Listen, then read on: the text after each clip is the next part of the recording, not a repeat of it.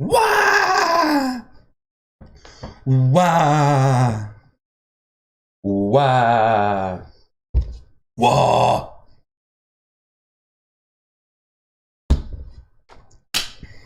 I'm drinking my terrible cider first before anything else. Welcome back to me in an endless loop. Hi, endless loop, me. Let's pop something more interesting on as I talk to you, the unwashed masses. Hi, unwashed masses. Go wash. And go watch. Because you are watching Wasted Wednesday.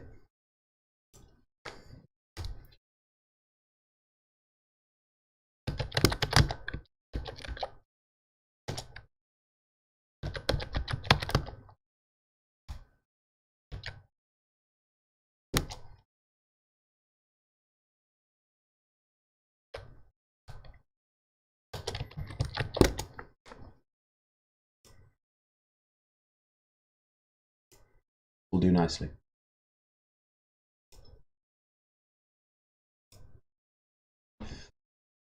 We are here in the magical land of YouTube on a day in the early to increasingly mid part of the year already. Looking at some stock footage of what I think is Chicago. And we are going to be getting drunk. I will also be eating food, and we will be watching things. This is something that you are well established by now, I hope. For I've been doing this for many years. Many years!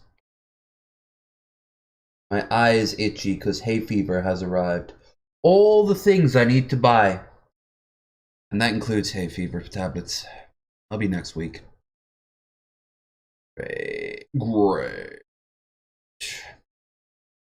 A few bits of news. Number one, I went up to the post office. They took one lick. They took one lick. Suppose they're so used to licking stamps, even though they don't do that anymore. I didn't know that for the longest time. You don't need to lick stamps anymore. You just peel it off on the back. So they took one look at the notification. They said it was a scam. So I'm still waiting for that check. But we're now set in stone. Next week is good old-fashioned watch party over on Discord for our Twitch subscribers. So if you want to go and watch Return of the Living Dead 3 with us, and all you have to do is go and subscribe over there. On top of that, we have ourselves tomorrow, Bearded Ramblings. Red Eye, of course, is joining us, and Red Eye and I have an announcement, and Dirt Cobain will be joining us for the first time in a long while. Hell yeah. Hell yeah, we got a Dirt. We got a Dirt. Subway, not a sponsor, tubes.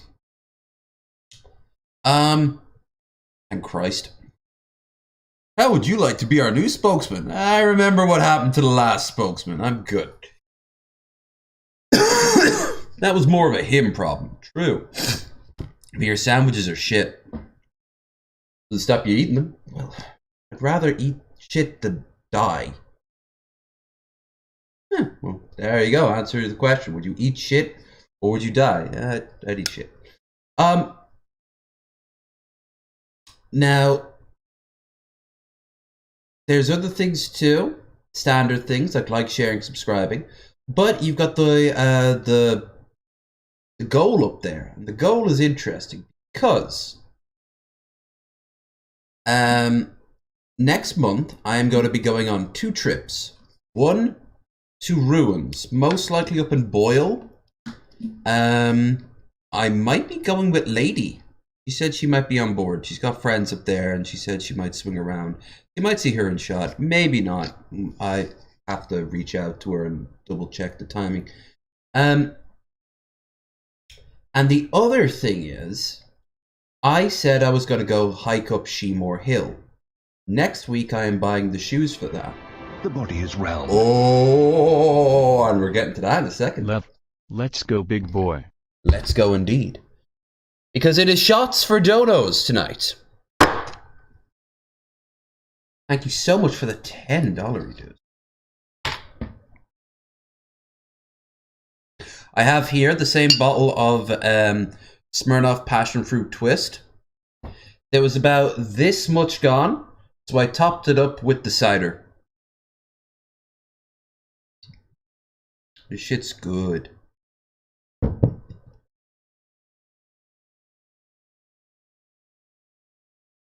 And the VAR. It's so good. Woo! Woo!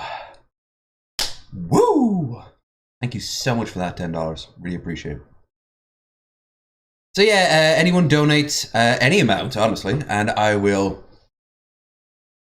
Shots4Donos.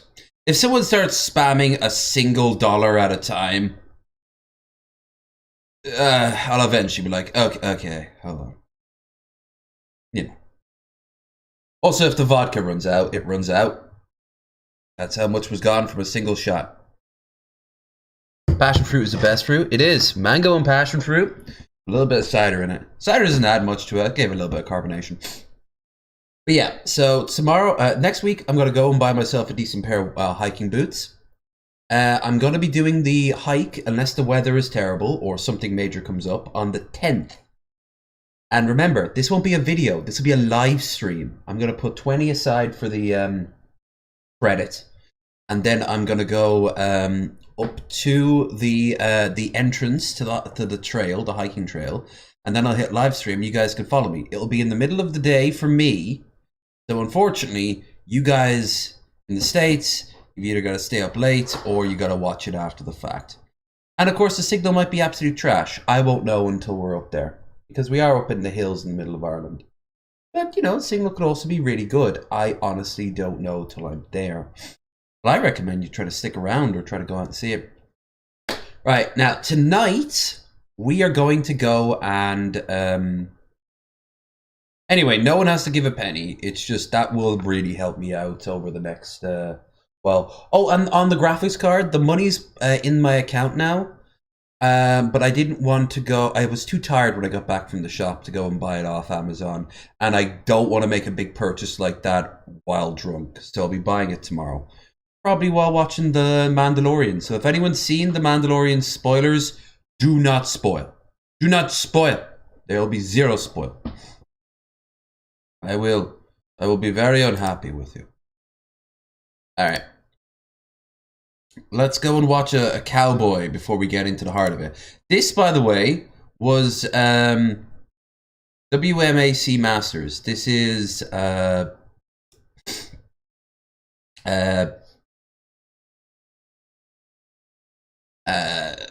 Bill Portley's suggestion.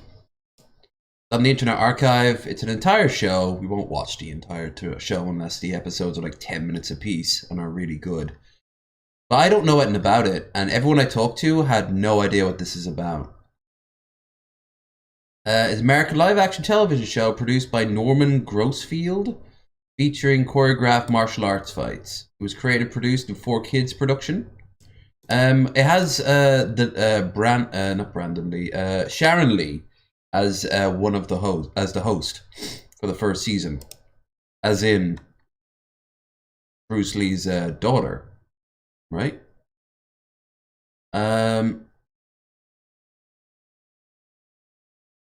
Yep, and sister of Brandon Lee. She doesn't appear in season 2 and it goes off the... Yeah, it kind of looks like Mortal Kombat, basically. Particularly Mortal Kombat 1 and 2, where the graphics are very... also produced by the people who made Power Rangers. But if you look at the images, I think this sums it up. This is the type of shit we're going to be watching tonight. Look at it. You all ready?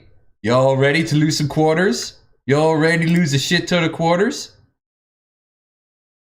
Billy Boy's already took $10 from his allowance out and turned it all into quarters just so he can compete with this game. Look at that guy's pants. That's impressive. You got like a Native American here. You got... I have no idea.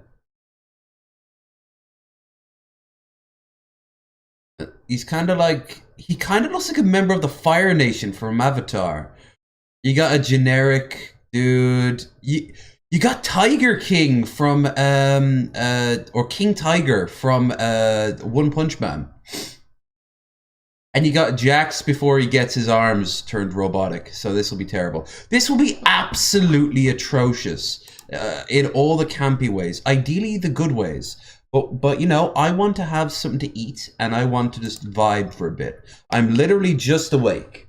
Can I do that with you guys before we get into it? Can we watch a cowboy bake a potato and then load it to the fucking tater tots? Anyway, yeah, anyone donates, and yeah, even at first, for $1 or whatever, I will do a shot. But don't forget, this is a finite resource. I also have a 12-pack of Estella, or Estrella. So, we're good. The pups have gathered all around. Dragon Star. Because yeah, Billy's gonna have to fill us, Billy. Billy, the fridge, what are you doing here? Bill's gonna have to fill us in. They know this is a winning recipe. Loaded baked potato. Folks, we cannot load any more in there. We done got as much as it'll go. It's about to bust apart at the seams. But there is tips, there is tricks that you need to know to make this the best thing you've ever seen. And I'm eating lasagna. With a bit of cheese on top. Massive tray of the thing. Huge tray. Half off because it goes off today. So I was like, I'll be awake. I'll need food. I was about to grab and have a drink of this like it was my bloody cider.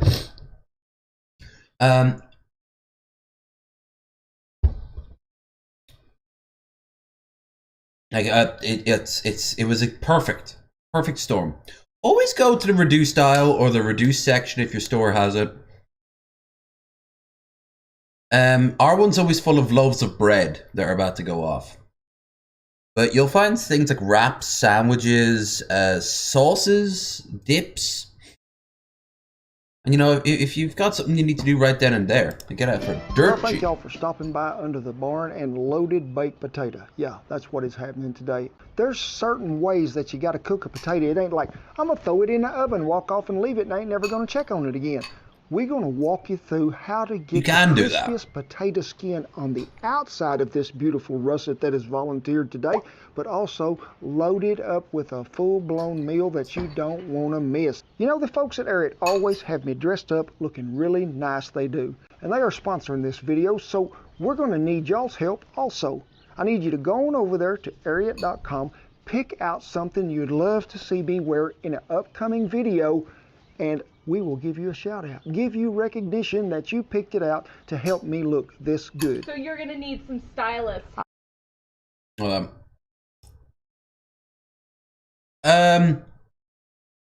Let's go through them. Go on over there to Ariat. Oh god, they got the biological contagion logo. That's not a good sign. Alright, so let's see. All passable. All something you could wear at work. Pick out. This at least has a little bit more personality going on. Something you'd love to see me. This very much is some personality going on. Wear in an upcoming video.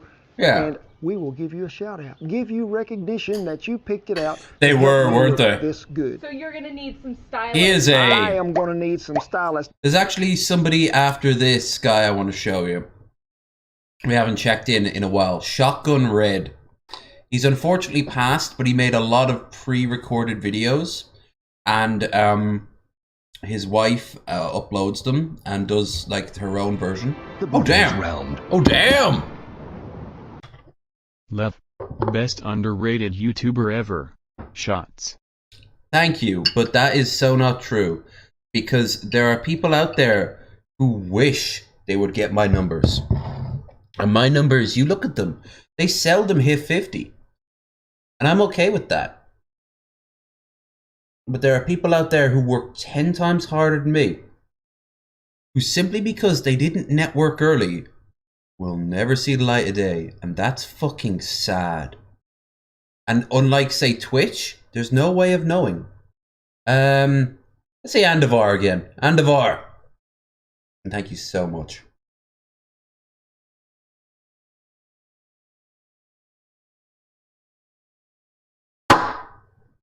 That one went down much smoother. Still lingers a bit. In fact, the cider is the reason it's lingering. But yeah, Twitch in particular, I heard this from Critical. On average, streamers, most Twitch streamers will have 0 to 5 viewers. No, sorry, will have 5 viewers or less. So I'm actually beating the average. I mean, I already became affiliated. Andavar. It's something that, by the way, is something that came naturally from our channel. So if I'm ever going to do t-shirts, it's going to have the word Andavar on the front of it. Don't go plumb crazy on me. And do not treat that fucker, if you ever buy it, do not treat it like a holy relic. That motherfucker is going to be designed to have beer spilt on it. I'm going to have to think of a good picture on the front of it, though. Maybe have, like, a picture of me, shit-faced, getting drunk. And then on the back of it, like across the shoulders, it's let the drinking begin-ulate, and it's just like a bunch of drinks and me passed out on the back. It's a little too busy. I'd have to network it. But pick out something you think that I'd really look suave and debonair in. Now, y'all might have seen it, and we did a baked potato video sometime back. And explain the tips and the tricks to how to get that crispy skin and that potato cooked just right. And yes, I'm gonna walk you back through it because there's certain tips that you need to know. Who would have ever thought that you're gonna use a temperature probe to see if your tater is done? But folks, we need to start out with a russet because they are the best. Got about 2 cups of water in there, and we're gonna put some salt in there. Now, you've heard of brining meat, but this is gonna brine that potato just a little. What were they? Tenerife potatoes from the Canary Islands. My favorite potatoes ever. They look like wizened yams. They look like an old Turkish man's ball sack. They are so fucking good. So fucking salty. And it's because they've been wizened, they've been brined by just the lack of moisture everywhere because it is a volcanic island. And they're the ash yams you get in Solstheim in Skyrim in the Dragonborn DLC. That's what they're inspired by. We're not going to leave it in there long. I just want to give it a good coating of that salt water because that's going to help crisp that skin up.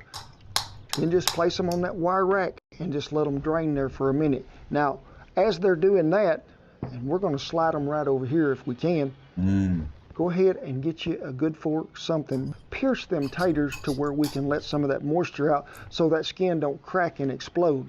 And what size potato is that? I would call this the jumbo large russet. He come all the way from Idaho on a boat today. Rode right down here, he did. Now, potatoes, hey, they're pretty cheap. And when we get through with this loaded deal, folks, you're going to think to yourself, this is a full-blown meal, something that you're going to have at least once or twice a week. Now, a lot of you, when you go to bake potato, and I did for a long time, roll them things in tin foil, sometimes roll them up twice, stick them in the oven and bake them. The best way to really get the best baked potato, good and crispy skin, there's no wrapping involved whatsoever, no folks. Wrapping? No wrapping. I mean, we need no wrapping them taters. I ain't talking about Grandpa's been at the sauce again. taters. We gonna have some taters, yeah. That wasn't a very good wrap. Well, you don't wrap taters, so I couldn't get all into it. Okay. So go ahead, while these is drying out, preheat your oven in the house to 450 degrees. Butter has salt. Yep. Or get an air fryer like I do. Same thing. Makes them a little dry, but then that's what sauces and spices are for. Yeah, we need to be really hot. We do. And then we're going to slide them in there just like this. If you was in the house on a baking sheet, just slide them in there, and they're going to cook for about an hour and some change. On the rack? Yes, put them on a rack, set them in a baking pan or a cookie sheet. I like how she that way you've got slowly ventilation guides him. Now, you you can just lay them straight on the rack in your oven. You can, but I prefer you do it on this wire rack. I'm going to meet y'all over here at the Dutch oven because we ain't doing them in the house. Dutch oven. You're thinking, that's an awful big oven to be cooking just them taters in. Well, it is, but folks, I ain't got a wire rack that'll fit in a 14 and a 12. And I need a little more space than what that wire rack is going to give me. So, you know them trivets we sell? I took the legs out of this one. I'm going to set him right down there in that expanded metal that I cut to size to fit. There's about an inch of airspace in between that rack and the potatoes. Just lay them straight down in there, put the lid on them, and let's get some coals. Coal.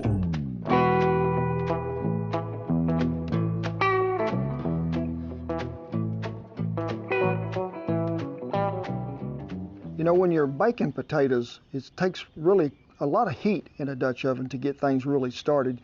You can manage that by really putting a really heavy ring around the bottom and load up heavy on top. Because folks, remember, we got an inch space in there between the potatoes and the bottom. That's going to keep that from burning.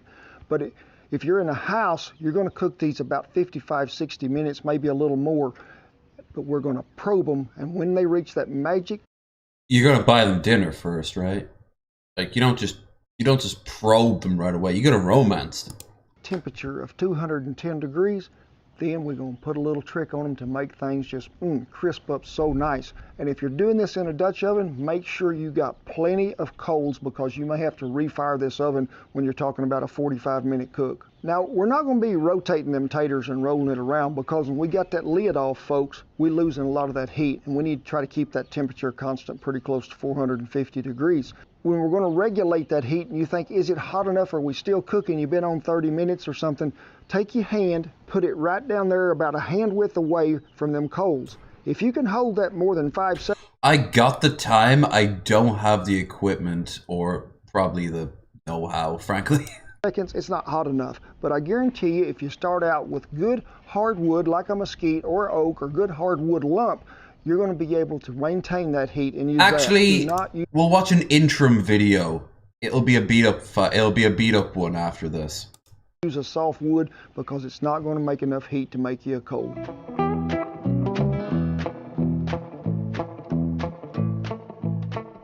We've been on about 40 minutes, so it's time we check them taters. So I'm going to put out the chef's temp, and we are going to see what the temperature is. Everything. So we'll get the lid back on there. Everything has a link down below. He is like as much a businessman as he is a cowboy. Them finished cooking out, but it's time to throw the steak on the grill. About a 12-ounce New York strip here, certified Angus beef, and y'all have seen me cook a lot of steaks, and we're just going to season this the same way I always do. Little lime juice. Remember, we're not making margaritas. Lime juice is a natural tenderizer, breaks down connective tissue in meat, which makes things more tender.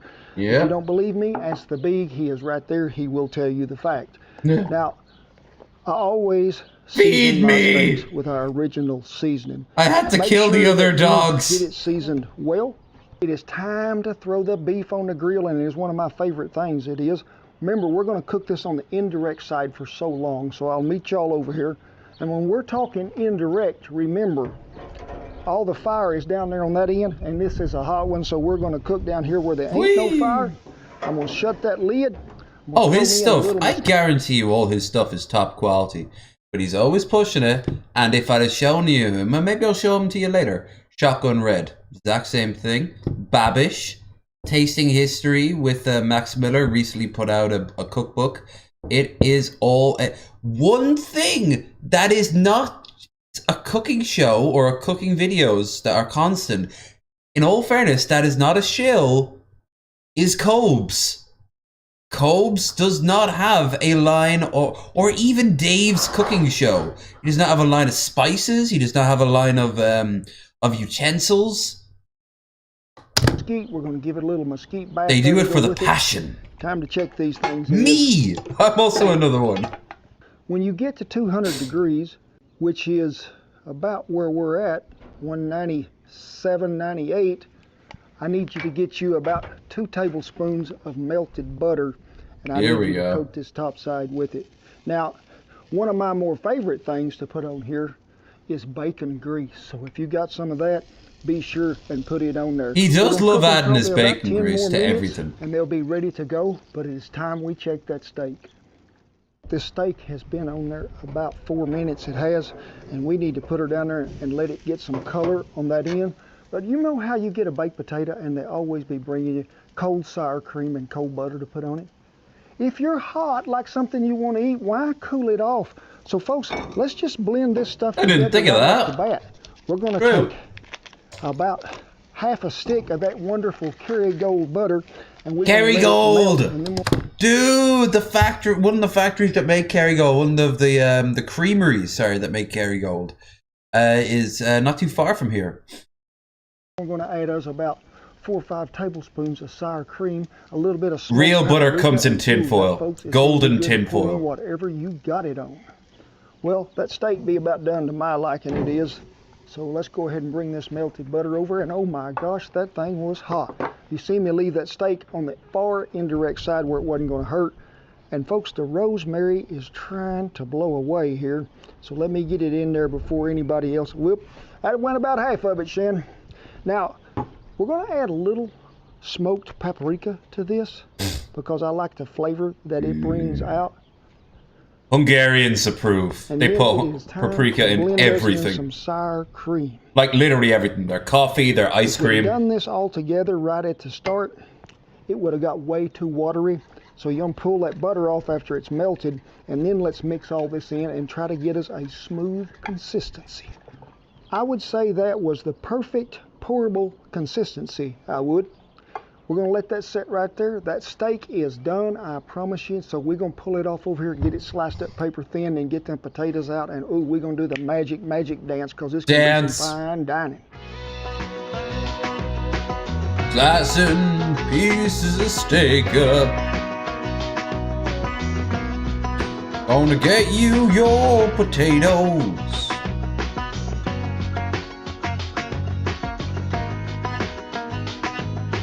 Look at that. Look at it. Is it not glorious?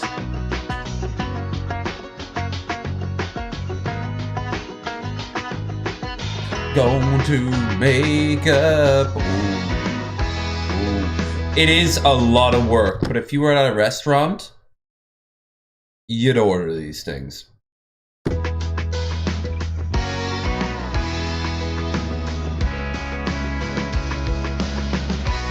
I was thinking, like, if I want a baked potato, I'll grab a bit of potatoes and throw it in the air fryer or the microwave or whatever.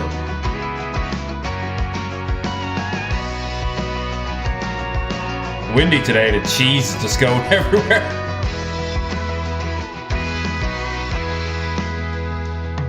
They will look amazing though. This is a great excuse to burn off all the calories making it in the first place.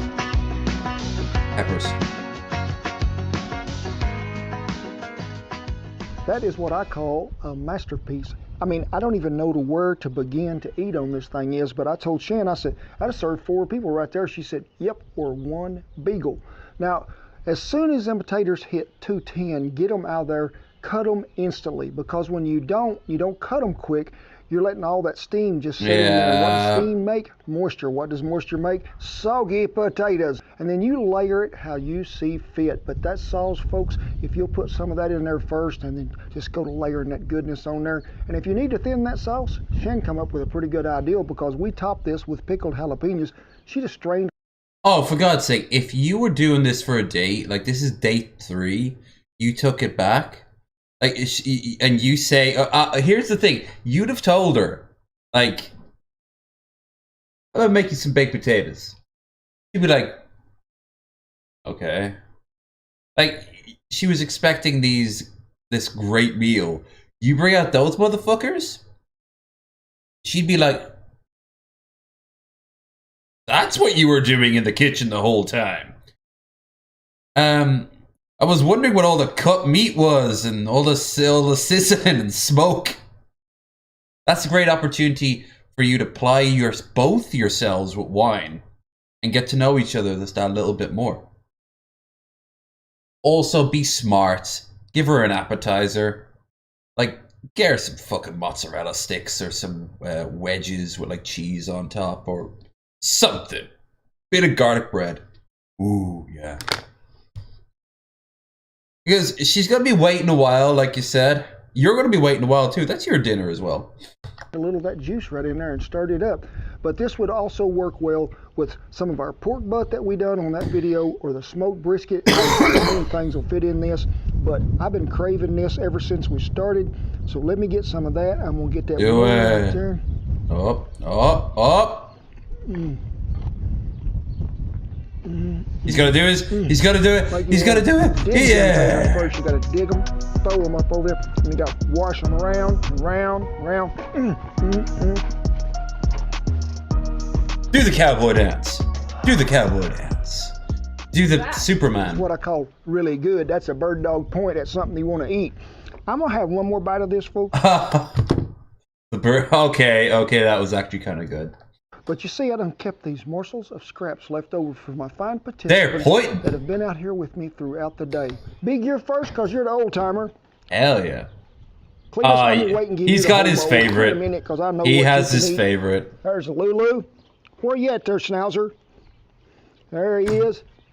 Cletus, you know anything about eating out of a bowl? I'd go with Schnauzer myself. Look at him. Look at that strangly little bastard there. No? His head's too big.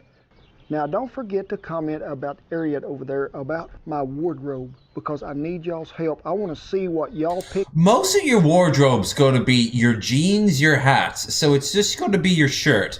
And a good chunk of your shirt's covered by the thing. So my advice is to get yourself a fucking Hawaiian shirt. And I don't mean just like a standard Hawaiian patterned shirt. I mean, go wild with it. Because I plan to get something so gaudy, so offensive to the eyes, that when I'm walking down the street after I've lost 10 or so pounds, even 20 pounds if I'm super smart, I would just not be turning heads as in like, whoa, that's really good. I want people to turn their heads and go, whoa, that's really bad, but he looks really confident. Yeah, but you do double pop. Out for me to wear. So remember, check that website out of theirs and then comment what you'd have me wear. It is with great pride. Then he praises the troops, but we're here for the real soldiers. There we go. God bless you each and every Show us the one, real soldiers. And I'll see you down the biggest loaded baked potato trail you ever trailed on. Yeah. Cletus says I'll eat steak. Where's Duker? I don't. Nom, nom, Duker is nom. probably on vacation. Lou? No, oh, look at his little cut. Oh, his tail's been cut. I just realized. Oh no. That's your size bowl, mate. Attaboy, go to town on it, buddy. Yeah. Oh, I love this dude. Yeah, let's get a punchin', but not quite the show yet. Because I'm even thinking of grabbing. Oh, I was gonna say I was gonna grab another bowl, but I have here some of the pompadons. So I'll save the. This will be my salad to start the meal.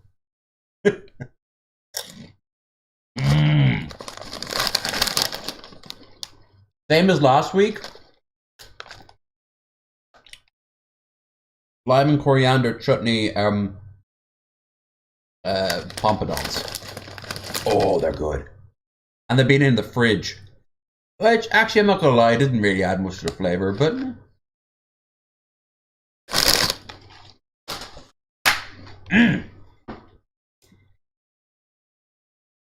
I had a big ass, and I cannot lie. I had a big ass omelet for breakfast. And then I went out, and then I went back to sleep, and now I'm up, and I guess I'm hungry again.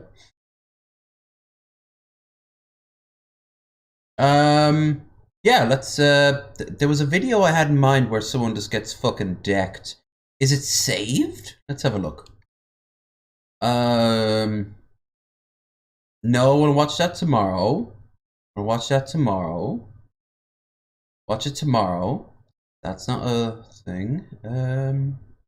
That's porn for some reason. Holy fuck, that goes. on our watch list for tomorrow, there was a literal porn leak. Bye-bye.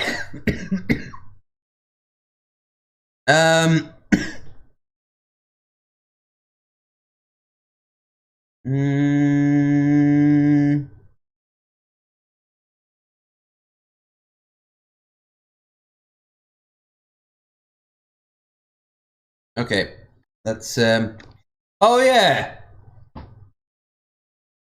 This has been doing its rounds, so it's only right that we show it. So why the hell isn't it, where's the audio? And I believe in your pussy. In your pussy! And I will breathe in your pussy. In your pussy. Tell me that you be my girl. Tell me that you be my. Someone needs to overlap this with Cowboy Ken Rowlands doing his little dance. Actually, hold on. I think I could do it. I think I could fucking do it.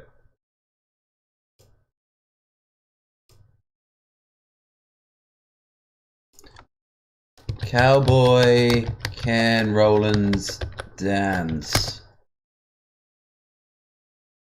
There's his happy dance. Alright, so here he is at Middagsdrinka. So this is Ken Rowlands doing his Ken Rowlands stuff, but I want to see him do his dance. So let's see him do his dance. Okay. Okay. Now. Tell me that you'll be that slut in my dreams that I want you to be. Tell me that you suck my dick. Tell me that you lick, lick, lick. Tell me that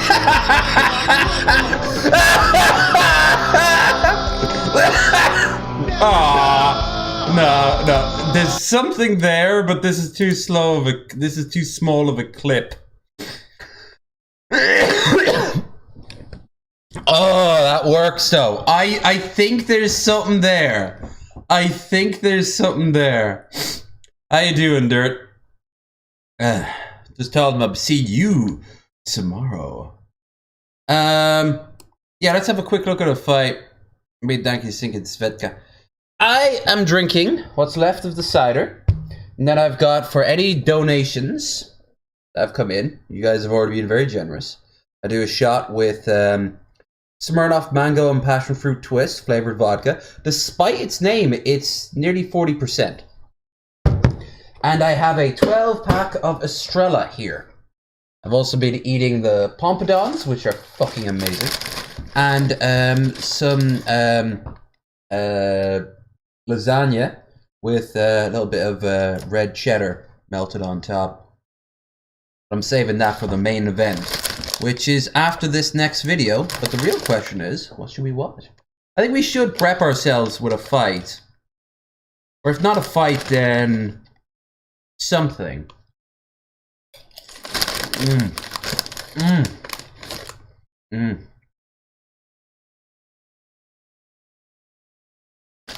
Also, Dirt, I was thinking, the coffee thing, coffee and chat. John Morgan's got next month. And because this month's nearly wrapped itself up. I guess then, month after next. Oh, 1 month. Kind of like 3 drinks minimum. But to find somebody to do 3 drinks minimum with is not always the easiest, because it's you know, someone has to get smashed right there with me, and that means 2 people will have their days completely wasted.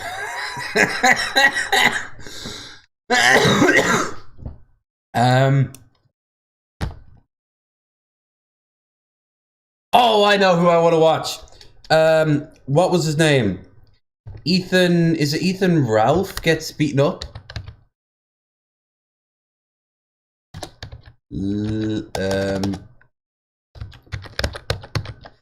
Yeah, the Rolf. Yes! Haven't seen this in a hot minute. This is in Portugal. Yeah, he just he gets so... No one really talks about Ethan Ralph anymore. He's kind of like vanished off the earth. But there was a while, like sometime last year, where he was just kind of... He was just kind of... the whipping boy. But he constantly made you hold the whip. Like, he's the one who starts all this shit. He's the one who starts all these fights. He's the one that fucking causes all this shit. And then he gets his ass kicked, and he's shocked by it. Pog looking like an absolute boss. I mean, look at him. He's not exactly fucking Dwayne "The Rock" Johnson. Of course he's gonna lose a fight. Right now. Can it look any worse for him? Wow. Skip on him.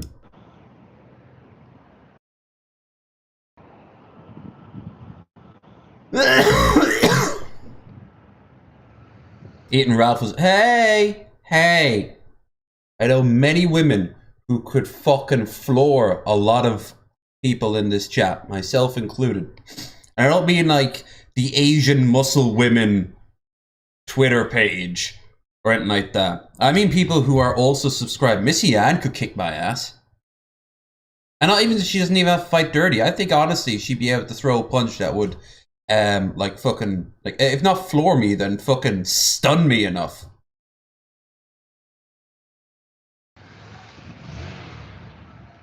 You know, I might also bring up the Cyrax video too. Cyrax getting fucking floored. Yeah, Cyrax getting knocked out. Oh, damn! Bill! You can get anything you want at Alice's restaurant. Bill Barnett with another $10 dues, thus requiring me to break out the vodka. You are so kind. Thank you so much. And you know what? That Alice, not a bad looker either. Instead of Andavar, let's go with Lakayim to life.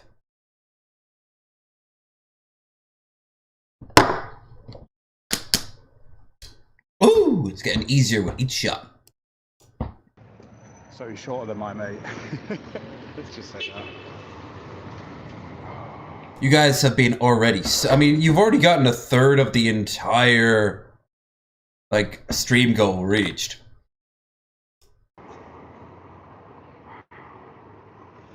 Pressing? Nah, we're too public right now. Hey, what's up, bitch? Hey, Dick, how you doing? Hey, what's up, bitch? That escalated quickly. Get the fuck out. I can't linger on it for too long. Shit. Cunt. I can't. You can't. Oh yeah. That's when he realized he fucked up. Not before you were What the fuck were you thinking was gonna happen? You were going up against 2 for 1. You were going up against people who clearly take better care of their bodies. And you made it physical. You fat little gun shit.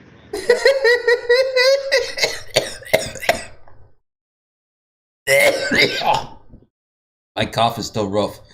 I picked up for £7 the fucking cough syrup shit. I had 1 shot of it before going to bed. I can't have any more while I'm drinking. So I can't do anything like that. The main worry I have with the cough is that the booze is going to make my brain think I'm getting sick because I'm coughing so much.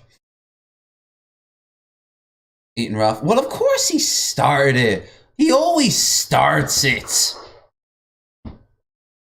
Ethan's the exact example of why the blood sports era was so unstable. Everyone is just screeching at each other. Well, some people were screeching more than others. That's right, bleeding. Look at you. Fuck you, bitch. Faster days, bitch. Fuck you, bitch. Sweet. Look at his fupa there. Can I show that on YouTube? Massive lump on your head, dude.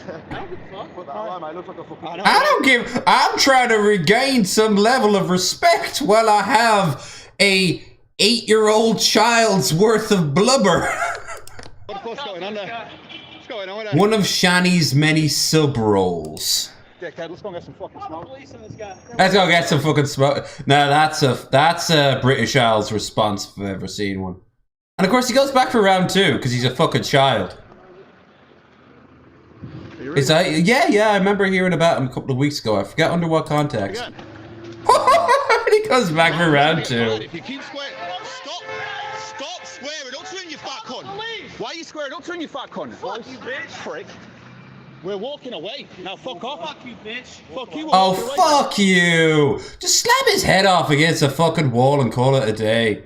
Like, he'll get back up, but like it'll be an hour later with like paramedics coming to help him. Walk away or I'll have you. Walk away or I'll have you. You just had him. Walk away.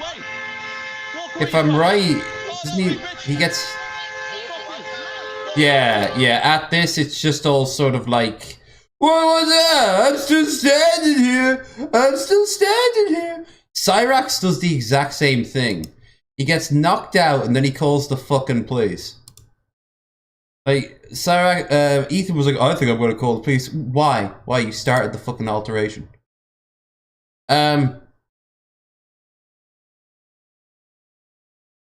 Medicare both die of cancerous tumors. Is Medicare dead? Hold on, I need to know. Does anyone know if Medicare's dead yet? I know he's got cancer. I know he retired because he cancer. But is there an actual word out that he has passed? Because it apparently was pretty bad looking. And he was... I don't know if he was coming to terms with it. But he was bowing out. And then there's like... Ralph. He's not a tumor. I say he's more of a polyp. Or like a skin tag, you know? What are these motherfuckers right here? Don't give him too much.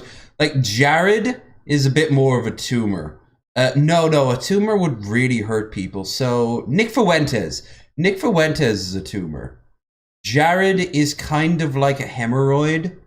And, Ethan is a skin tag. But yeah, no, I want to actually find this out now. Does anyone else know? Does,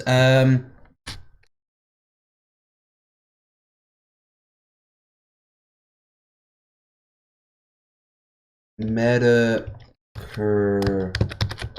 dead. 2021, 22.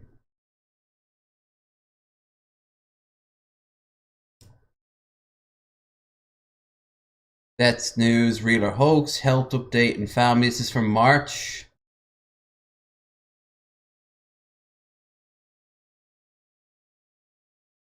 It wasn't too far, I just don't think it's accurate. Ethan will be forgotten by our generation. Like, I hadn't thought about him in a hot minute until I was thinking of a fight. And it was less of a fight and more of a beating. I guess no one knows?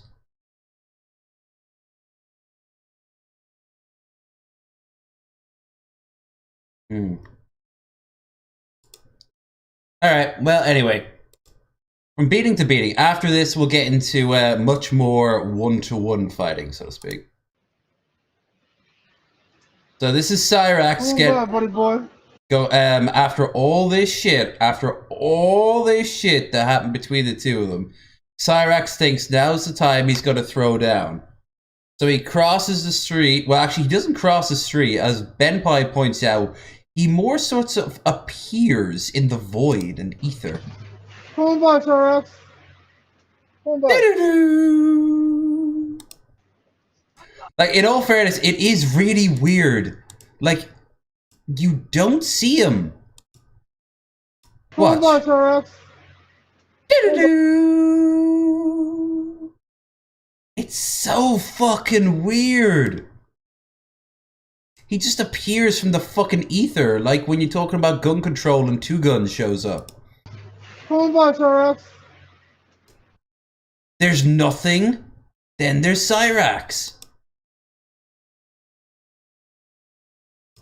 I'll even half speed it. Well, 75% speed.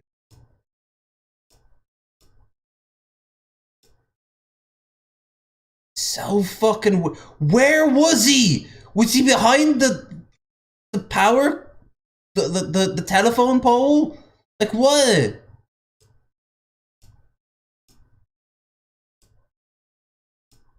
There's no one? There's Cyrax! There's no one?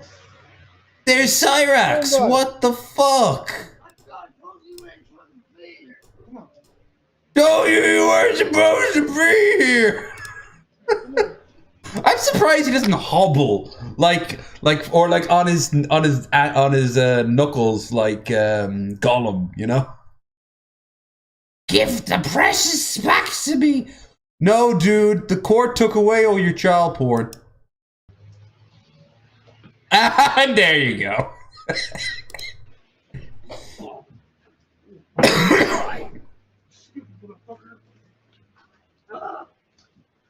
Why would you leave me alone, boy? You're the one that came to him. Okay? You're the one that came to him.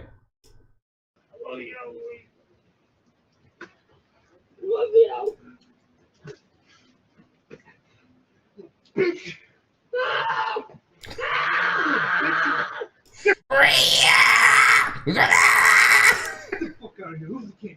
You are? Who's the king becomes as his kid? Run away now.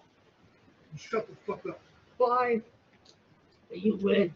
You win! You win! Please let me go. I'm begging you. I'm back out! Right? He's made out of like toothpicks and old wads of gum. Like a strong breeze would break apart Cyrax.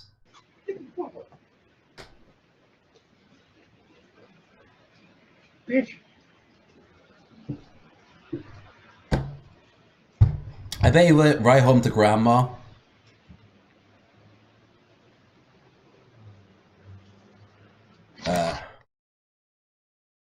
I want more karma. Like I want Jared.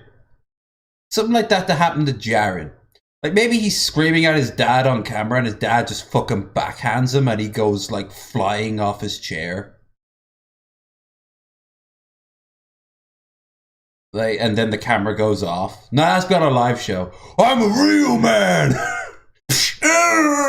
Rory! Rory! Then you hear his mom. You gotta take this, you little bitch! You're gonna like it!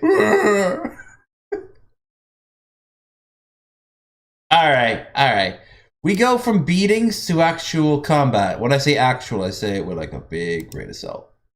That ain't actual, because it's scripted. But I have no idea what we're going to get into. What I do know is that you're all coming up with me.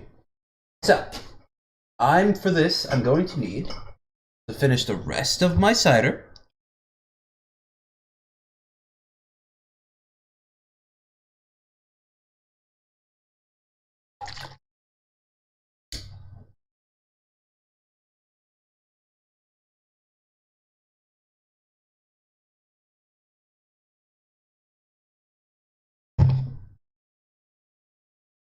All right.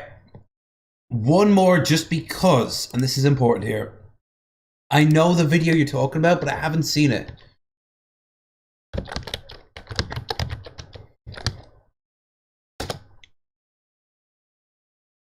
Yeah. He's delivering a pizza, but ends up delivering a takedown. Woo! Look at that!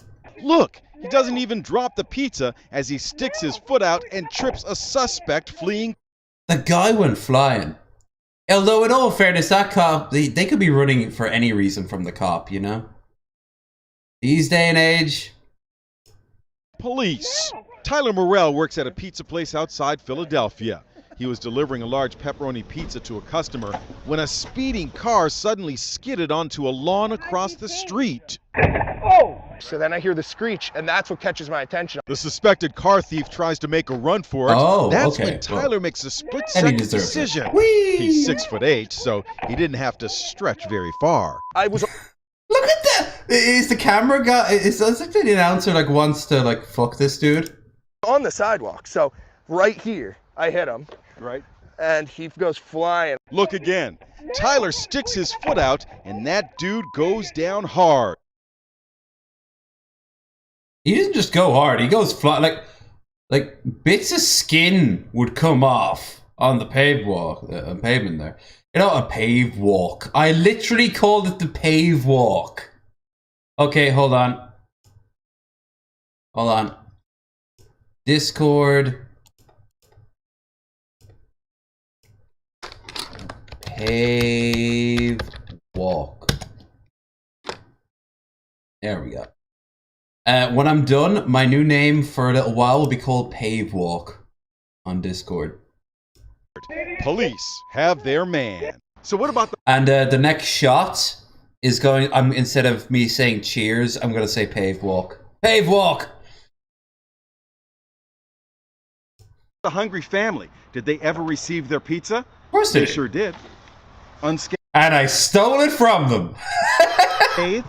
and on time. Everyone thinks, perhaps in the back of their mind, I would love one day to do something where I help, where I'm the hero Honestly, for the it was day. probably the coolest thing I've ever done in my life.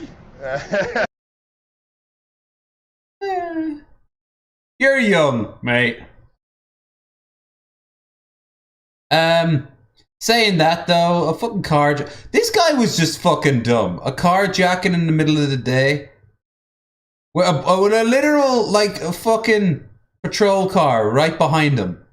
I love when criminals are so dumb. You don't want them arrested because they're committing the crime. You want them arrested because they're so fucking stupid. They know the value of looking both ways when they cross the street. They don't know the value of looking both ways when they're gonna hold someone up for their fucking wallet. Oh, let's go into this store where a bunch of cops are celebrating someone's 25th anniversary with donuts and coffee. Yeah, sure. Everyone get down. I'd actually let that. Pave walk for the wheel, unscathed. The pizza looked generic and fine.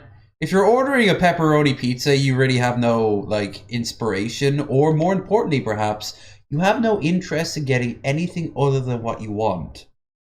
Grease, tang, protein, fulfillment, a sense of something different. Because let's be honest here, when you order a pizza, and the pizza's brought to you, is there as much joy as when you were a kid and you were like, pizza night, pizza night? We didn't have pizza night per se. We had, there were pizza places when I was growing up, but we mostly had Chinese and Indian. So I think when I was a kid for like 3 years, every Friday was Chinese and Indian night. Yeah, oh god, I can appreciate, like, I respect anything done well. Whether it be a carpenter, whether it be all the cooking shows I do, the restoration shows, debaters, all the movies and TV shows and games and books that I love to read and shit. And that also applies in the bad places too, like thieves. I respect a scam done very well. I hope the motherfucking scammers go to jail. I do, because they're pieces of shit. But I can stand back and go, fucking hell. Too bad you didn't use all this incredible intelligence you clearly have for forces of good instead of evil.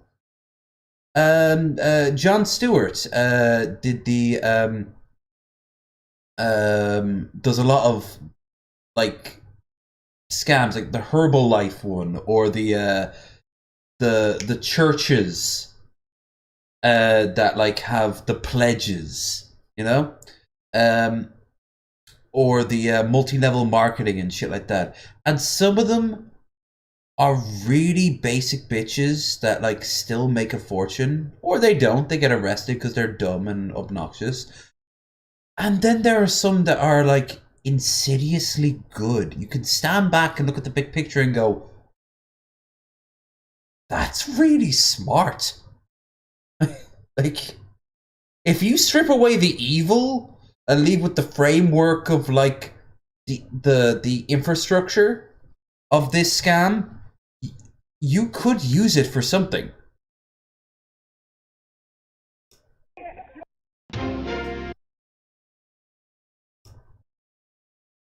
Anyway, time we get on to the main event. At long last, who's up for a punch? I am.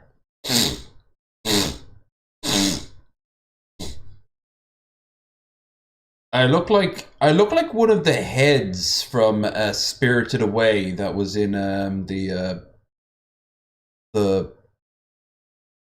witch's like study. They were all like they kind of rolled around. That's what I look like right now. I need to be an enemy you fight in Final Fantasy VII, just a head bouncing around.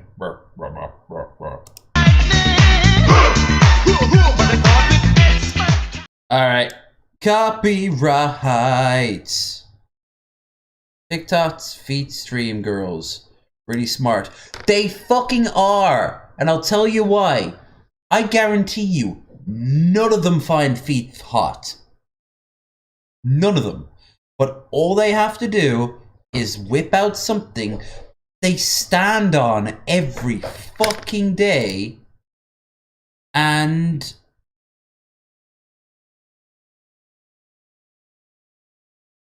they'll make a fortune. Meet the masters. Look! Oh wow! Are you sure this isn't a gay porn?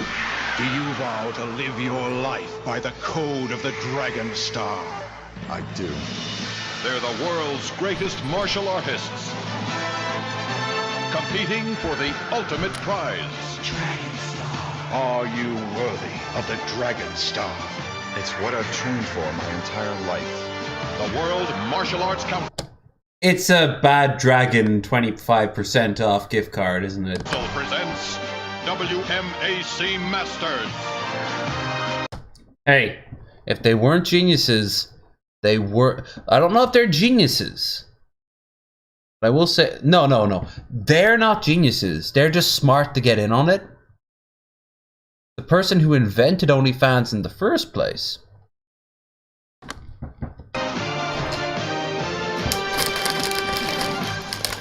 Master.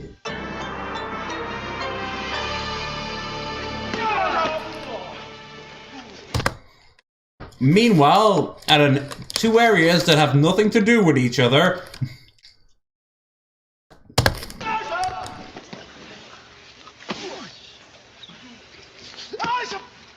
Utanawaya. Washa. Utanawasha. Utanawaya. What'd you say here? Why did he say it like, we don't like your kind around here, boy? Right away! Like, I think this guy needs to be dressed up like a fucking patrolman. With huge shades and a fucking German Shepherd next to him. Well, I didn't know we let you kind outside the reservation. And you? Why, you not flying planes into boats? That's the Great Wolf's name in Cherokee. see, Jamie is the great-great-grandson of the famous Cherokee chief, Great Wolf. Translated, Utanawaya. Cool. You know what? His face looks familiar. He wasn't the guy who played what was it? Something Hawk. Was it Nighthawk in Mortal Kombat Annihilation? Was he? He has one scene in it where he tells Liu Kang how to unlock his animality, and then he leaves. I was wondering how you got your nickname. but you know, guys, I've been wondering the same thing about Hakeem. Hey, Hakeem, why do you call yourself the Machine? Oh my god, it's just Jax! It's just Jax! But he looks like Snoop Dogg when he was 20. Because it rhymes with Hakeem or what? No, man, nothing rhymes with Hakeem. It's the costume, the armor, right? Hold on. The fucking Native American dude from Mortal Kombat. Native American Mortal Kombat. Nightwolf! Is it? Right, the one time ever in my life I want the Mortal Kombat wiki to fucking upload. No? Well, fuck you. Image. Him! You know this dude. In Mortal Kombat Annihilation, the sequel to the original Mortal Kombat film, he has a single scene. He fights Liu Kang a bit, tells him to unlock his animality, and then leaves.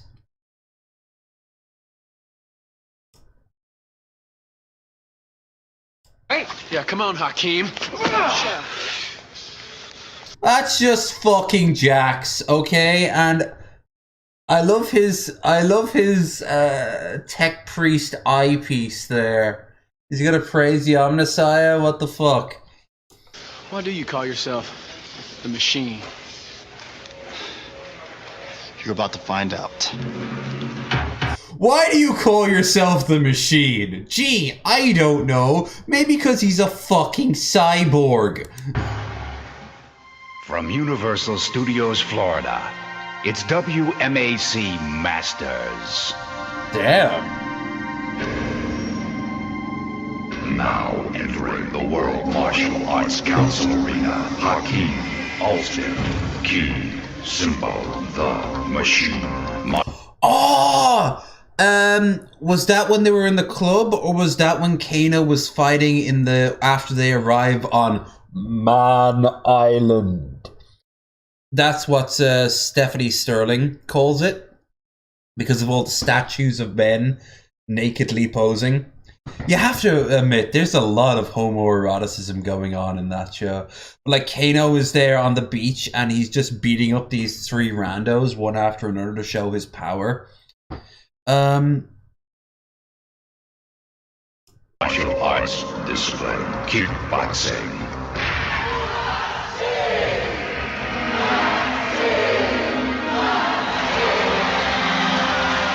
Yeah, I remember that scene, and I remember a black guy there. I'm guessing this is the Machine. Okay.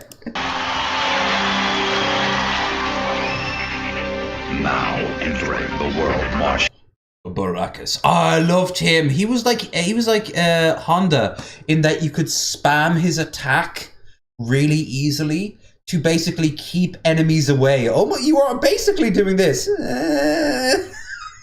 while you were figuring out the controls. He was always my go-to when I first started a game because he was just so easy to master. Arts Council Arena, Jamie. Plus, his area for a finisher would have you being thrown onto a pile of spikes. And that was very metal. And I hated that at one point in Goro's lair, they were gonna have Goro, if you weren't playing as Goro, come out of the shadows, shout intruder, and pummel your opponent to death. And they got rid of it because it was too hard to code. Motherfuckers, you were midway at the height of your powers. You made more MDK and Wild 9 and Earthworm Jim. Actually, that was Interplay. They kind of went off and did it.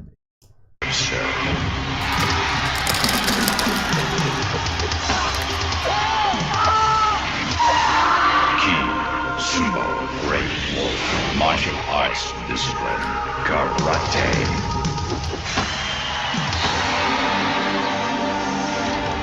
And now he's impotent. Gentlemen, face me. Bell. Gentlemen, face each other. Bell. Gentlemen, to the battle zone. They're heading outside the arena for our first match of the day. Hakeem the Machine Alston takes on Great I swear, guys, they are exactly in these areas. Wolf Jamie Webster at the Stone Valley Battle Zone. Hi, everyone. What is this, Vegas? They just showed a random dude doing a cartwheel for no reason. Oh, and they gave her such an ugly suit. Oh my god. This thing looks like it would be in RoboCop, one of the TV presenters, and she's like, in other news today, Iceland has sunk into the ocean due to climate change. The UN said, oh well. I'm Shannon Lee, and welcome to WMA. She's playing herself. She is literally playing herself.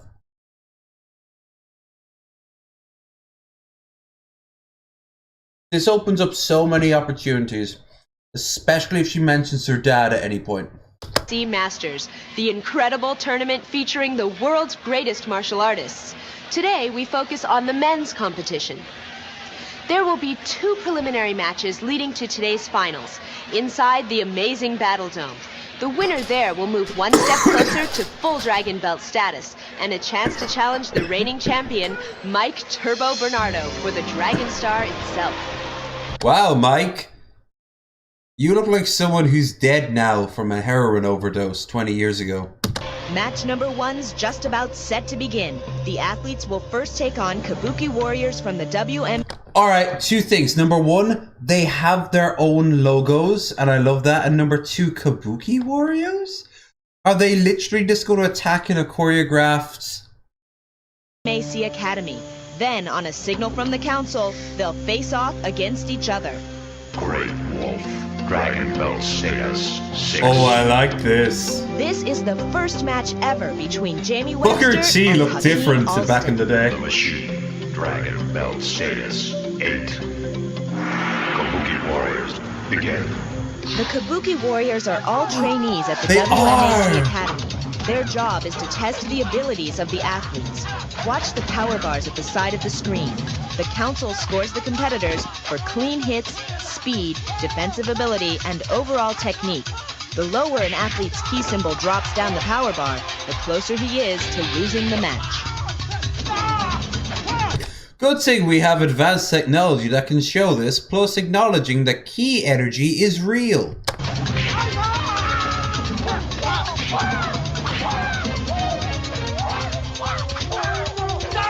You see, they've got masks on their back of their head for reasons.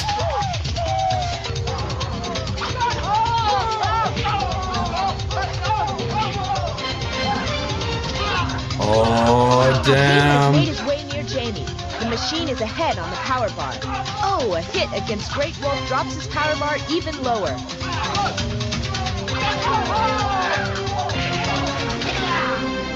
Kabuki Warriors, disengage. 1-on-1, begin.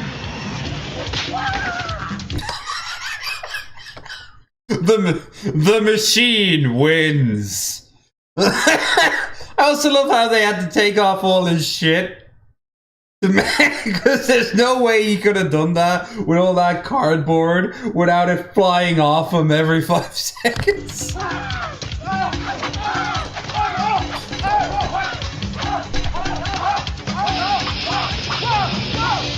Yeah.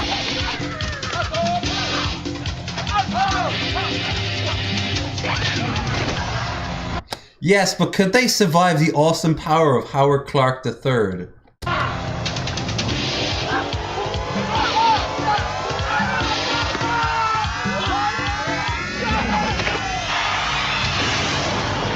Oh my god, they blow up the logos!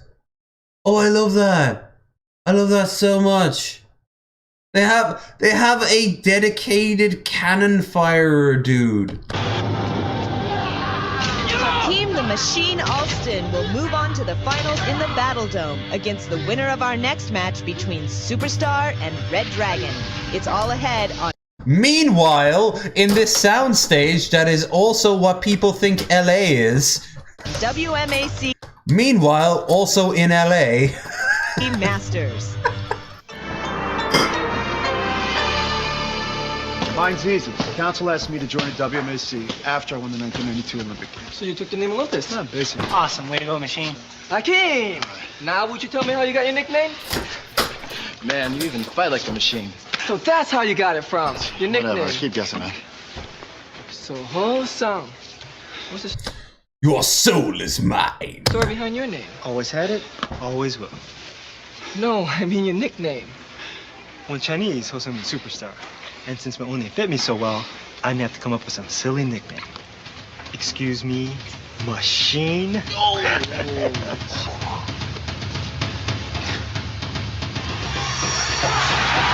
Key, symbol, red, dragon, martial arts, display, karate.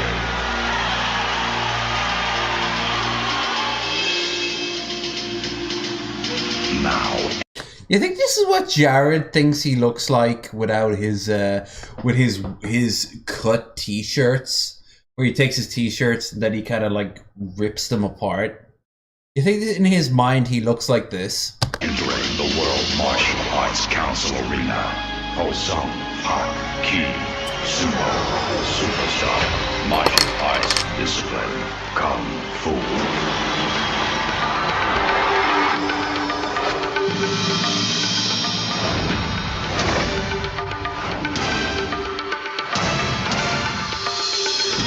Dude, I wish when I moved I would have music stings. I get up. Do, do, do, do, do, do, do. You hear my zip going down.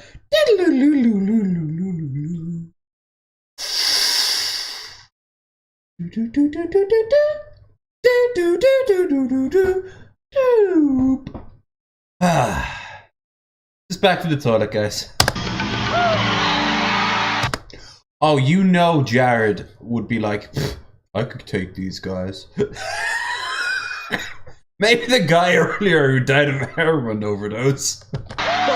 No, we said that. We were like, the Green Power Ranger could still kick Jared's ass after he died. Superstar and Red Dragon are crowd favorites. Their match begins in just a moment and features the Black Ninjas at the Doom City Battles. Yo, why the ninjas gotta be black though?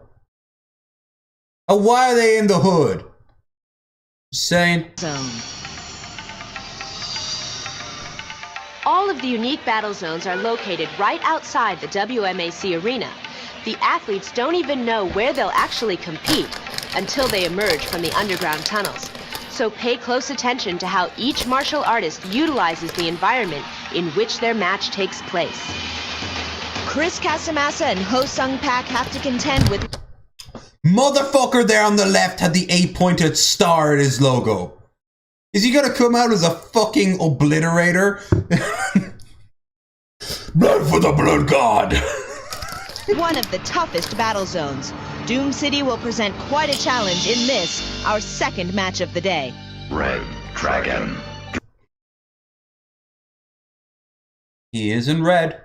Dragon Belt status 5. Superstar Dragon Belt status. Hong Sung Pak. Hell yeah. It just says superstar. Is he meant to be the fucking Johnny Cage of this world? I'm not buying it. 8. The rules for this preliminary match remain the same. You just got Keep your eyes on the power bar to see who's on top and in the lead.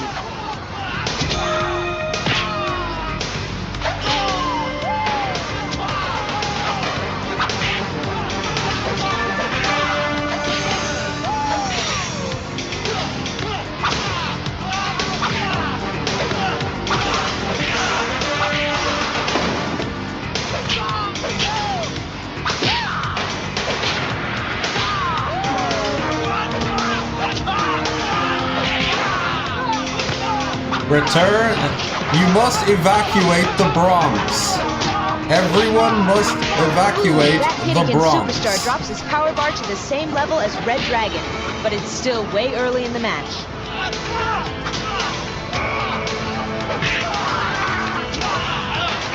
You see the cast from RoboCop 3 all just waiting, looking at their phones, all in costume. Well, they were in the 90s, so they're all reading like the newspaper and talking with each other, having cups of coffee, smoking.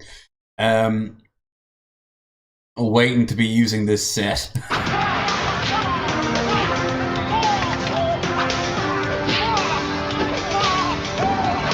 I thought you said we had the ruined downtown set at 6. It did. There was a mix-up in admin. Black ninjas disengage. 1-on-1. Begin.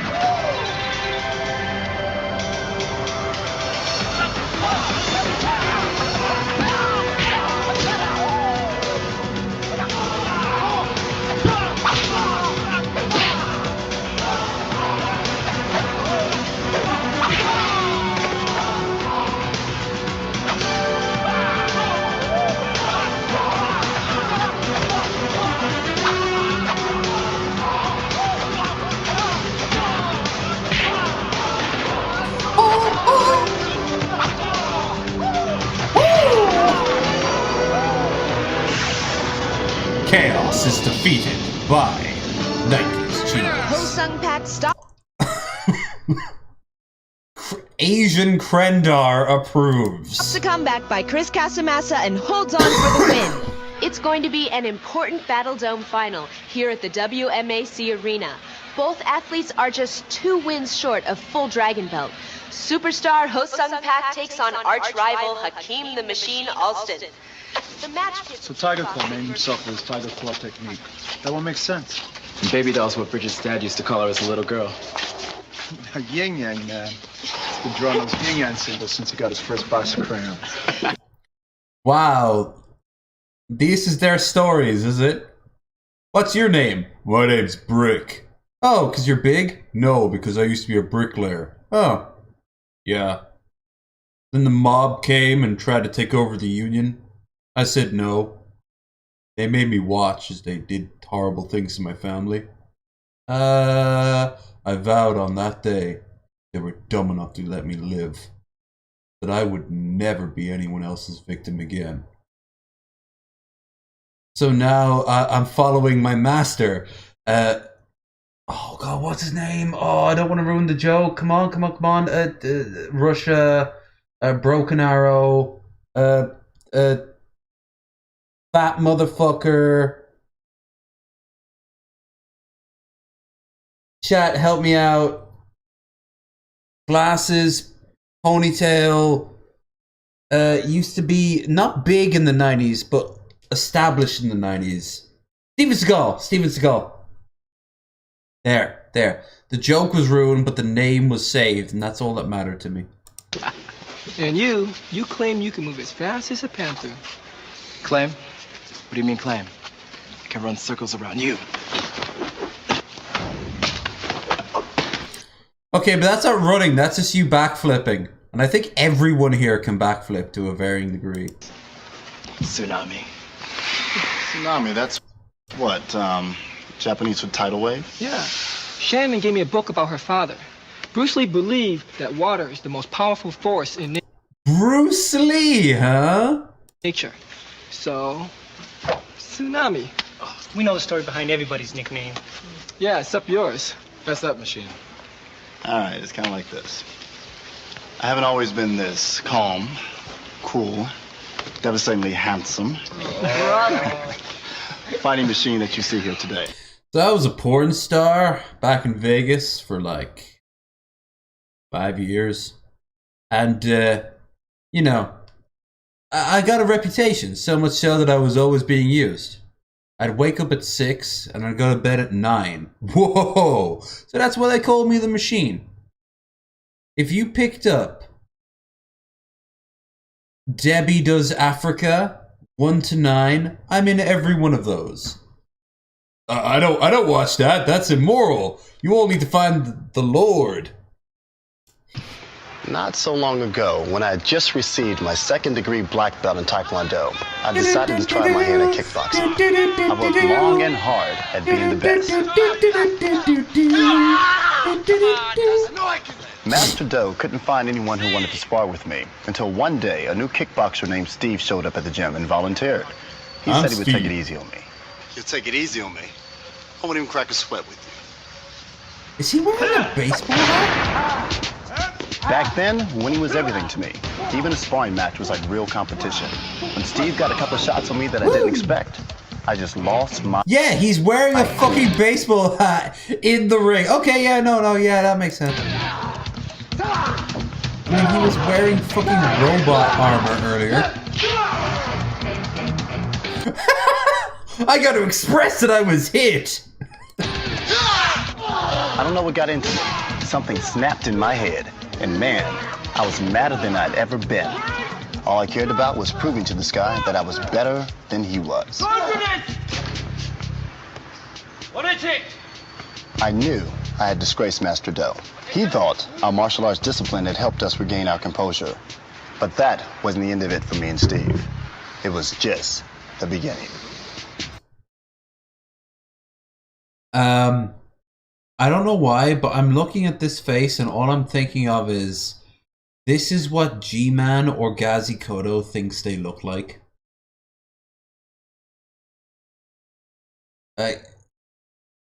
This fucking mountain of meat.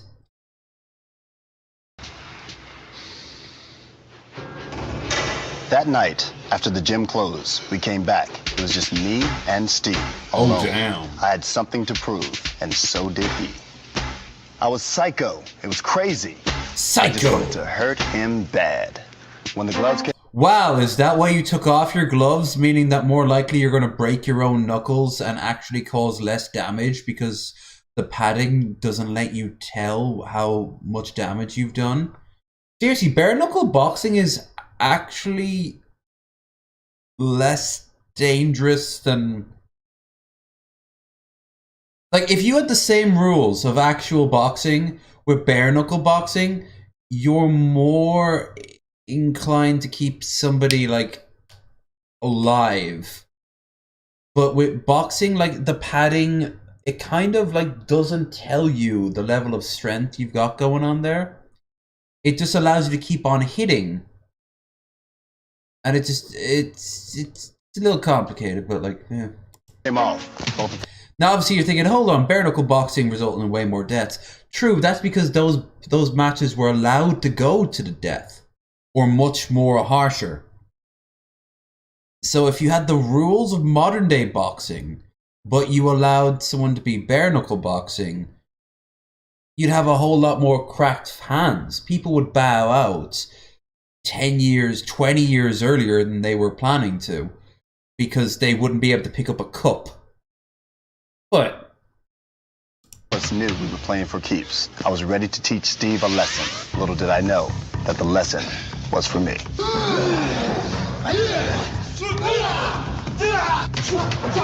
Reminds me of that video that Ben showed. Of the dude going into the dojo, thinking he was super hard. And, like, the master just took him up and just fucking floored him over and over again. And he came back afterwards, where the master's, like, cleaning up, and did it again. Kind of like the one Justin Wang showed, where the guy who believed that Christ taught him how to,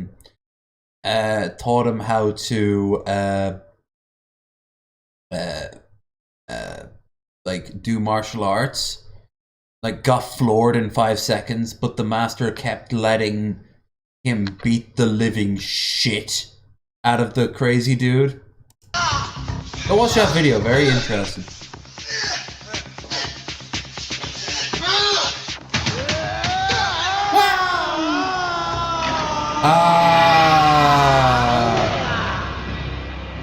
Oh no, I fell down and that means I'm going to be in hospital? I was laid up for a solid month. I had a lot of time to think things through. I should have never gotten so competitive. I should have never been so angry. By wanting so desperately to hurt another person, I wound up hurting myself. I was unworthy of my black belt. A true martial artist doesn't have anything to prove to anybody. Lying there in pain. You can tell these are real martial artists and like fighters because they can't like emote for shit. Like they don't know how to read lines. I was then realized that I did bad, and that was a bad thing. One thing was clear. It was time to prove something to myself. I trained harder than ever before. Recovering from the broken arm and leg was just a small part of my comeback. I searched deep within to find a new kind of strength. The strength that comes with discipline. I built up a sort of mental armor to keep my anger. I love the idea of just like, he has to stop every 5 seconds to let an old lady walking her little dog by. Contained. Those days spent alone. Hello, machine. That's when I became the machine. Hello. Hello, Moira. How you doing? When I felt stronger than ever, I was once again ready to face Steve. Steve! That is not correct. Try again. Master Joe. I think the master's a piece of shit, honestly. Perhaps I can help Steve with this lesson. You see, Steve just seems to be vibing. Like, it's not his fault.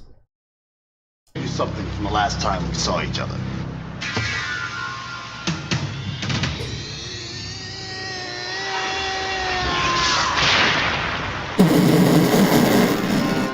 Fuck me. Hey, that costs the gym money. That's coming out of your pay.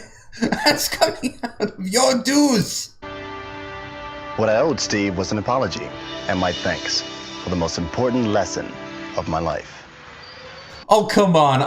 If I wrote that, I would have added in, and then the master was like, you are going to pay for that, right? The lesson? Why use this when you can use this? That's right. You see, and I swore from that day forward to never again let my anger control me. To stay as disciplined as a well-oiled machine. Discipline. One of the points of the Dragon Star. So the machine isn't just a nickname for you? Nah, it's more of a way of life. That and the Bible. I was gonna leave him. He's bringing out like pamphlets, but no one's like looking him in the eye. Oh, look at the time. I better hit the showers. Wrong. That doesn't mean I don't want to win. I want to win just as much as each and every one of you. But my fighting is only done in the arena. And only for the Dragon Star. Man, he is pumped. Yeah. Going against Superstar? He better be. You guys don't really think he broke that back, do you? It looks like he's just like leaning his arm on this guy's shoulder. Oh, he is! Nah, of course not. Hakeem the Machine Alston has his sights set on the Dragon Star, but he'll have to get past Ho-Sung Pak first. The Battle Dome is coming down, and this place is about to explode. Battle Dome Finals. Ho-Sung Pak Superstar. Hakeem Alston, the Machine. Both of these athletes are tied with 8 key symbols. A victory here moves the winner one step closer to the full Dragon Belt status One step of 10. closer to the end. About a break. In this 2-minute match, the athletes must try to force their opponent into the frame of the cage. Believe me, you'll know it when someone hits the dome. The council keeps score, and at the end of 2 minutes, whoever's in the lead wins. 0-1. Every part of the steel frame is electrically sensitive. Even brushing up against the cage will count as a point against one of these martial artists. And also might cause an electrical current to go in and cause a cardiac arrest for anyone with even the slightly bad heart. But luckily, athletes aren't known to have bad hearts.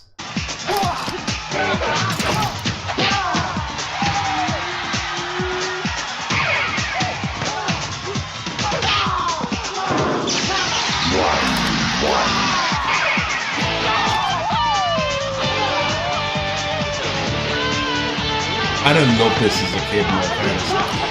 Like, we had gladiators, kind of like American Gladiators, but not. But it was English gladiators, and it was a very different creature from American gladiators, though it was the same principle, you know.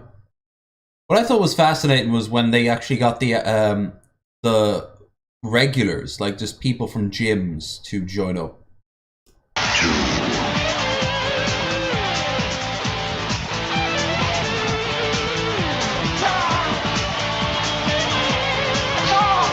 That platform is technically not part of the frame of the cage, so the athletes can use them to launch an attack, which Hakeem did very well indeed.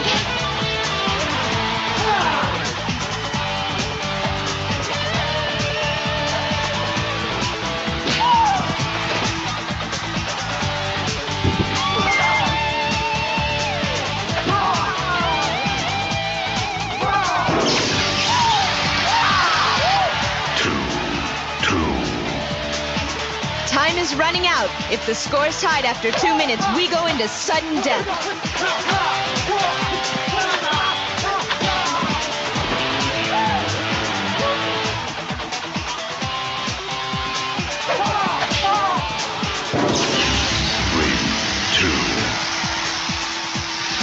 Oh, damn. That's it. It's all over. Ho-Sung Pak defeats Hakeem the Machine Alston. And wow, so despite everything, he still loses. unbelievable come from behind victory for the Kung Fu artist. He truly is a superstar. He's fantastic, even though he has far less It was a personality battle than the of guy we wits. established Early earlier. on, Ho-Sung ducked under 2 heel kicks by Hakeem, but Hakeem wised up and spun the 3rd time without kicking. When Ho-Sung came up, Hakeem had a surprise waiting just for him. Ho-Sung figured he'd try the same trick later in the match. Hakeem kept on jumping over and ducking under this awesome display of spin kicks. Finally, Superstar went high when Hakeem thought he'd go low.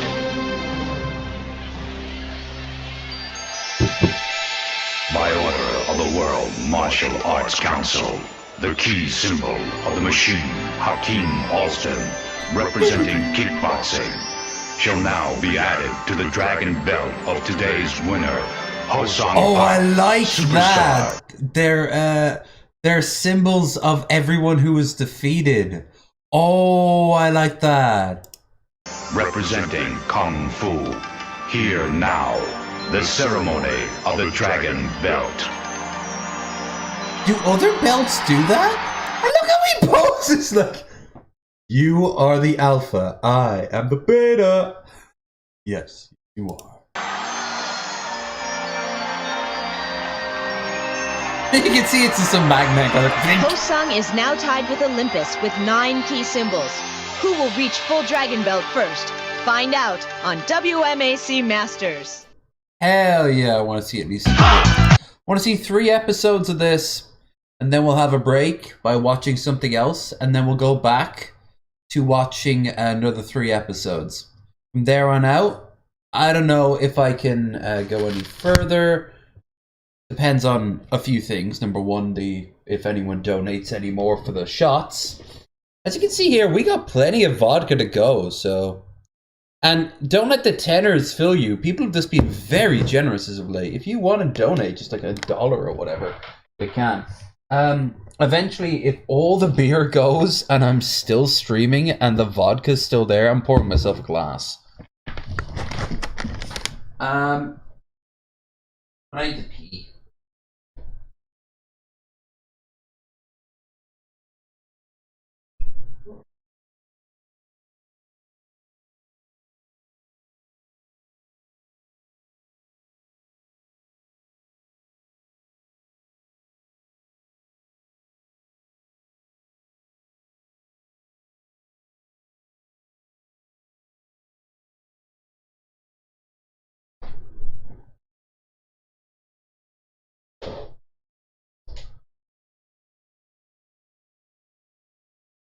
Probably one of the most complicated motherfuckers in the world to peel.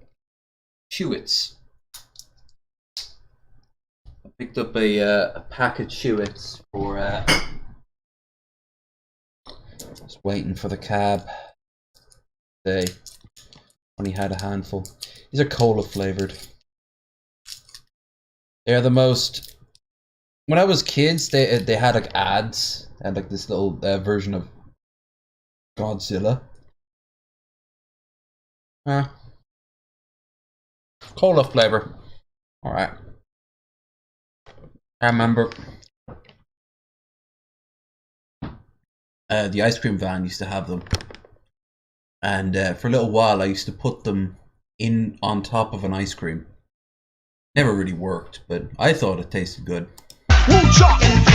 As always, gotta be careful with this song because this song is, of course, And Mike Turbo Bernardo, wondering just how long he'll ladies and gentlemen, the Ramones remain the reigning Dragon Star champion. Hi everyone, I'm Shannon Lee, and welcome to an ultra-exciting WMAC Masters. Competing today, Herb Perez, Olympus, who's just one key symbol short of full Dragon Belt status. If he wins, he'll challenge Turbo for the Dragon Star next week.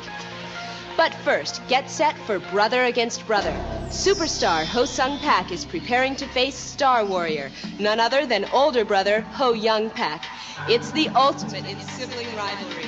Man, it must be weird facing your brother in the competition. Oh, not really. You gotta realize Ho Sung and Ho Young, they've always been super competitive, even as kids. Yeah, but what brothers aren't? Come on, I got two brothers at home.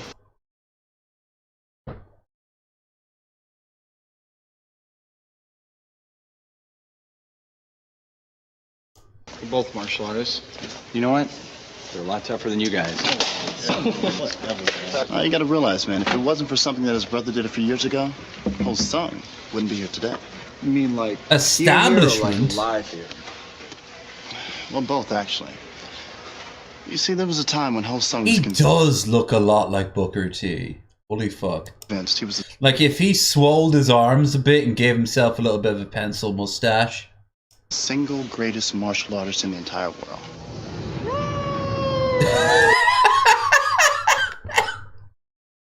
That's his own face, is it? Okay. As a matter of fact, if you went looking for Ho Sung, there's a good chance you would find him in a fight. In the same outfit as fucking Jean-Claude Van Damme in Street Fighter, okay. I am Guy. Of course you are, buddy. Oh, speaking of fucking devil!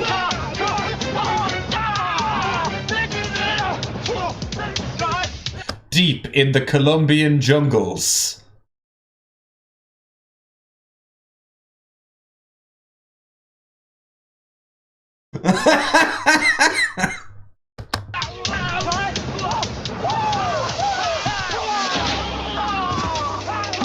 Bruce Lee would be the first to be like, one guy with a gun would solve all of this issues. That's not the way we rehearsed it, Ho Sung. You see, Ho Sung really was a superstar at making martial arts films. But the problem was that he liked to show off all of his best moves, even if they weren't in the script. Ho Sung, not again. I told you to kick slower. Okay, ContraPoints, put it down. Technique was clean. You should have ducked faster. Find someone better than Jono, a real martial artist that can keep up with me. That's it. I'm for you. Let's call it a day. It certainly wasn't the first time that Ho Sung's attitude shut down production. But this time, maybe you should have thought twice before insulting John O. You see, the Not John O. Uh-oh. SpaghettiOs. Stuntman was also the leader of a local tough guy gang. Because that's what happens. Ho Young had seen it all before and decided it was time for some brotherly advice. This kind of stuff is happening way too much, Ho Sung. You can't keep changing the moves while you're filming.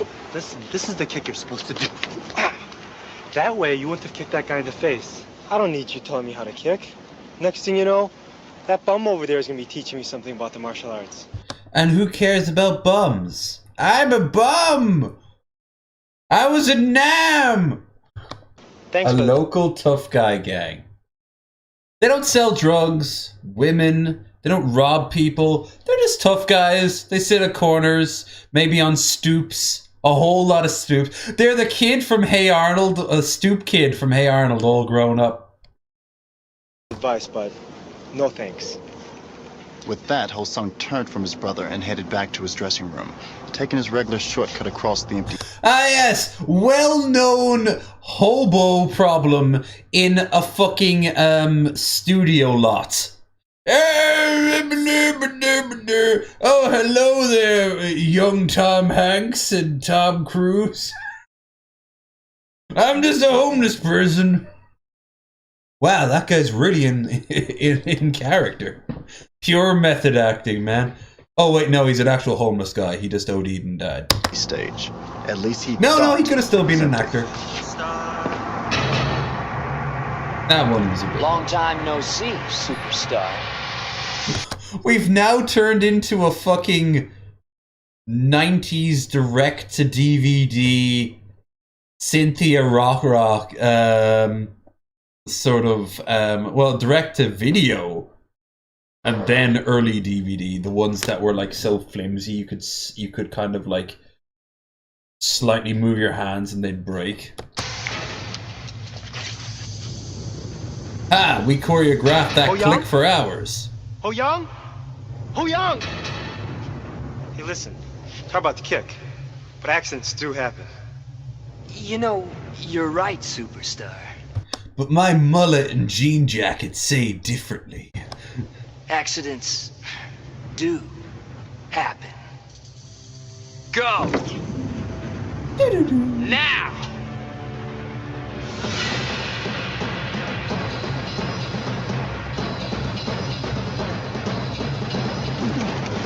They fucking tarped him!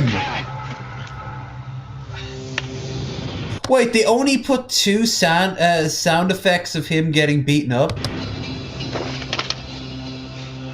Maybe I should find a real martial artist. Someone who can keep up with me. What do you have to say for yourself now, superstar?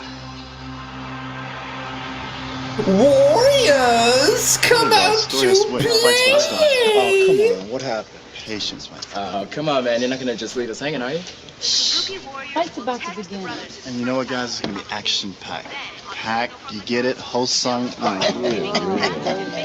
Very funny. We're laughing at you. Power bars to see which athletes in Power the lead. bar? Superstar Ho-sung Pak is on the right, and Star Warrior Ho-young Pak The is on fucking the left. putties of this universe.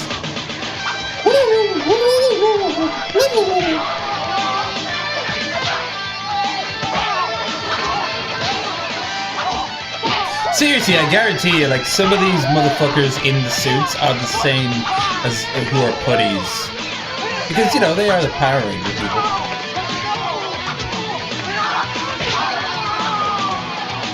There could be so many martial artist extras in Hollywood after all. Especially with the budgets Bond had.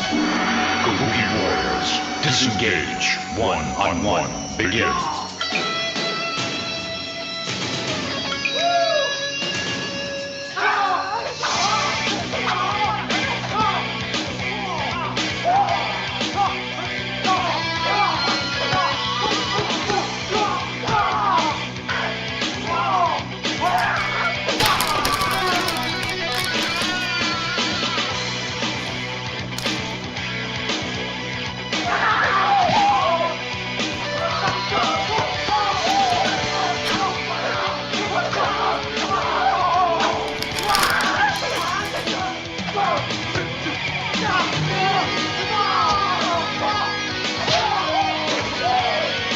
Ho-sung pulls into a tie with Ho-young on the power bar. The two brothers appear to be equally matched. The one is far campier than the other. Great butt rock soundtrack. It does feel like the end credits for an old SNK fighting game that never got off the ground. Like there was one game in the franchise, and they were like, "Nah, it's not working well."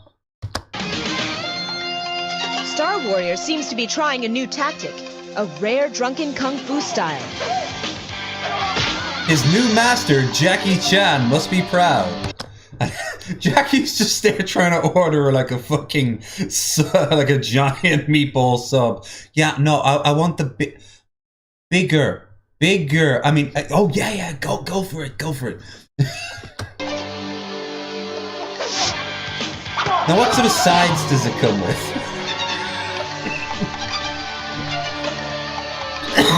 I want no trouble. Star Warrior's strategy is working.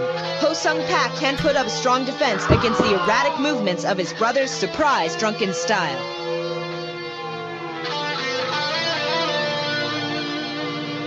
Superstar is submitting. I never did watch He's Drunken giving Monkey.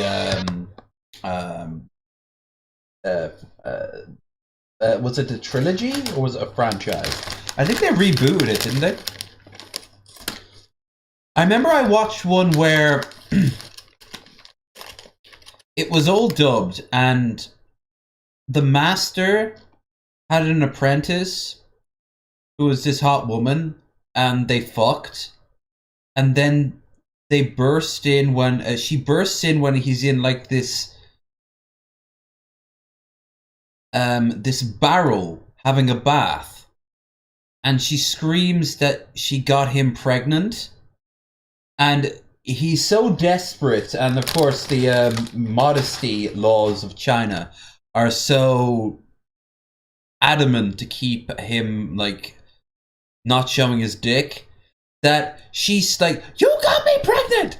And he's like, "How?" And he's just like hula hooping what's left of the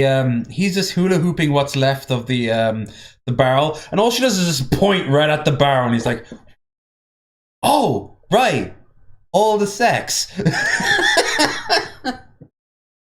Star Warrior wins Submit it. it. I can't ever remember seeing a match end like this. Well, that's because it's only the second match. Well, You believe that? No, I don't. Ho Sung had him beat.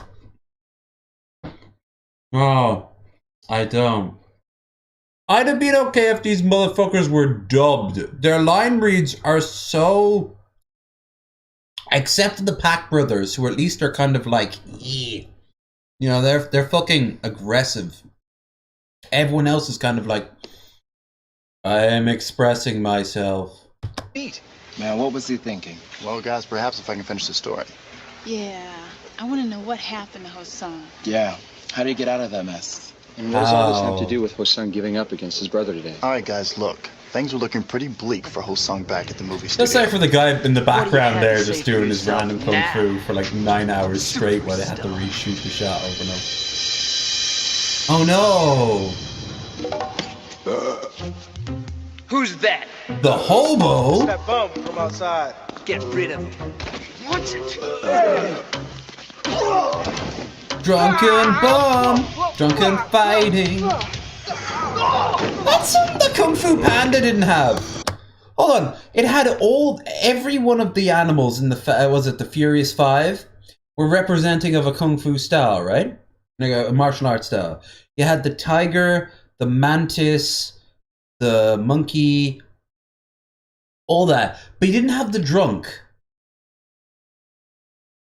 And I know like I know that drunken fighting is a derivative of monkey fighting. But there should be an episode where like monkey gets, I don't know, like gets into the,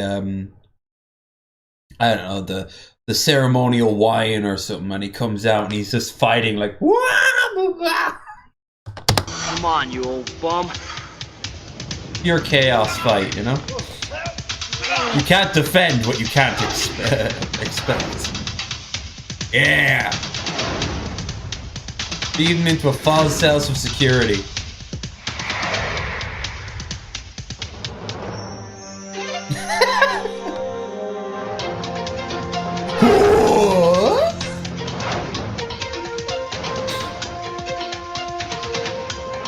I never pretended to be an expert of like oldish like kung fu shit, and there you go. Oh no, one of the Lost Boys got knocked out.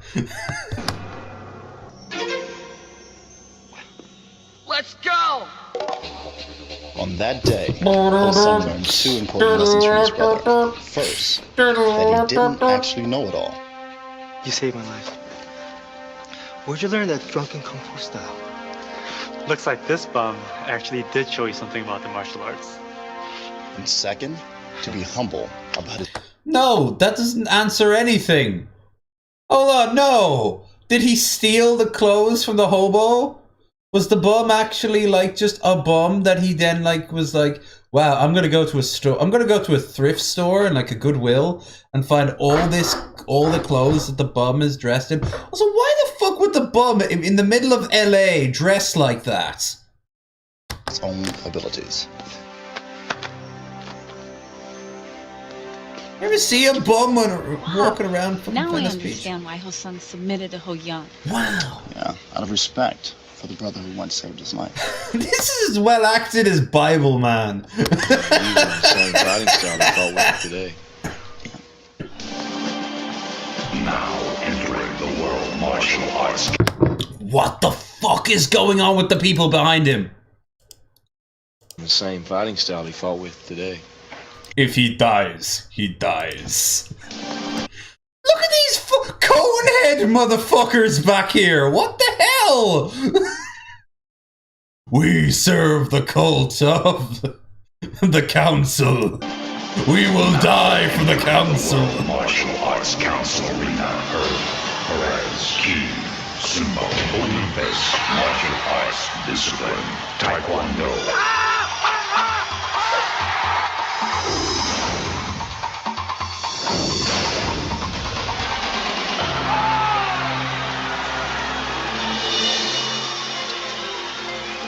Now entering the World Martial Arts Council Arena. I do like this. The decal of the big wave. Here, Nguyen, Ki, Sumo, Tsunami, Martial Arts Discipline, Kung Fu.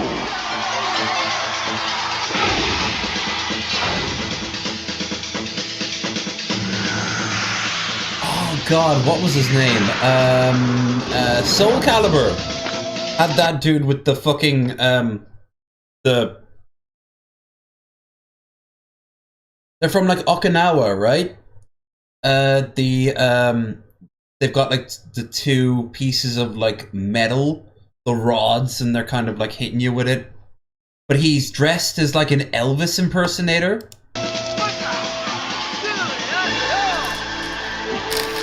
Super Bunny Hop goes through all the different characters.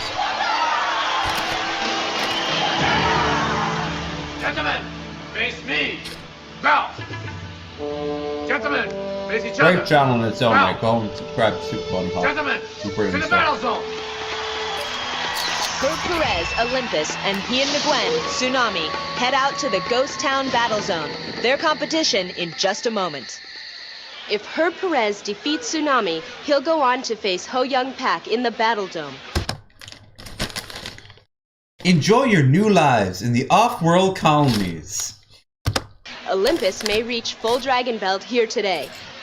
Meanwhile, Ho-Sung Pak declined to be interviewed about giving up against his brother in our first match today. His only comment was that seeing Ho-Young use drunken kung fu style brought back some painful memories. Our next match pits a veteran of martial arts competition up against a rookie. He and Nguyen rose through the ranks of the WMAC Academy and was just recently initiated to full master status. Tsunami, Dragon Belt status 0. They may all have done the Tsunami wave, but the crowd's rooting for Herb Perez to reach full dragon belt today. How would we know? Also, I love how the champion here has to tilt his head awkwardly to look up at the screen like everyone else. He's the champion. Give him his own personal screen. Olympus, Dragon Belt status 9. This match finds Tsunami taking on the very WMAC Academy members he used to train with. The Ghost Town Ninjas are going to be a factor throughout this entire match until somebody's power bar drains.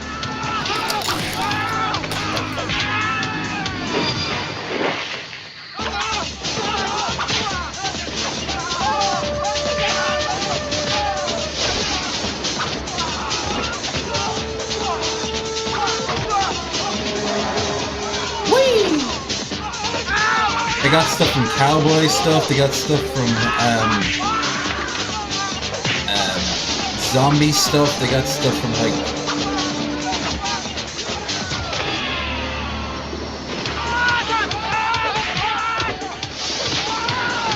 gonna paint a wagon, gonna paint it good.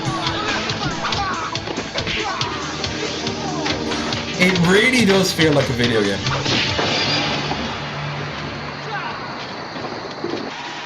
As always, the council is scoring competitors for overall technique, clean hits, and defensive ability. Get hit or be sloppy, and the power bar goes down.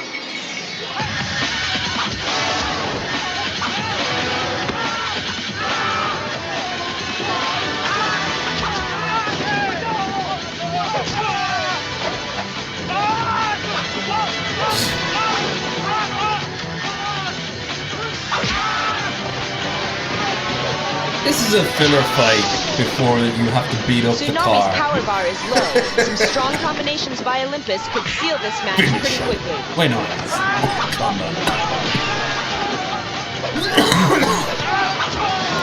I love, what was the car? It was like 1990, like a 1993 Subaru or something like that.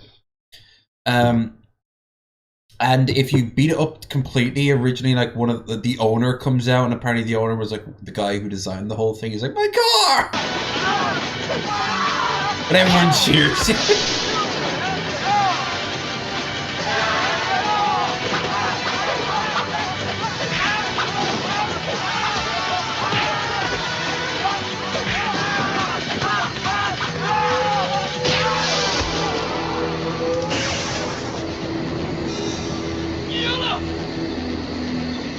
Olympus is now one dome victory away from full Dragon Belt. If he wins today, he'll take on Turbo for the Dragon Star next week. The last athlete to reach full Dragon Belt status was Richard Brandon, Yin Yang Man. Unfortunately for Richard, whoever has gone up to face Turbo atop the rotating platform has usually gone back down, the hard way. Turbo's still the champ, but Olympus is closing in. So it's only fitting we have Richard in the arena today for a special performance. Tommy Wiseau in the new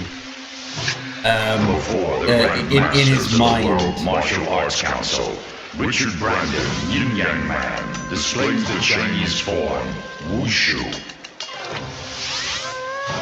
Remember, martial artists like Richard Brandon When I did Taekwondo, they actually got someone in to do this shit. have been training their whole lives to reach this level of athletic excellence.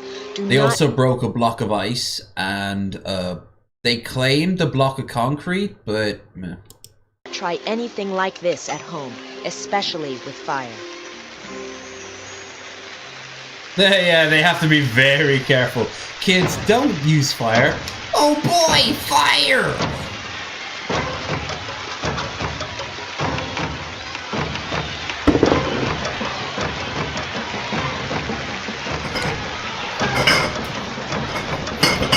Beer.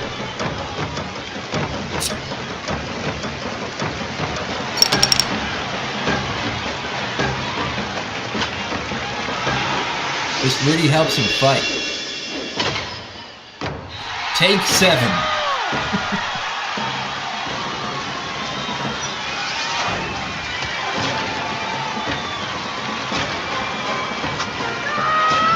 Oh no, the little fire elemental's home is ruined.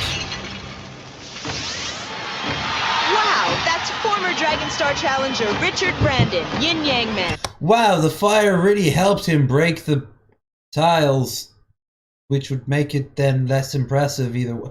What?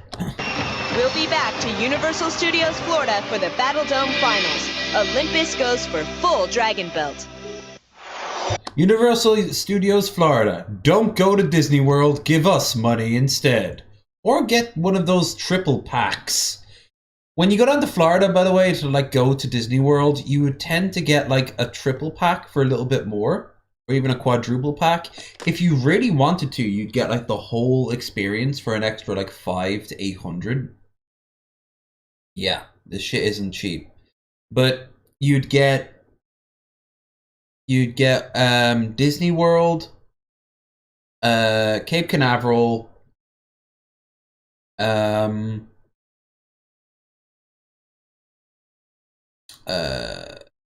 MGM, Universal. Was it the Epcot? No, the Epcot Center is not in Florida. Where is it? Well, Disney World alone is like this fucking, especially in the 90s when they really expanded. Like I was there when they were building the Safari World. You could see the as you walk towards it, you could see the like the path was already built, but then there was just this big like construction wall. One thing I like about Disney World is when you actually go there, the worlds slowly flow into each other. So as you're walking, you can actually see like the stonework shift from, say, Fantasyland or whatever to the world of tomorrow and stuff like that.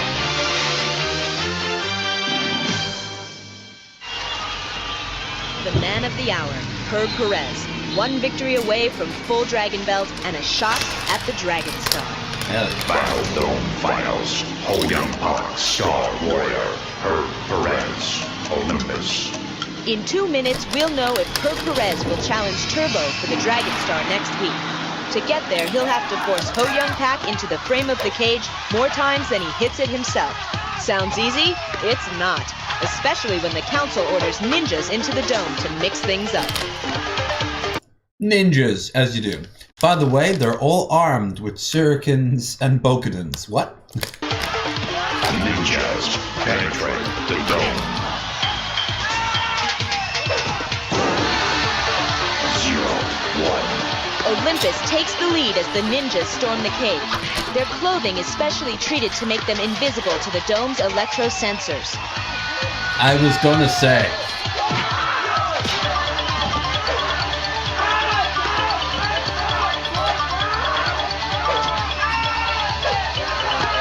Man, hurry up and lose. My mom's going to pick us up in 10 minutes.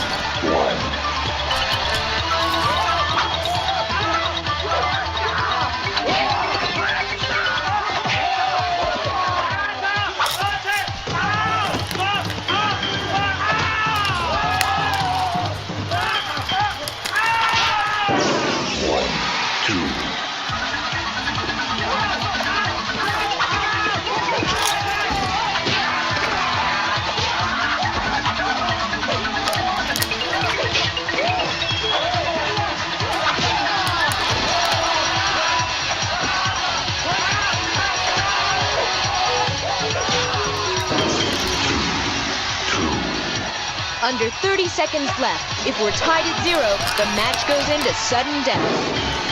2, 3.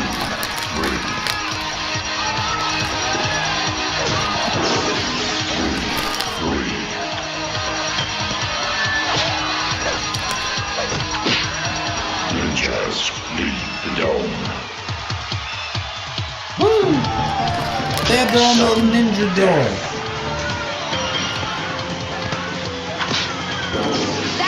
Olympus wins by a final score of 4-3. Herb Perez pulls out the victory in sudden death. Olympus is full Dragon Belt.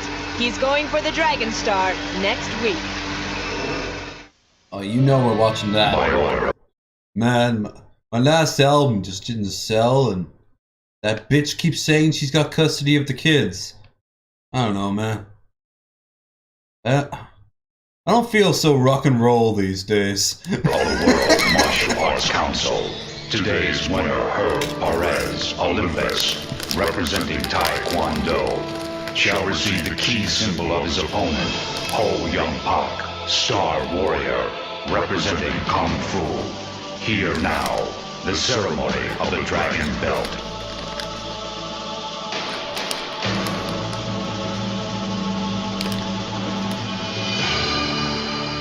Taekwondo's 1992 Olympic gold medalist is... Damn, 1992. I was born in 88.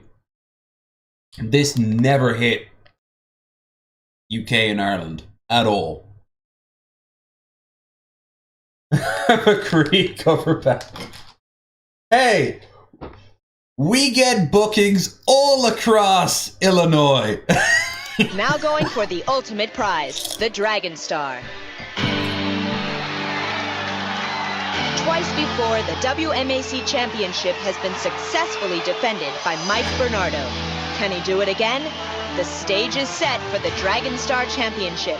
Olympus versus Turbo. All right, we're gonna watch one more, and then we're gonna take a break.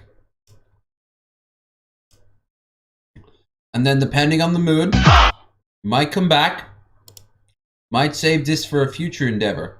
Because there is a finite amount of them, though there is 28.6 of them. So probably what I'll do is today I'll watch 5 of them. And then, or maybe 6, just to say then we've got 20. And then I can watch 5 apiece over the next 4, over not the next 4 episodes, but the next time. It'll be a good comparison between Falcon and Hawk. And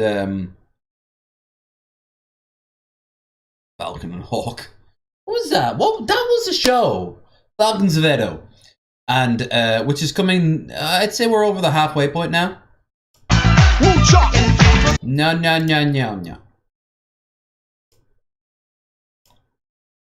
Masters. An Olympic gold medalist takes on the reigning WMAC champion. It's Olympus versus Turbo. And coming soon, the greatest film to ever hit the screens, Waterworld. For the Dragon Star, today on WMAC Masters. Do you vow to live your life by the code of the Dragon Star? No, maybe. Dragon Star Championship Edition of WMAC Masters.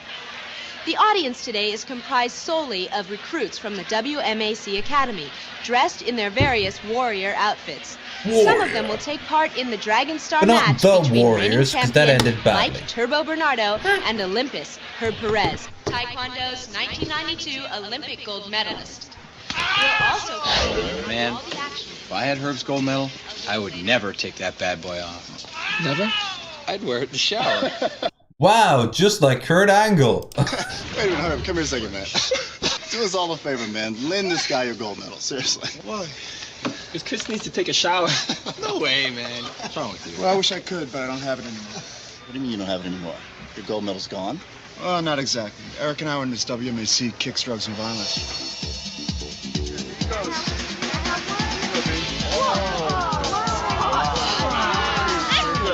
Are they trying to be pretending like they're still in high school? And why does he have the fucking Star of David on him?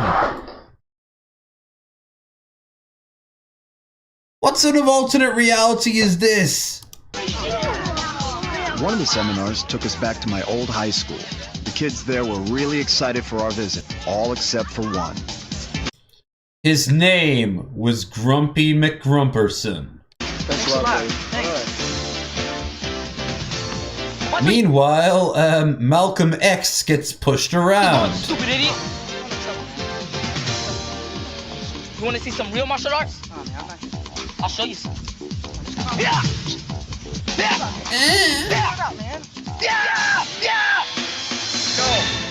It's not right. No. You need to leave him alone. Hey, come on, man. You okay? Come on with me. Something about that kid reminded me of myself at his age, before I got my act together. It was this very school that helped me turn out all right. So I beat the living shit out of him and his friends while their parents watched. What? Yeah. I got liquored up, went over, and beat the living shit. His mom was so turned on I rode her all night. I think I gave her an STD. I don't know.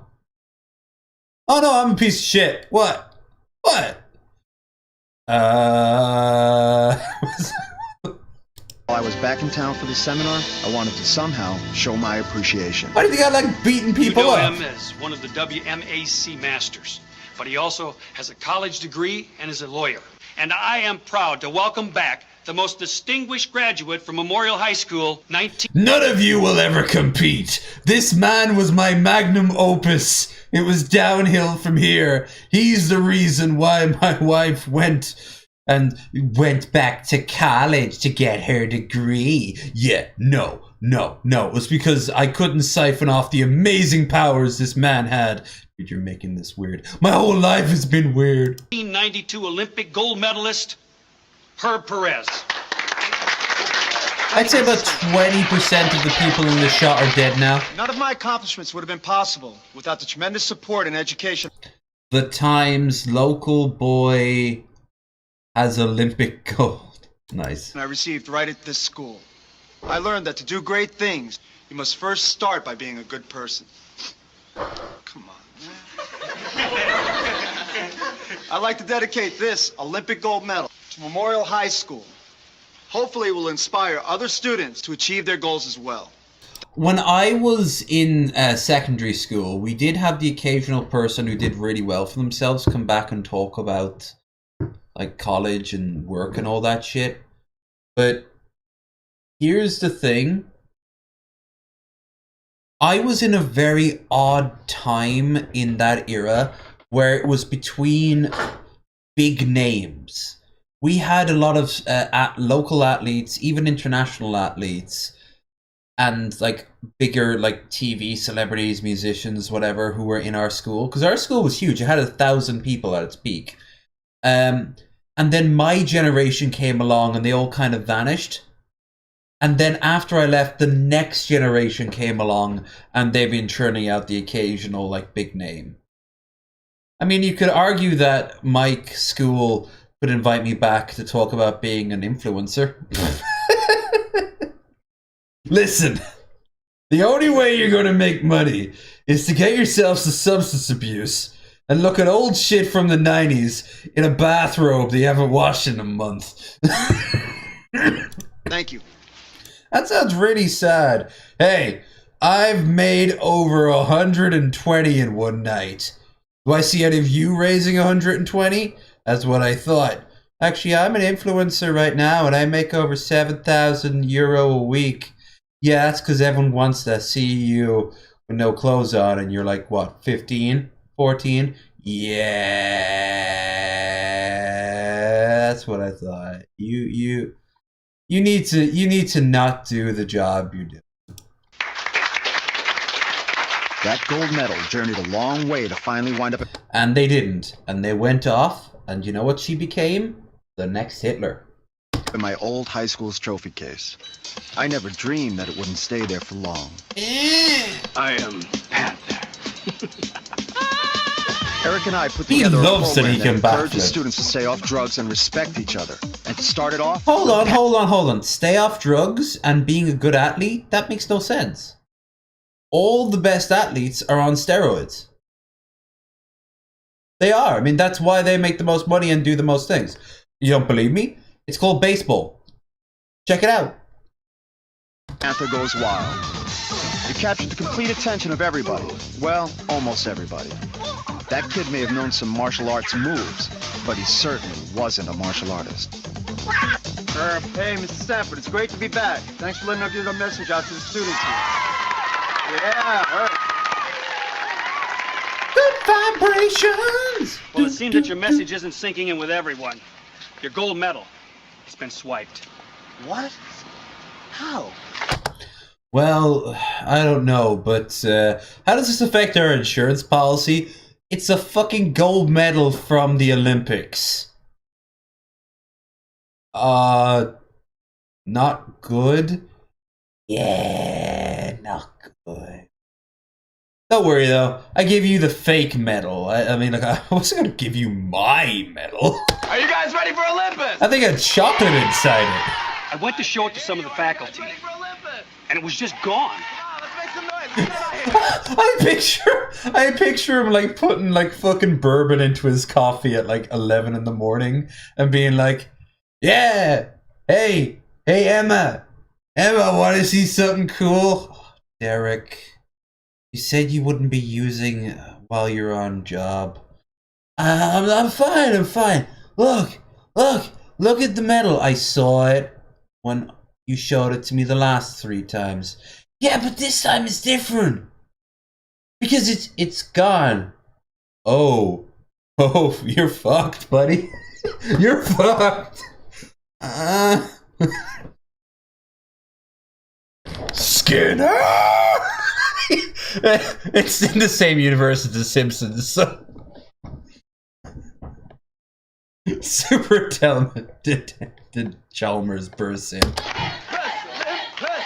Well, even after that shocker, you know what they say. The show must go on. Thank you! First, what do WMAC Masters do when someone tries to start a fight? Not shave your armpits! Don't fight! Hey. Wow. They're making fun of our masculinity, but that was the most campiest thing I've ever seen so-called straight kids ever do. And they all kind of shuffle off holding hands to their crotches like... If you don't want to listen, why don't you leave? Come on, buddy. Show a little respect here. Why don't you make me? Okay, I'll beat up on a kid. I've seen some of your moves before. Why don't you come down and help us with the next part of the demo? Get out of here. No way. Come on, Hotshot. Come on, Jake. Come down and show some of your moves. Come on. Come on, man. Let's help you find the Lord.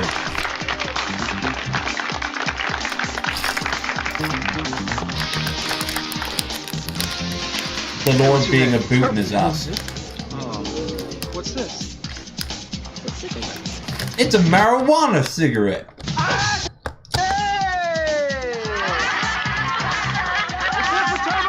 Motherfucker. He just pulls out a gun and blows him away. That's when he realized he fucked up.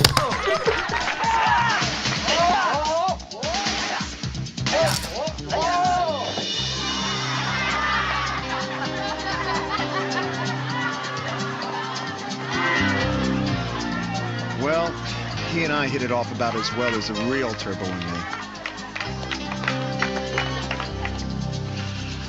I don't know, Herb. There's a better chance of us finding a second Dragon Star than ever seeing you go middle again. You never know. No, I don't know what to do with you. Just sit down. I'm a terrible teacher. I'm gonna sit here and complain about my ex-wife while rolling a revolver with a single bullet inside it over and over again.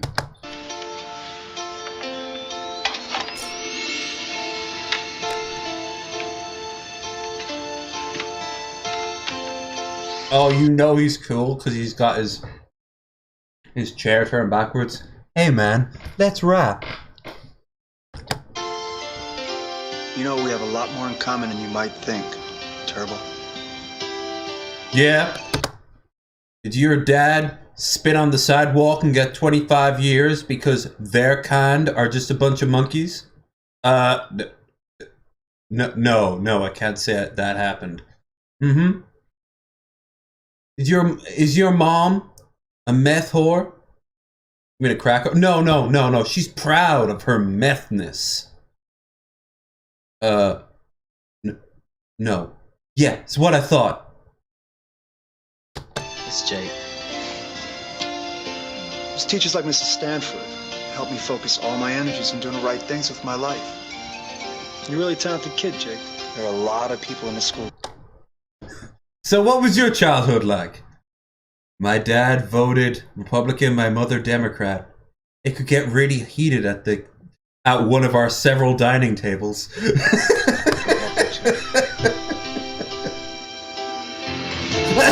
must have spent 2 hours talking to Jake.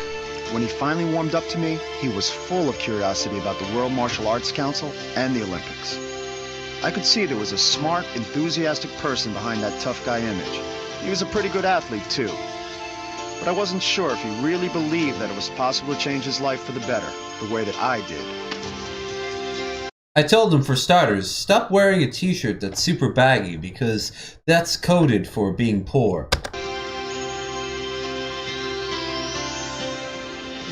Oh. And we were in the ghetto. We needed at least one basketball player. Oh, you had to mention the Olympics. It's just getting over my medal being stolen. We'll try getting call this the fucking ghetto. Oh, yeah. Look, he's still a gold medalist whether you have it or not. At least he may have helped turn Jake around. You got a pretty good lesson today. And now so do you. Anyway, the Olympics will just send me like another 50 more of those things. Get the car, lift my bag inside. Okay.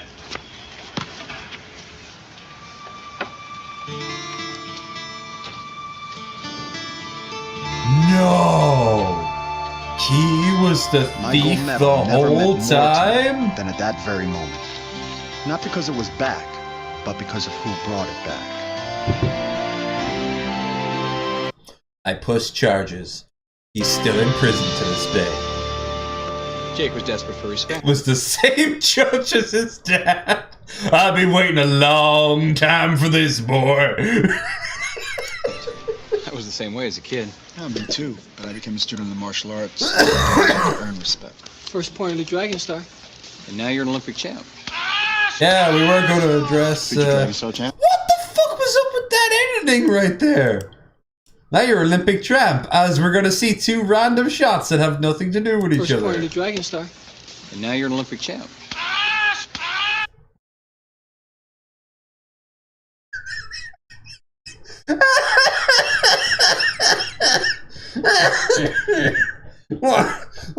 We had the second unit. Film them just doing kung fu shit. We gotta find some use for that footage. My god, we're gonna make it work. We have a bottom line to fulfill here, people. Future Dragon Star champ? I gotta get past him first. You don't do the books, Terry. I do. World Martial Arts Council Arena. Mike Bernardo. Key symbol. Turbo.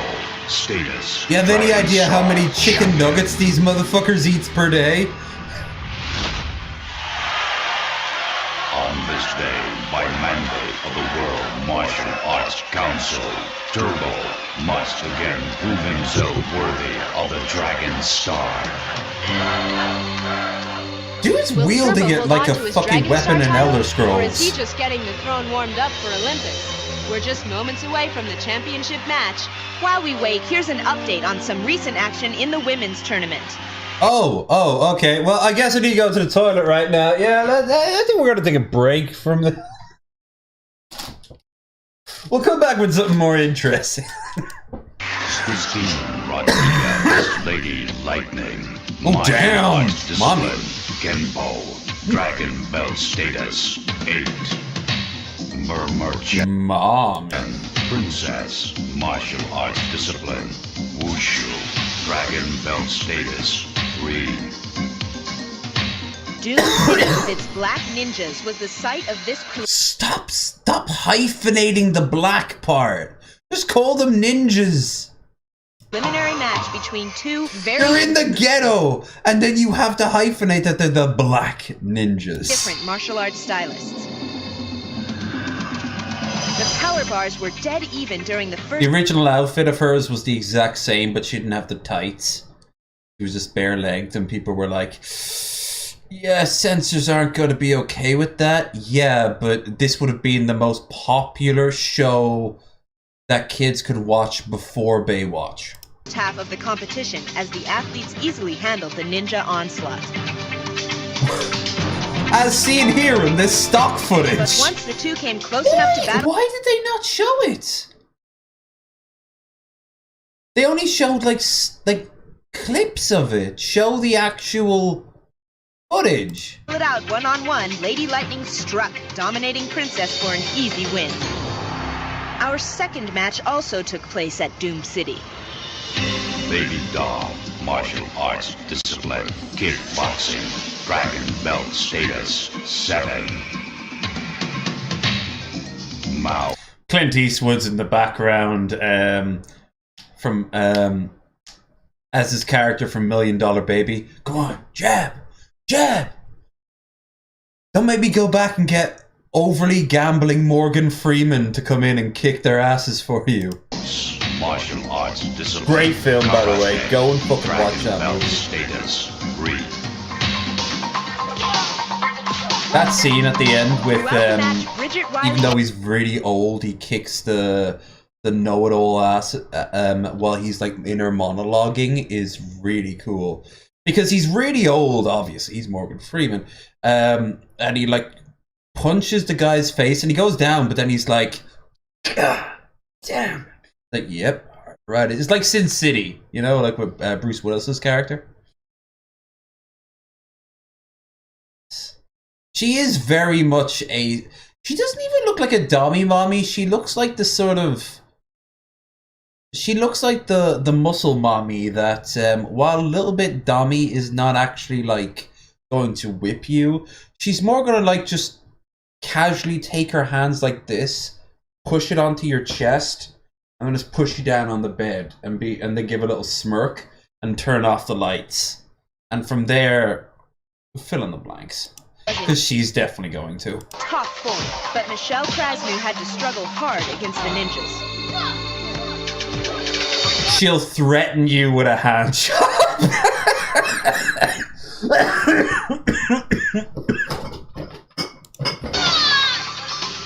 By the time Mouse met Baby Doll head to head, she didn't have much left.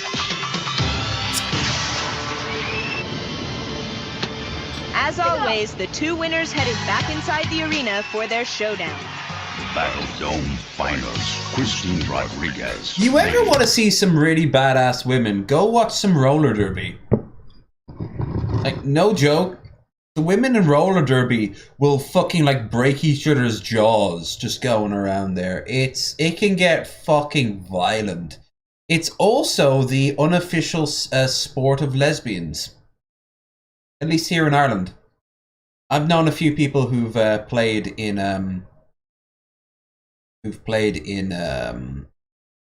roller derby, and all of them have been lesbians. Big in Belfast, apparently. So Dublin then, as a result, has a team. Lightning, Bridget Riley, Baby Doll. A win for Christine would move her to within one key symbol of full I've also been seeing a lot of fights in hockey as of pounding late. Tarantula for the women's Dragon Star title.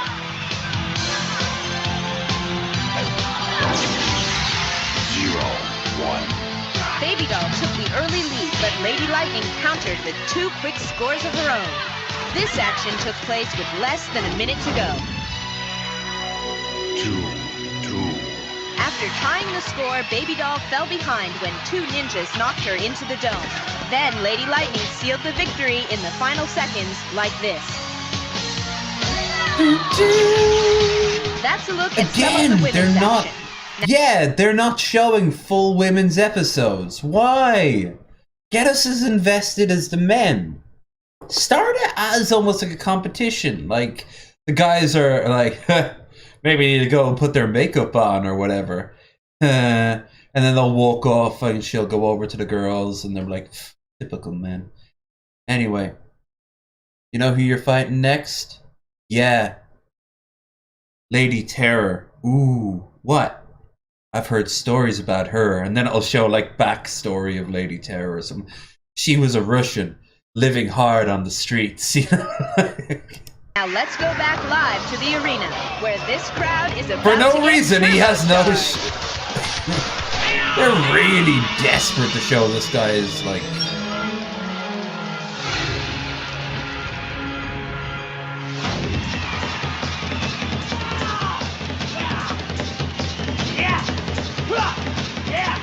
Yeah! Hoo!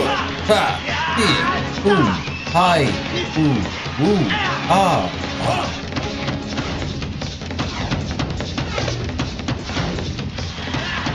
Vodka. If he was covered in tattoos, I could start singing, what could I say except you're welcome?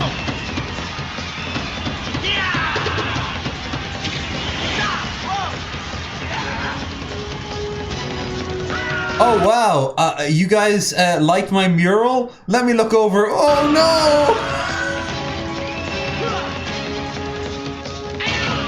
I spent 2 weeks making that thing. It cost $9,000. Did you just see that? Turbo just burned Olympus's key symbol. That's typical, son.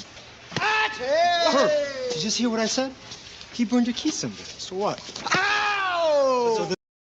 Hey, I've got the haircut from the middle child in Home Improvement, okay? I've got nothing to worry about. Doesn't that burn you up inside too?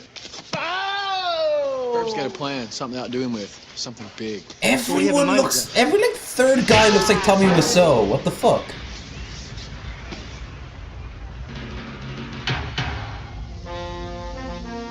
Yeah, I can't control my anger. I'm gonna get some Masters! By order of the World Martial Arts Council, Herb, Perez, Olympus, Dragon, Belt, State. Herb! Wish they just kept it like that. As full shall now satisfy the final condition for Dragon Star certification. Relinquishment of the Okay, that's a fucking phallic symbol if I've ever seen one. I am the alpha. You are the beta.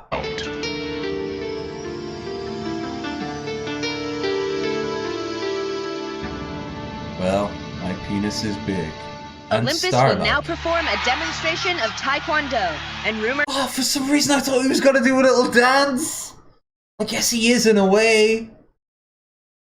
Has it that he'll be This is my challenge dance. using some of Mike Bernardo's very own turbo staffs. Olympus, begin. Turbo staff. Patent heavy. No, all my patents, they have yet to be pended. Olympus, continue. Gimp Army, give him my patented boards of wood with my logo on it. He can't stand against them. No! The patent office lied to me! Olympus, finish it. This is just a... Finish this! Okay. Okay. That'll work.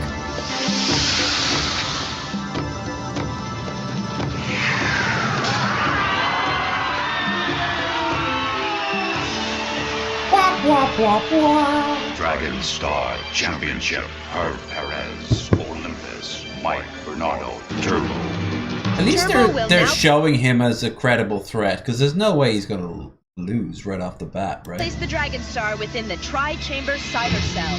Once the Cyber Dragon Star makes cell! contact, it will lower, and the entire platform will begin to rotate. Here's the thing that's clearly made out of tinfoil and cardboard. I will kill Dragon for Star this. will not rise out of the cyber cell again until there is a winner. And the winner will be the athlete who is left standing alone atop the rotating It's the platform. fucking band of the Ultimate Warrior from Afro Samurai. Simple. If you fall completely off the cylinder, you lose. However, if you leave the rotating platform but do not fall off, that is considered a violation, and the council orders a ninja to join the battle to increase the difficulty level. In order to win, you Known must as be the only one handicap atop the rule, but platform. our legal team says we can't use that word that much anymore. Your opponent and all ninjas must be forced off.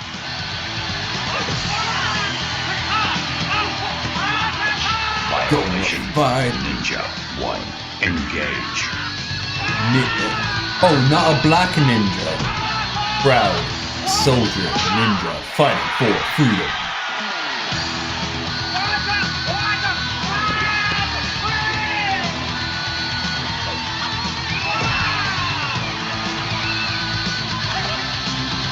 Toasty, toasty, toasty, toasty. Violation. Ninja 2. Engage. Swinging from the chains is part of the strategy and is not considered a fall. But if you land on the pads at the base of the cylinder, you're out of the match. Go, my putties! Ninja 3. Engage. I think the ninjas will be able to fight each other. That'd be kind of cool.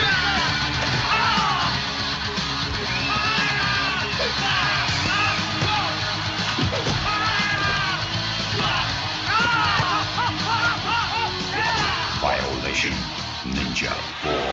By the way, if you want my honest opinion of this whole show, I really like it because it's so dumb smart. It's dumb because, well, but it's actually kind of smart because of its timing. This was the peak of the Kung Fu Kid era. Wrestling and Kung Fu would overlap very easily, so there was no real fight for it. Plus, let's be honest here, all the Kung Fu in the world won't defeat Vince McMahon's ambitions. To this day. But this made sense. The fact that it got a second season, I'm not shocked. The fact that it didn't get a third is not shocked either, because they didn't have any lasting power. None of these shows survive today. Not even Tachiki's Castle, and that's not even what that show was about. Ultimate Ninja, Ultimate Warrior. These days, when you look at a show like this, it's not like any of that. Instead, it's like the Armor's Challenge, or like Ultimate Forging or shit like that, you know?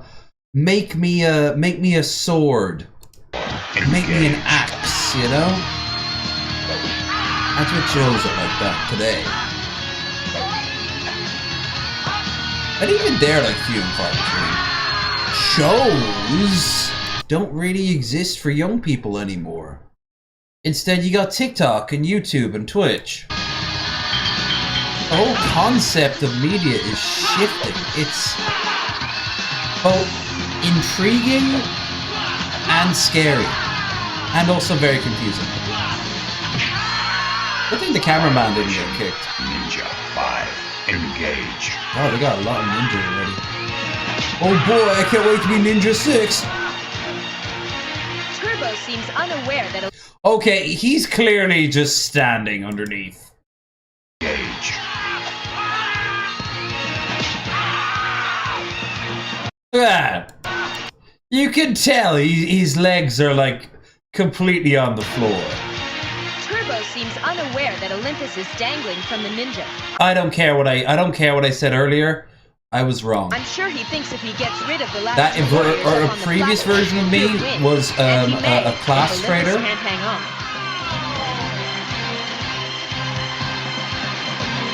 And a psyop by Russian agents. Discredit me. Can you get it? No.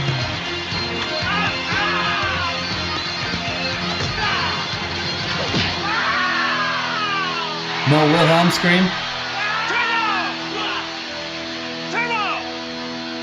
Yeah.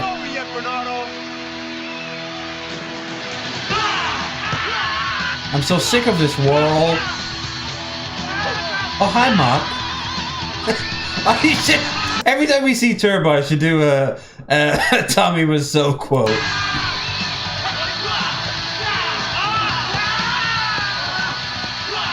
Aha! Aha! Grand Star Champion Herb Perez, Olympus. I was not expecting that. Herb Perez, Olympus, the 1992 Olympic gold medalist in Taekwondo, has now attained the ultimate prize in martial arts. Herb said he was dedicating his match today to a student named... Slowly rotate true! Jake at his old high school. He's got to be one happy young man right now. As the new Dragon Star champion, Herb Perez... Fuck this shit. I'm gonna go to create a new herbal remedy corporation and scam a bunch of bored housewives out of like millions of dollars. What are you all looking at? Oh, nothing. Just the ex-champion. Don't worry. I'll be back. Hey man, you gave it your all, and that's all that matters. You got nothing to be ashamed about out there. What? No one else is gonna be a fucking good guy here?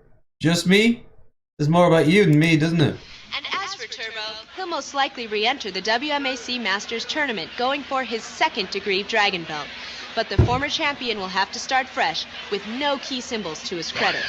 Like all the WMAC Masters, Herb Perez sets a series of goals for himself that he's constantly updating. High school graduation, Olympic gold medal, law degree, and now... Oh God, is this the part of the show where they talk directly to the audience? And they're like, we learned a lot of things today, but one thing we didn't learn about was the importance of oral hygiene. Remember, kids, floss, brush, and use mouthwash at least twice a day. He's the Dragon Star champion.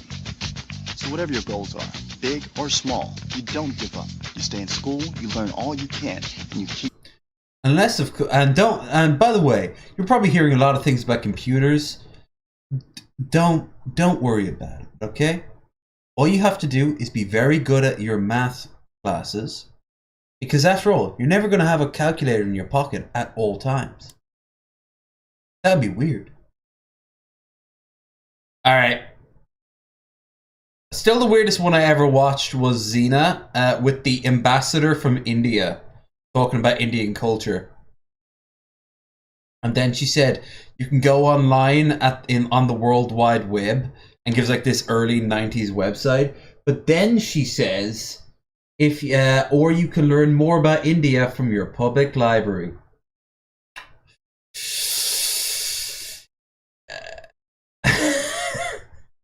All right. We'll come back to this before the end of the night for the other 2 episodes. The way I pause all the time, that's about another hour's content. But I'm in the mood of shaking shit up.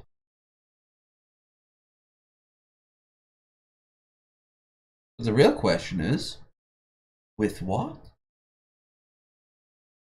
I did threaten Shotgun Red earlier, and he will give me... He will give me a very nice...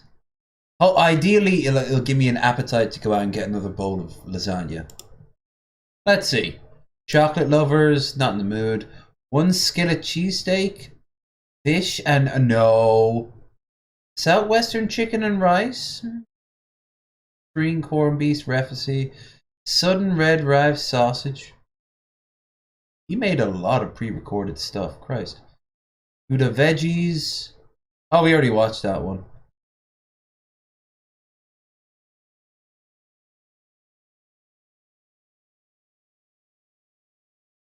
Sausage tortilla soup, you have to try. All right, let's try that. That's the girls. No, we'll get to the girls when there's no more Red footage. We owe it to Red, the big Kalu with his tiny arms. I've never really thought about this, but his arms are so tiny in proportion to his body. Here's your Trapper Trader Guide, Scout, and Interpreter, and just a country cook, Steve Hall, here in Nashville, Tennessee. I would normally say along with Pretty Miss Sheila, but she's down in Red Bay, Alabama with her mom, and those girls are shopping, and who knows what they're doing. But girls be shopping, for sure. We're going to make Savannah red rice and sausage. If you know anything about this recipe, you get down their neck of the woods, Savannah, Georgia area, they don't care what they're having for dinner. It can be steak, roast, seafood, but if they don't have the red rice, it's not a meal. Come on over here, we're going to show you exactly. Red rice? Is that just rice that's been like...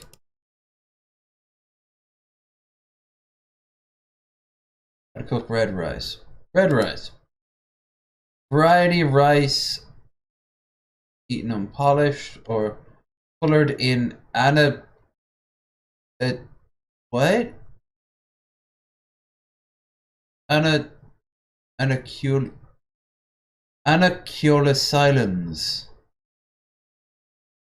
I mean, red bran layer, the more common pale brown. Nutty flavor, high nutritional value. Oh, okay. So it's kind of like brown rice, but it's a little more packed full of fiber, I guess. Okay. Now we're going to take some rice and some diced tomatoes and some sausage. You got to cook it a bit longer, most likely, then. Sausage and the Holy Trinity and a bunch of goodies and make this dish. Check it out. cooking with shotgun red, and yet we have Ken Rollins up here at the top. I got about 4 slices of bacon in this bowl cut up in little teeny pieces. Not only are we going to use the rendered fat out of this to cook our Holy Trinity, but it's also going into the dish itself. Let me get this working up here a little bit. We're going to get this till this bacon is not really crisp, but just really nice and soft. Almost like that bacon that you get in pork and beans, if that makes any sense. All right, our bacon is cooked down nice. Time to add the Holy Trinity. And what that is celery, green peppers, and onions. Now I should use about a half a cup for this recipe of each one. 90% of celery and onions. Jesus Christ. Half a cup of onions, half a cup of celery, half a cup of green peppers. But I'm going to use a cup of each because I want a lot of vegetables in this red rice. That's fair. I mean, you want it to eat healthy, right? And by the way, let me explain the Holy Trinity thing. That's a kind of a term that they picked up down in Louisiana and all that. They use it to start out just about all their Cajun recipes and stuff. And someone said, well, why do they call it the Holy Trinity? They said, because a lot of our moms and grandmoms that cooked said, the good Lord provides everything right out of the garden. So when you're cooking with onions and celery and peppers, you're cooking with the Holy Trinity. So we're going to soften these up a little bit.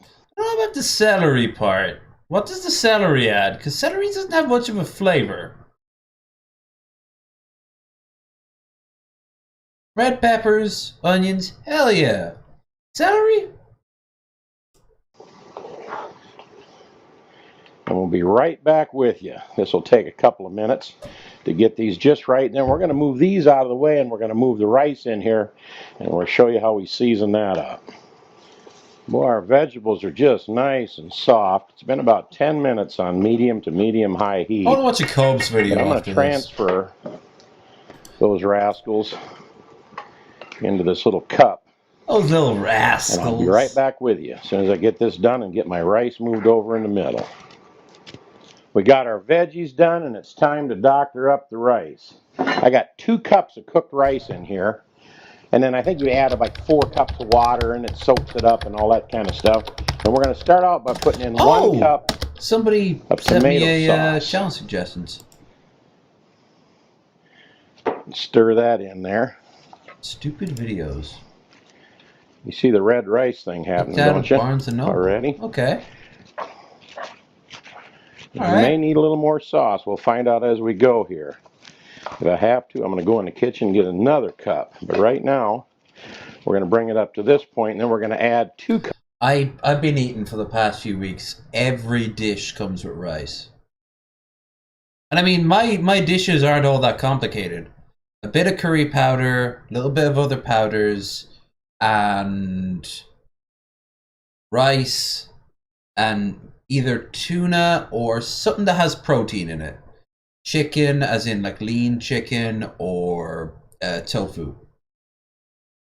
And you know what? Depending on how it's prepared and depending on how much I've worked out, it's great. Oh, your body craves it. But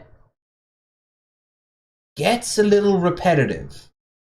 So next week will be the last week I'll be eating like that. I'll instead turn to something else. I'm not sure what. I hear cauliflower rice is a good alternative from rice because it gets rid of a lot of the excess starches. Though the thing about getting rid of the excess starches, number one, if you're eating brown rice, that's not a big deal. Number two, it's cold water. 3, when I'm eating as little as I am, on average, every day, not a big deal. Like, I could actually probably use that excess starch. I'm not squandering it. What I need is a healthy snack for like the wee hours. Because I get my breakfast down, alright, and then I get my dinners down pretty well. But then there's like a sort of wee hours of the morning where I'm still awake, gaming, streaming, whatever, where I could do with something to eat. So I was thinking like blueberries or almonds or something like that. Good for you. But not terrible. As in like, you can have much of it, but it's not going to do you. I was going to pick up a whole bag of blueberries today, but... Cups of diced tomatoes. Chunky. Oh, yeah. Diced tomatoes in there. Chunky, I don't know. Smooth that thing. Put some tomatoes into the food processor and food process up those tomatoes. So that's a nice smooth going on. Stir that around in our rice. Then you have a condiment that will be useful for nearly everything I cook with. It's as useful as the curry powder. I don't have it for breakfast unless I'm... Actually, you know what? If I make one of those oat cakes, if you put a little bit of tomato sauce into that oat cake, yeah, it really does add to it. I did it once. Well, I'm not going to lie. I put a little bit of ketchup and seafood. No, not ketchup. Barbecue sauce on top of it. And it worked. Now we got some Savannah red rice. But we're not done yet here. We're also going to add about a half a teaspoon of salt. And the reason we're only using that much is because we're going to put some sausage in here in just a minute. But you know I love pepper. But I'm not putting a tablespoon of pepper in here because I like it, but because that's what that southern recipe calls for. Lots of pepper in your Savannah red rice. So my omelet this morning had a whole lot of black pepper put into it. It was good. Garlic was okay. We're putting in a tablespoon. Don't be shy on the pepper with this recipe. We should put ham or something. Love it. I mean, you're putting so much other stuff in too that if people aren't okay with spicy food, it'll still mellow it out. Oh, that sound effect though. I'll tell you what I'm going to do. I'll be right back because we're going to bake this. I don't want the dish to dry out. I'm going to be right back. I'm going to get another half a cup of this tomato sauce. Be right back. Ah, heck with it. We're just going to put in a whole cup. There you go. Because each one of those cans held a little over a cup. And the reason I decided... Yeah, the chunky tomatoes are good. If you strain them out, you get the chunky tomatoes. But then you get all the sauce and drainage on the other side. And that's basically just a tomato soup right there. You could just boil that up and throw a little bit of pepper on it and you're good to go. To do that is to deal... Tomato soup is actually pretty good as a with sauce. All these veggies that are getting ready to go in here right now. Now, I was going to go a half a cup, and I'm glad I went with a cup of each, because that's just perfect once it was all cooked down.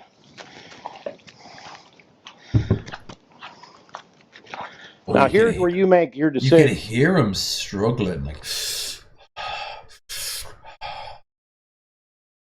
Rip, red, rip. You can go with seafood. You could even go with chicken. You could do whatever you want for your Savannah red rice. But chicken will be a little bit on the mellow side. Nice texture to it. I think beef would be really good with this, honestly. Beef's flavor would really come alive. Going with andouille sausage.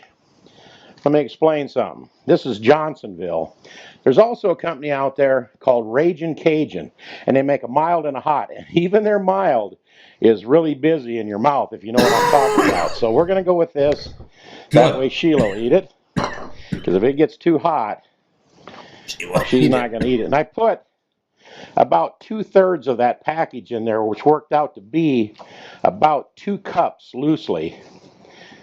And now that we got our sausage in there and all our goodies and our veggies and everything, and the reason we're going to bake this in the oven is we want that sausage to release some of its flavor into the rice. So we're going to pop this in the oven for for about 45 to 50 minutes at 350 let the sausage cry a little bit. degrees, and we'll be right back.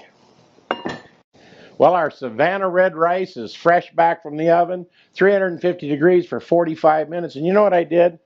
I took the rest of that sausage. I had a chunk left in there. This is a 13.5 ounce package. Slice up enough to just kind of coat the top, then put all the rest of it within the rice when you bake it, and it's going to look like this looks right now. Now, I baked it with the lid off, but I got the lid on there because I want you to come over, and then I want to surprise you when I take the lid off. So take a look at this. So are you ready for this? Oh, does that look fantastic? That looks good. What? That, my friends, is very pretty. Pretty good tasting too, I'll bet. Let me dip into a little bit of this. Savannah red rice with sausage. Now I might turn the volume down for just a second while I taste this, so I don't smack on camera, because I have to give this a taste. That is fabulous. Check this out. Is that a good little thumbnail shot for you or what? Yep. Man, I could not be happier than the outcome of this recipe. This is so delicious, and it just turned out so perfect. Now, you notice I changed a few things as I went along. I added an extra can of tomato sauce. I used the rest of the sausage. We really hope you subscribe to our channel. He is very sweaty right now.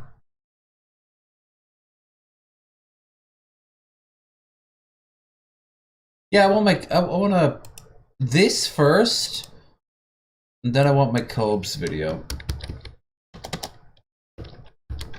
I will not eat food with Cobes in the shot because, well, it's Cobes. But yeah, Boglum.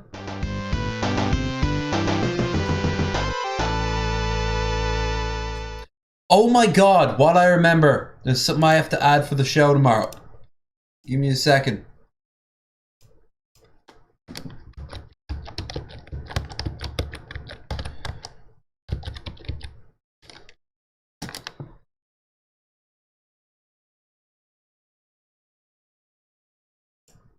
Hi, Okay.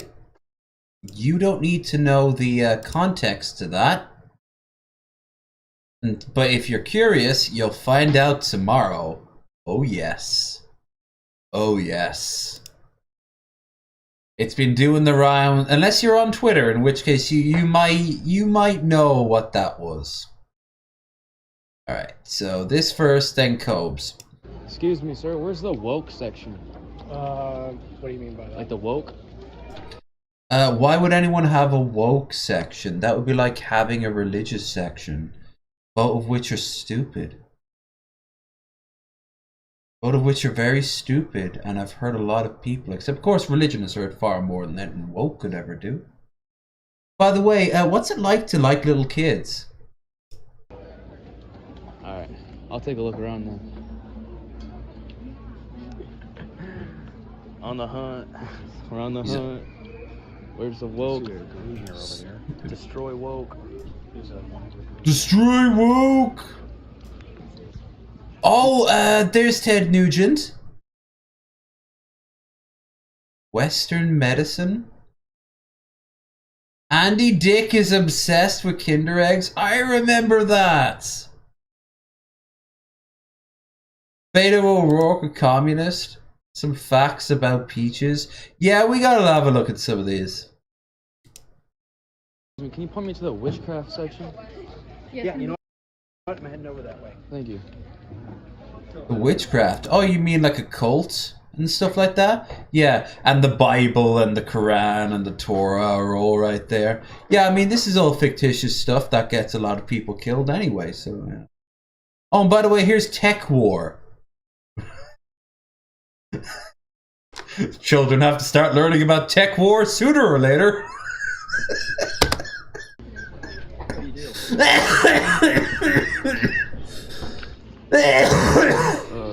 Barnes and Noble. Promoting witchcraft. This guy has like such a punchable face, but you know if you punched him once or twice, he'd pass out and there'd be no point to continue to punch him. So it starts over here. Barnes and Nobles doing money. Actually, you know what? I'm saving this for tomorrow as well. It's only a short video, but I want to hear what feedback people are going to say. I want to know what fucking the deal is with Peaches.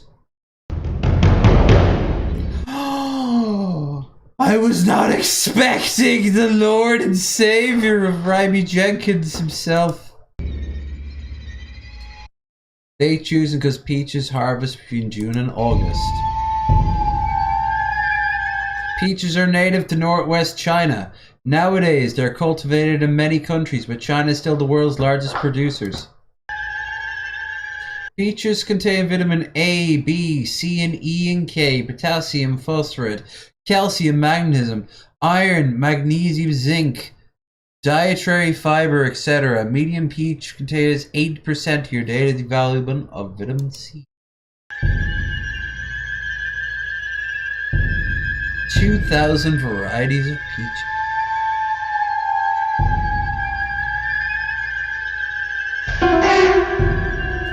If you can find peaches in your local store today, get a few and enjoy this delicious fruit.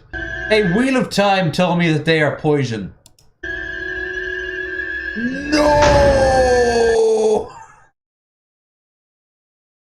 Nice. Alcyon Autobot.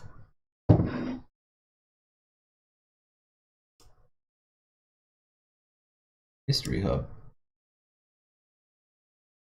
Oh. Self-upload.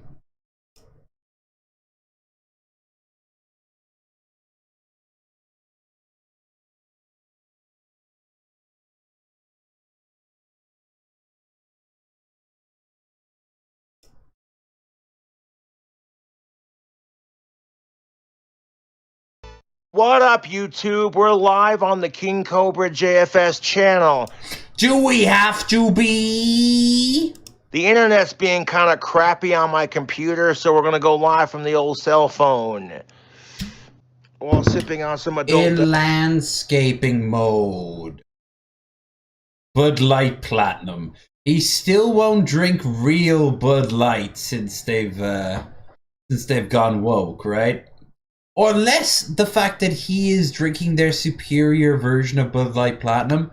That means, by default, he is doubly supporting the woke agenda. That guy from Barnes & Noble will be very angry at Cobes right now. Beverages. This is the Bud Light Platinum. I haven't gone live on my channel like a whole month because I've been working on my new album. And I saw some of the titles for the songs and fuck yeah! To prove a point, I don't go live for a whole month. Everyone talks about it, even on the subreddit, like, oh my... Really, Bill? You drank Bud Light and it's not that good? I remember last time I tried to do a Wasted Wednesday with Shabisky, he we were gonna drink Bud Light together for Cobes, and he said last time he was up in the beer store, he just didn't want to pick it up because he thought that was a waste of money, and I was like, wisdom. I couldn't find a can because they hadn't set up the beer up there in the petrol station yet. They do Bud Light up there now. But yeah. God, Cobra's live. When he shoots himself like this, his hair doesn't look terrible. When he shoots himself like he normally does, where like the camera is kind of like down on him, you can see his bald spot far more. And then he gets self-conscious about it. If he's self-conscious about it, what he needs to do is, before the show goes live, the next show goes live, he has to turn his camera on, but not go live, and just set himself up the way he wants to be. Now me, you're probably thinking, hold on, low energy. Mostly, some days you take up like 15% of your own screen. What the fuck? How are you able to talk like that? True. That's because I'm a lazy fuck who's kind of in an interim stage preparing for the day where he gets his green screen. We're not getting any equipment or anything like that. I'm gonna get myself a green screen. I'm gonna have a sort of Shabisky background, just a proper green screen, or just like a whole wow thing going on. I was thinking of starting with a Hellbent thing where it's just my head, like, oh. But then I could also, I don't know, I could get a I could find footage of Cobes' apartment and then have it like in the background. Drank the Bud Light to trigger the right. All it did was make me sad. I was drinking Bud Light to trigger the right. Yeah, that's the thing. Like, most memes I see online aren't, I'm drinking Bud Light to trigger the rightoids. It's, they're pissed off about Bud Light. I don't like Bud Light because it's piss water. There's a reason for years we've been mocking this dude for drinking Bud Light. It's not because it's a secret, woke, estrogen-fueled, trans, dog whistler sort of booze. It's shit! Now, if they did this with, like, a Blue Moon, I'd be like, hey, conservatives, behold, Blue Moon, have been waiting for so long. Hey. The Cobra hasn't gone live in a whole fucking month. Who cares? Meanwhile, my beer is very communist. Who physically fucking cares? When I go live, it don't matter, dudes. And of course the trolls have to say stupid shit to try to fuck with me, like, it's dumb, dude. No one's forcing my trolls to watch. I'm going to heat up the next couple of cubes of lasagna, and also go to the toilet. So Cobes will keep you busy while I do that. Don't forget to like, share, and subscribe. And don't forget, look at this sheer amount of vodka. For $1, I can add to my alcoholism. That, however, is up to you. I'm not going anywhere right now. To watch my videos. If my trolls went live, I wouldn't care. I would ignore it. If I hate my YouTube trolls, why the fuck am I gonna give their YouTube channel attention? I want more lasagna. Logically, that doesn't make any sense. You like watching Cobra go live? Hit the like button and subscribe for more. Being told my self-worth is valued on how big my muscles are or how much pussy I'm getting. Fuck that shit. You're a fucking piece of shit incel who can't get laid. And I'm like, I guarantee you my trolls ain't getting laid because they spend all day fucking with Cobra or trying as hard as they can to ruin my life, and it's sad. I'm a grown-ass fucking man, so if a woman says to me, but baby, why? I'm gonna lift up my fucking shirt and be like, I got chest hair for days. Ain't no baby up in here, man. Fuck sickos. I get one to play with some of-age titties, but you don't just ask a woman if you can feel her tits.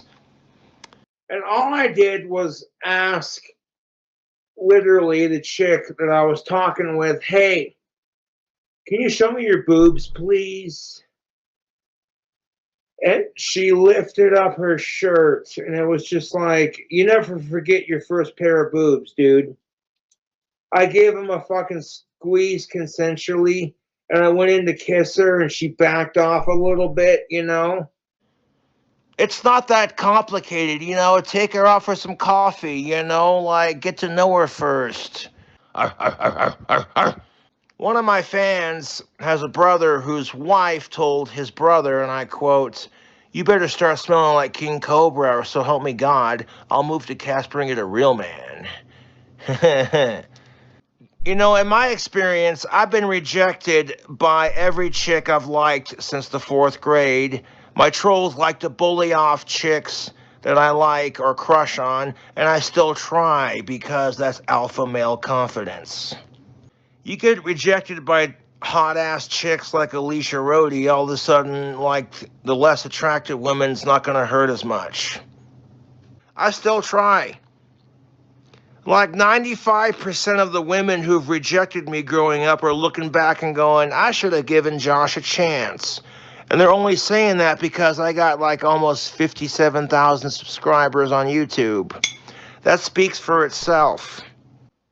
Should we grab another one? How many of these have we got left? 5? 4? Who cares? If you're like having a conversation, fucking God, 1 second, YouTube. Jesus fucking Christ. God. Tubes.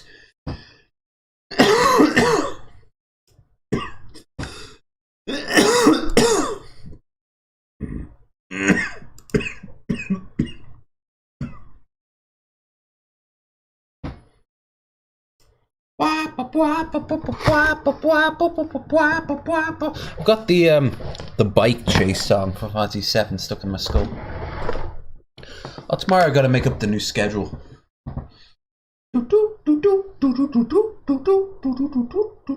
Hell yeah. Fucking over this dumb shit.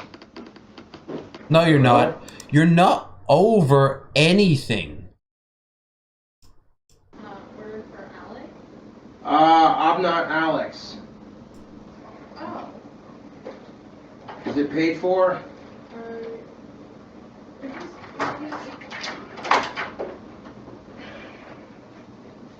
this 28 weeks? I'm sorry. Yes, it is. Yeah, it's My paid fucking for. trolls ordered me dumb food, that's why I have to sign. I don't care, buddy. You smell like ass. Get away from me before I call the police. On my door. So that when I stream, you know, if it's paid for. Yeah. I don't care. Like I got places to be. So sign form, not sign form. It really doesn't matter. To ignore the sign so somebody knows you have the sign on your door. Oh my God, my trolls are so fucking dumb. I'm sorry. This town must be like so self-aware of Cove. There must be like a Josh Saunders sort of like training video.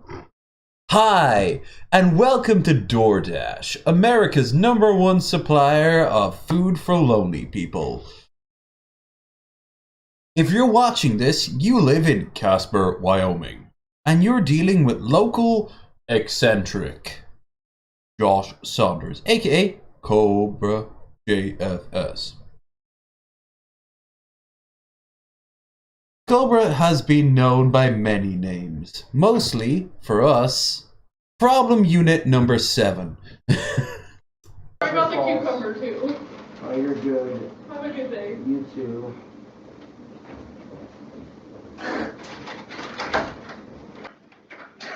God, my trolls are sad.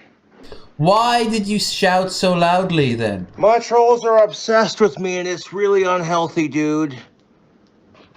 Back to the video. What Tarman said is 100% what's really true. fucking cringe. My YouTube He needs a life coach. trolls sad, pathetic lives. People are obsessed with me and it's unhealthy. Oh, you didn't get the reaction that you got, that you wanted. He keeps thinking this is how you want to talk get about them. insecurity? But my they trolls get are exactly insecure the with who they reaction are as they people. want. They're so jealous of King Cobra JFS. Motherfucker, I am a moron. I brought a goddamn pint glass, a Guinness glass with me, no less. I haven't been using it once.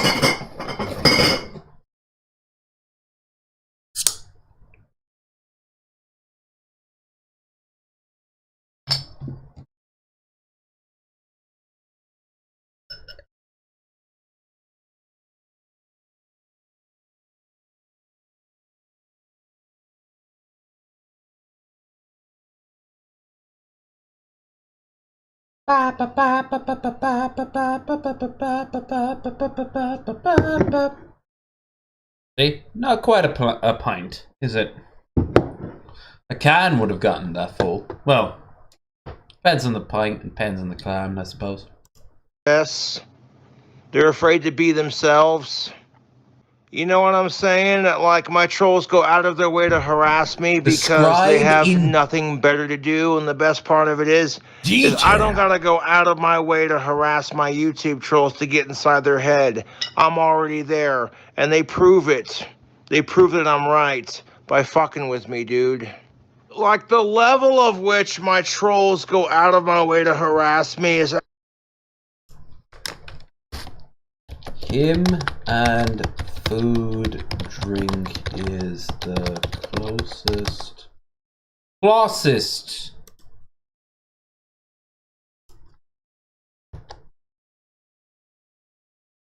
Closest he has got to sex in almost a decade. Hell, at this point, I would not be shocked if he jacks it to pictures of hamburgers and fried chicken. Wow. Actually hilarious at this point. Because you're so desperate for attention from Cobra. You're so hot,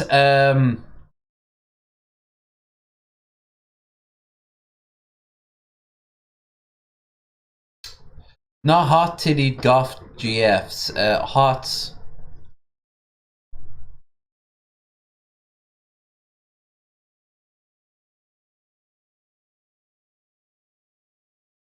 wing. What would G be? Gluten-free.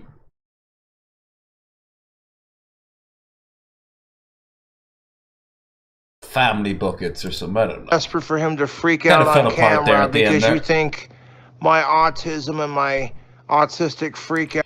Every time he wants to blame his autism on something, I want to hit him. I've got autism. Fucking Vosh is on the spectrum.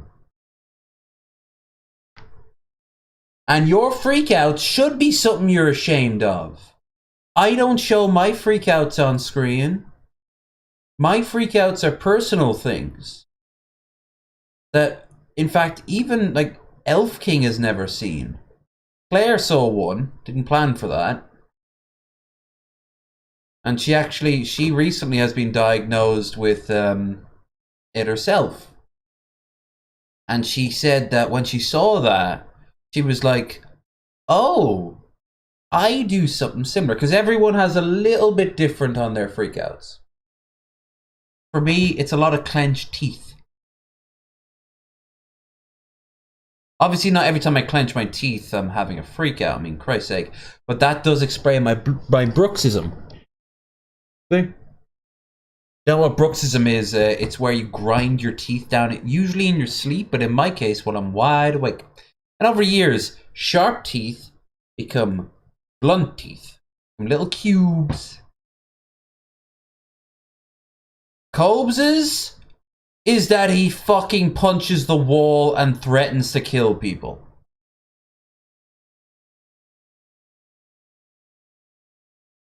Like, he needs a parental figure. It doesn't need to be his dad. His dad had to go to a fucking college course to learn how to handle him, which is, I suppose, fair. I mean, Cobes is not exactly the most easy person to get along with. But it's really simple. Force him to stop acting. Oh, damn, there's like a third of the bottle left in this. I'll me right up. Wow. Acting the way he does. And that'll stop the trolls. If he stopped acting the way he did. And by the way, this is not his natural state. This is a defense mechanism. Maybe not the outfit. I don't think his love for Ozzy Osbourne, for example, is a defense mechanism. The same way my love for strategy games is not a defense mechanism.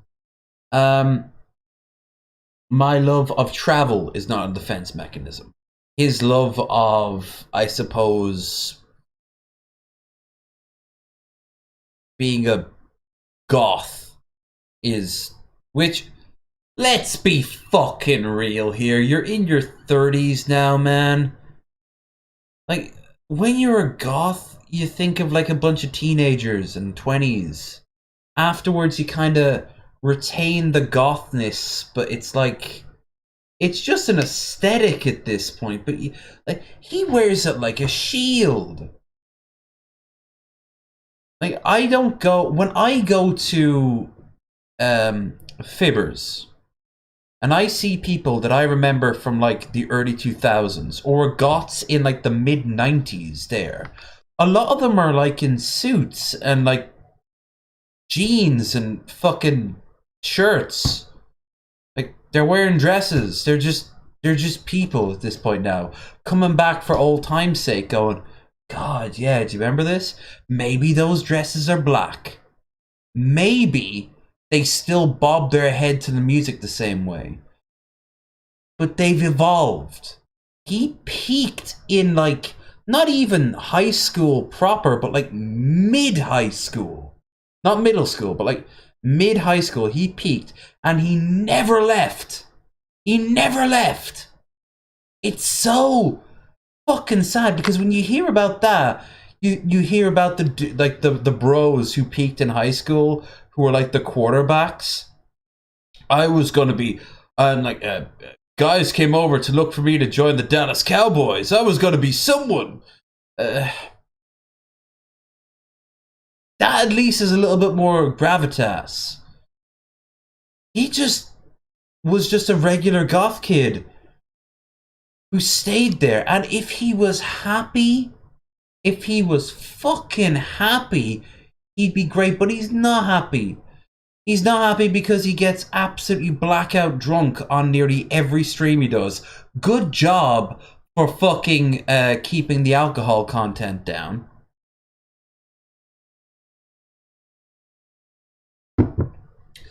I say as I'm literally taking a drink. I'm still only drinking once a week. Had my little week before last. But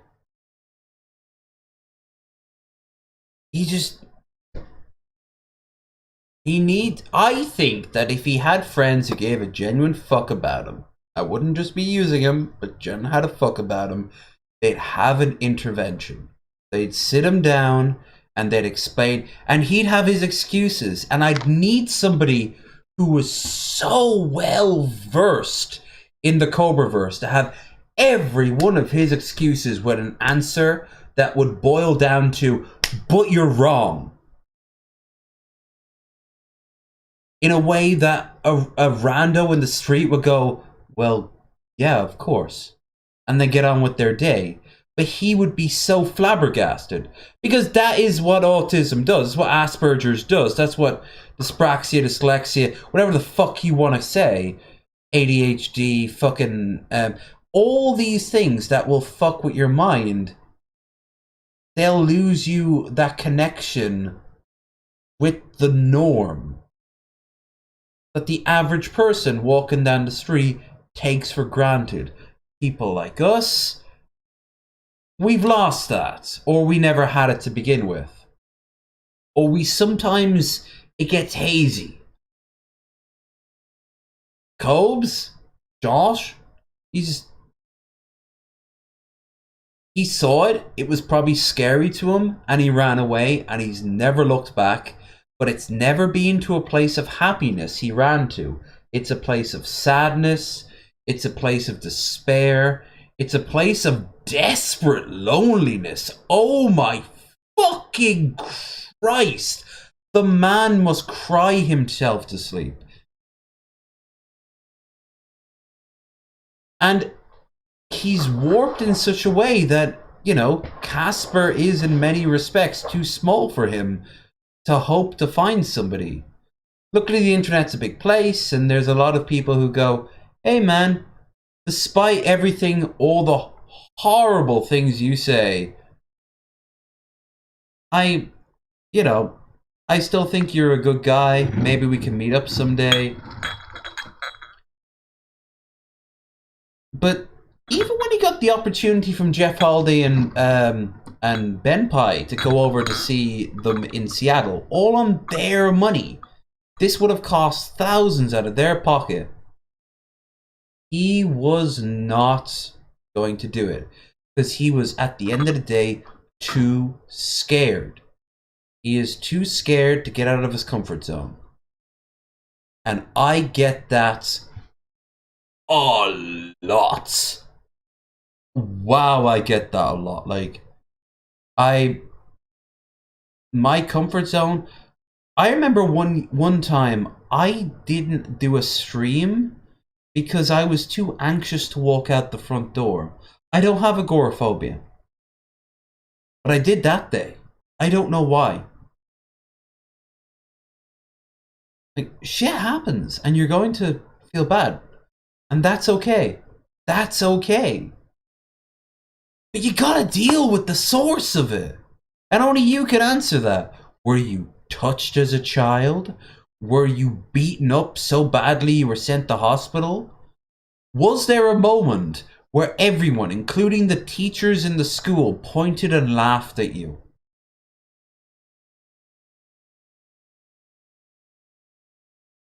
You gotta deal with that. You gotta come to peace and you gotta fucking move on because time's a clicking.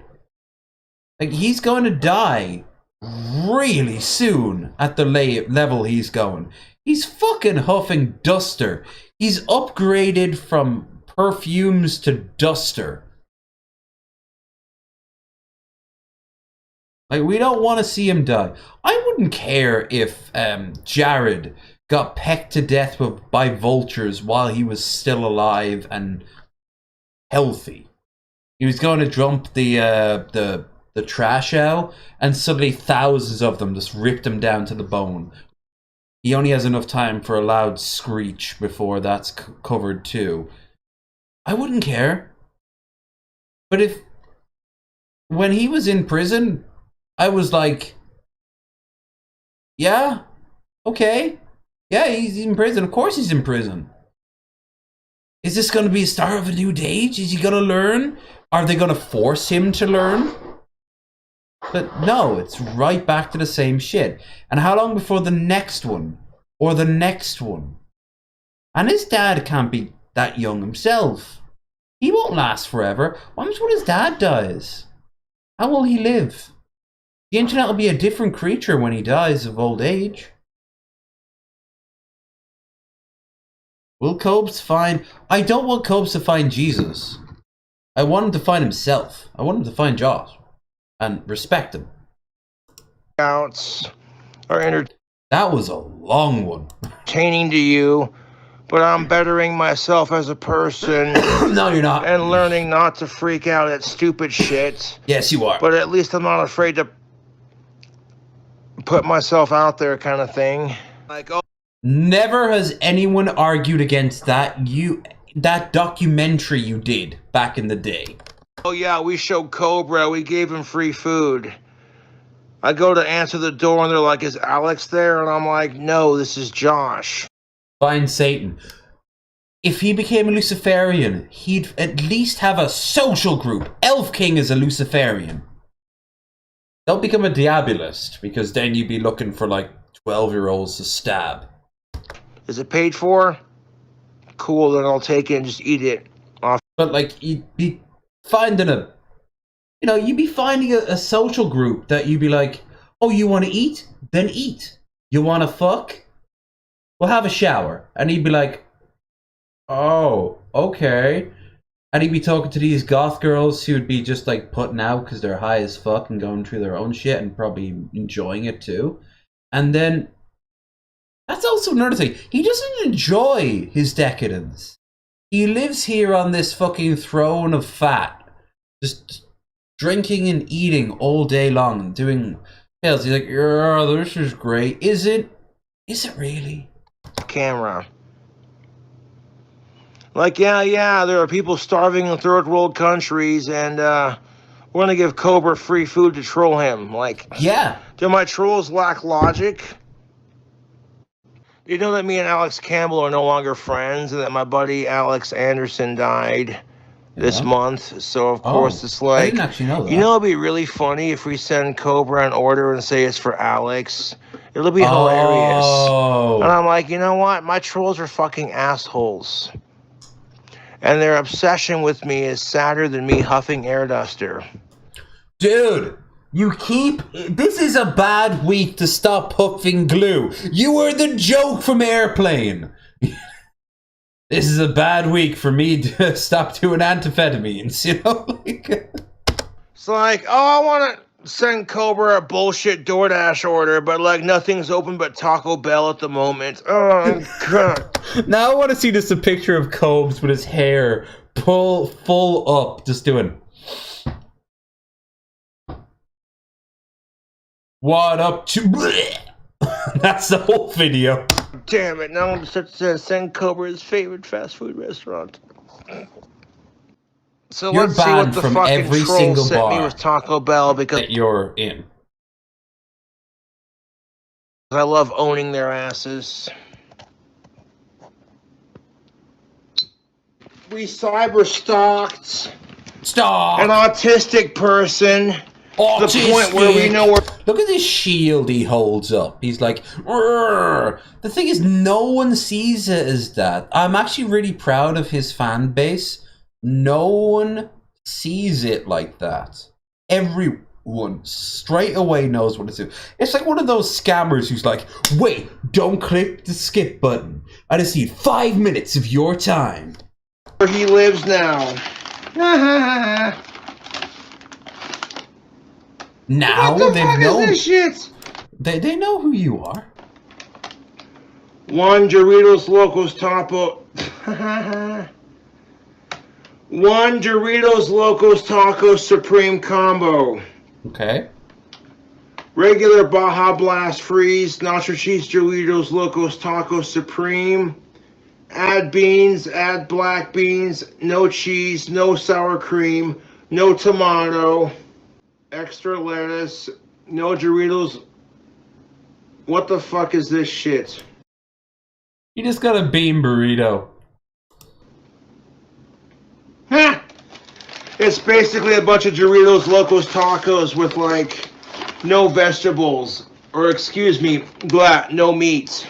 Oh, one of Josh's fans. Oh, because he, because he doesn't like eating vegetables. Like, that was hilarious watching him trying to eat the weird thing is, he was paid I think he was paid like 500 to eat a bit of vegetables on stream. So he didn't have any. So instead of using that money to go out and buy fresh vegetables, he went and found like a 5-day-old like carton that had a bit of celery and ate it and said it tastes like ass. Of course it fucking tasted like ass. You could have gotten you could have said fuck them and got a potato. It's a vegetable. Send him a... You could have gotten corn and made popcorn. Doritos Locos Taco Supreme, and they sent him like 3 of them with... Well, actually, that's a grain. Ooh, you could have gotten a zucchini casserole. Everything on there that he likes. So we're gonna make fun of him by sending him like nacho cheese Doritos Locos Taco Supremes with no meat. Oh, I don't that'll like how show he Cobra. describes it. Like, oh my God, Cobra, you better not eat this troll food on camera.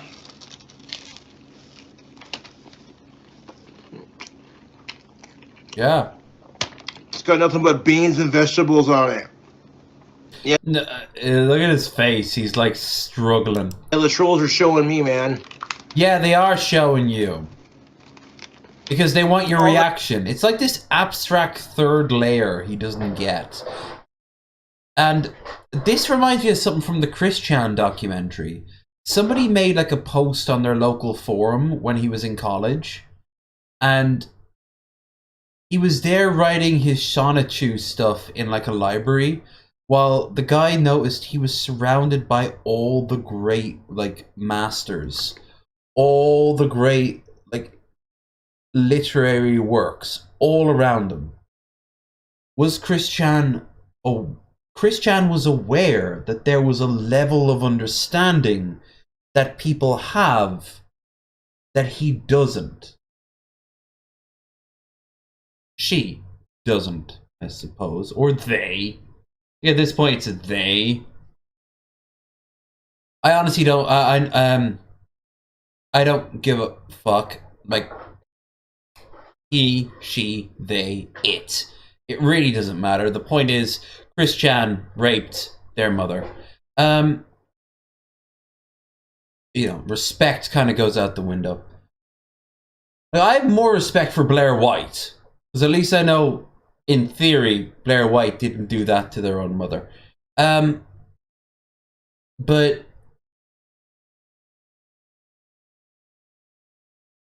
like, Cobes, I wonder if Cobes sits at a bar when he's not being barred from said bar and looks around and sees people like interacting with people, and he's aware that there's this understanding going on that he'll never have. And I wonder if it fills him with bitterness or confusion, because for Chris Chan, it filled Chris Chan with confusion. I think with Cobes, it fills him with bitterness. For me, it fills me with fear and a little bit of shame at myself. Because there's understandings, there's rooms I cannot read. And before you say, not everyone can read every room, well, of course. I get that in theory.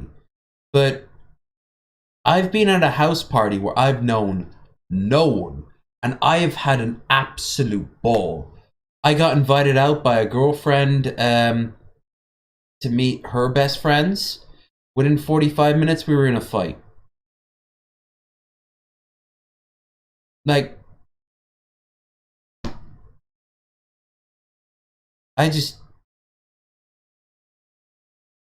like, Aspies are intrinsically not good at reading rooms. You have to train yourself. And if I can train myself, this motherfucker who can pick up a guitar and use it, not great, but he can use it.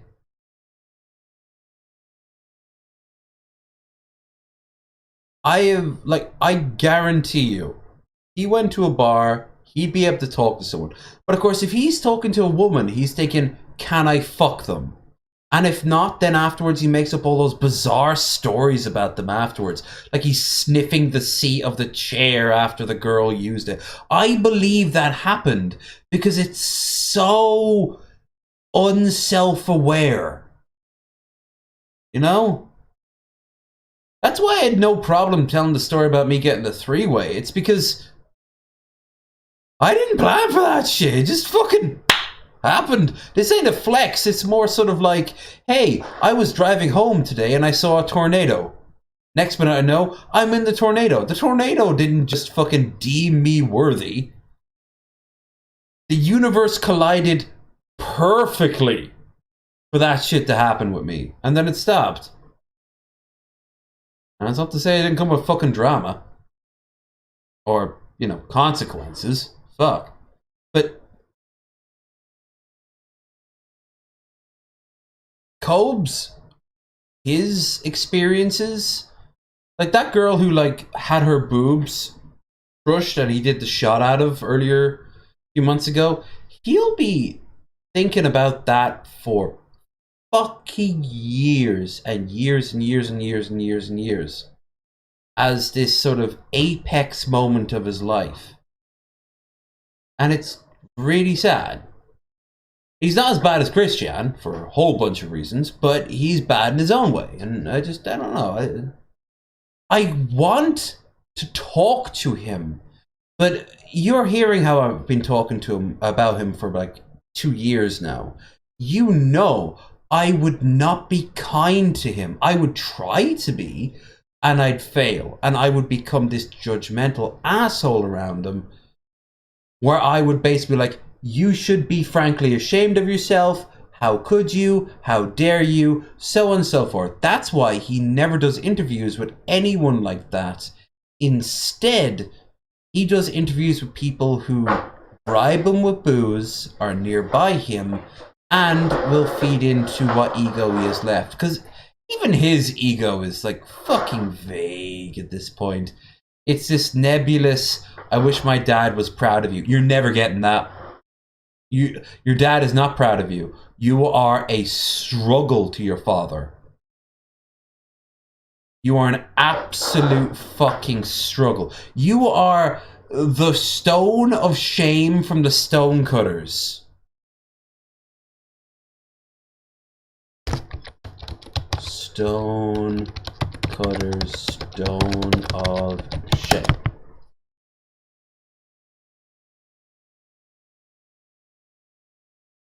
Any scene of it where we don't have to see Homer's ass? You don't see Homer's ass here. In this one. Remove the stone of shame. Put on the stone of triumph. That's you, Cobes. That's your dad. That's you. And he loves you. He does love you. He wouldn't carry you if he didn't love you. But you're the one that makes this a fucking struggle. Don't ever be this to someone else. Because, for starters, nothing's stopping him from cutting ties with you. In fact, it would be probably healthier for him mentally just to go, nope, done.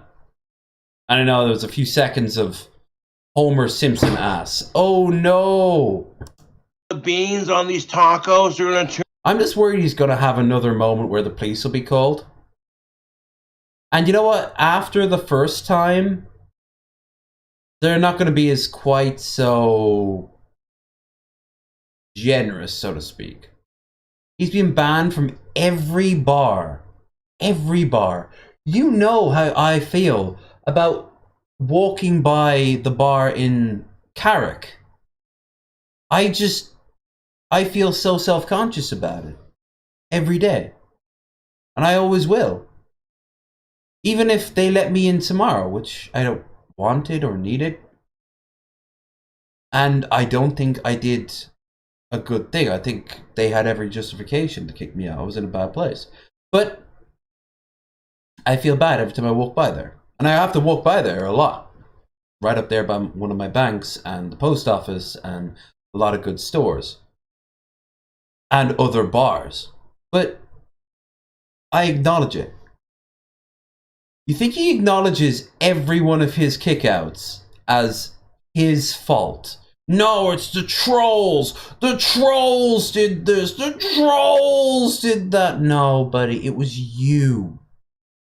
You went there and you streamed. You put a giant fucking target and you're shocked that people targeted you?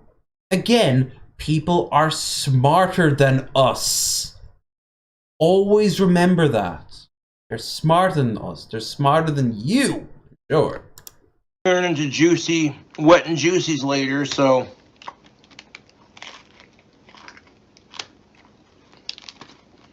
Oh yeah, you showed Cobra. Here's some free Taco Bell, you. Look at his face. He's like struggling to chew it. Yes, they did show you. You asshole. We took the meat off of it and loaded it with beans and vegetables. You better cry about it on camera like you did on your 9/11 stream, Cobra. I'm straight for of-age women that are alive and cisgendered. He's obsessed with his 9/11 my trolls know that me and Alex Campbell had a falling out because he was pushing his boundaries with me, man. So it's like, that's too goddamn. Wait, is Alex the warlord? Funny, dude. You're like, ignore the sign and knock as loudly as you can. And I'm like, the desperation they have to go through to harass me. It's like, well, the sign's doing what it's supposed to do. I'm like, if it's paid for, leave it at my door. And I'll eat it later. The sign, yeah. He has a little sticky note that just says, if it's paid for. Oh, yeah, so Cobra. We're gonna send him some Doritos Locos Tacos from Taco Bell and not put any meat on it. Huh, huh. Make fun of him because he doesn't eat vegetables very often. Huh, huh, huh. They'll show him.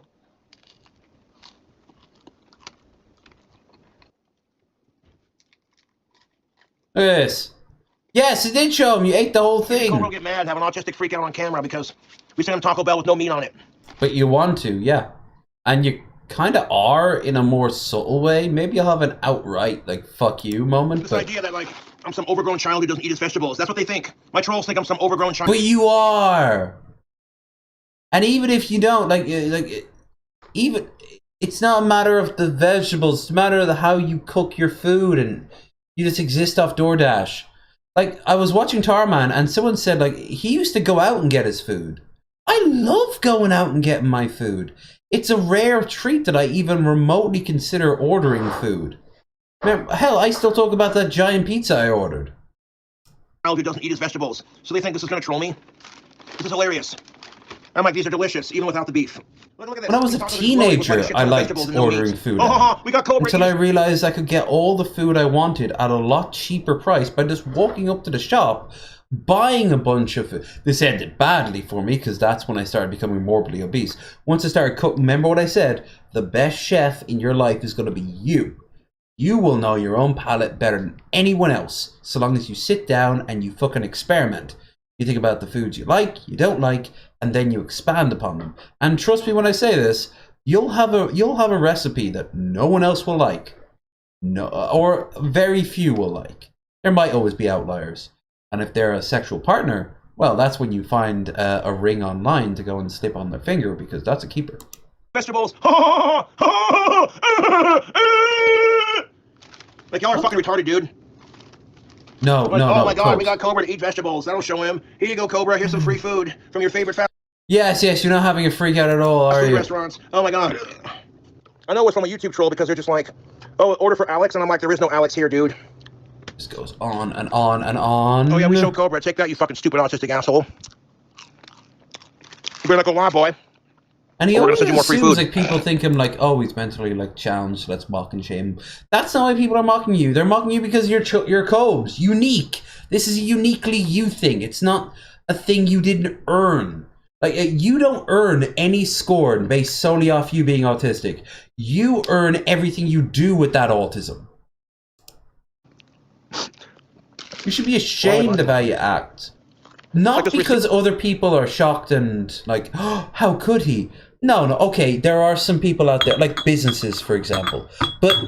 And I guarantee a lot of women were creeped the fuck out by Cobes over the years. But because of how you treat yourself. Like, you go to a heroin junkie living in like a room with nothing, just in the corner. They're just shivering with like a little burner and a fucking, with their lighter and shit like that. Are you gonna say that they shouldn't be feeling shame? Yeah, they should be feeling shame. They're living their best life, are they? That they sent me from DoorDash. You could argue they're not creating much of an eco footprint, I suppose. Carbon neutral. This is ridiculous. Doritos Locos Taco Supreme, add beans, add black beans, add cheese, add sour cream, tomatoes, extra lettuce. Return to tradition, like, look at this become receipt, dude. junk. This is ridiculous. Return to junk. Oh yeah, you should. Go into the woods and just fight elk for magic mushrooms and just live. Forget language. Oh, Cobra, I want to say to my trolls, thank you for ending my dry spell because you just got fucked by Cobra. And on top of that, Hell, you get if free you food win after I against fucked you. the elk, Man, I then made my you trolls my get bitch. all that'll that show Cobra. meat Like, what and are a you doing free with your pelt. life, dude? The person you fucking hate rules your fucking sad life. Otherwise, you wouldn't try this hard to fuck with me. I keep saying this crap to my trolls, and they just don't get it because they're fucking morons. My trolls are stupider than the dating scene right now, and that's really saying something, YouTube. Like, oh my God. What the fuck does that even mean? You wouldn't know about the dating scene. You haven't been on the dating scene in years. I guarantee you he's too scared to have a Tinder account. Because at some point he had a Tinder account, and I guarantee you his Tinder account was like full of like people catfishing him. The standard catfishes, which are the most obvious people in the world. And then you've got like the people specifically looking for him. Like the stock footage of like the Kat Von D 22. Wow, you're the King Cobra? Wow, you're like, you look kind of familiar, but you're a woman talking to me. Yeah, send me all your personal information and I'll show you these totally nude pictures of me. We ordered a taco without meat. That'll show Cobra. You better not eat that on camera, boy. Sharon! Taco Bell, Sharon! Remember, he's not freaking out. I'm still kind of hungry, man. I got that leftover pretzel pizza with the stuffed crust action. Ew. You could have done something with that. If you have Doritos, you could have mixed that in. That's where you're fucking... That's where... Yeah. Like, Ben said it best. No, Ben and Monty have both said it best about Cobes. That's a great picture of him, by the way. He's a good chef when you've got, like, scraps of fast food left over and you just want to consume without thinking. Like, maybe you're in a depressive mood. You want comfort food. He's a great comfort food guy. He's better than Lord of Patriarchy for that. Man, I'm eating like a fucking bachelorette king tonight. Fresh Taco Bell. Bachelorette king, yeah, when she's fucking 19 and I guess she's been... Well, then not make her a queen. This day and age, I don't know. Leftover pizza? Oh, man.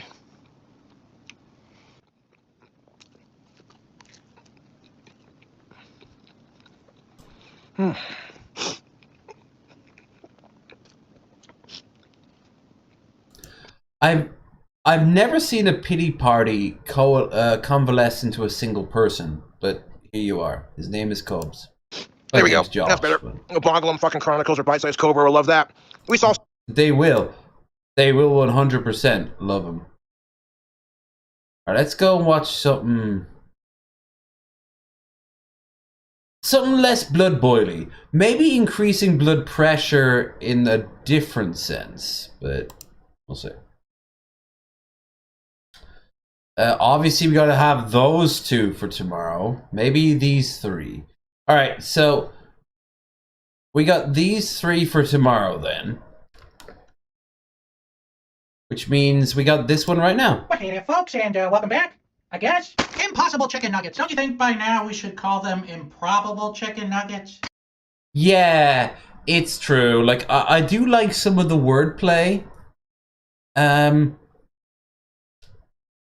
There was, I picked up a bunch of sausages a few months back, and they were called, like, sausage.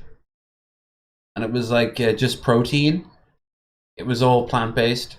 They were okay. They tasted fine. They tasted not as good as real sausages, but they did taste fine. The texture was nice and uniform, which I like. But I will say that the sort of tension you get with like fat and fibers and shit, that wasn't there, and I didn't like that.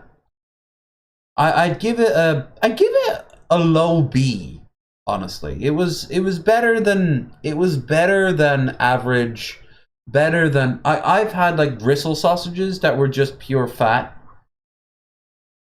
that you got for like 50 cents and you got 6 of them. Like for €1 you could get like a bunch of hot dogs in a bun. Back in the day, and those were the most trashiest of trashy foods. But they'd fill you up. If you were drunk, you wouldn't have given a fuck. And I tended to be drunk, so... It's what plants crave! Tended. Unlike now, where I found the Lord. Oh, there we go. Nothing like an easy-to-access package. And there they are! They look like regular chicken nuggets.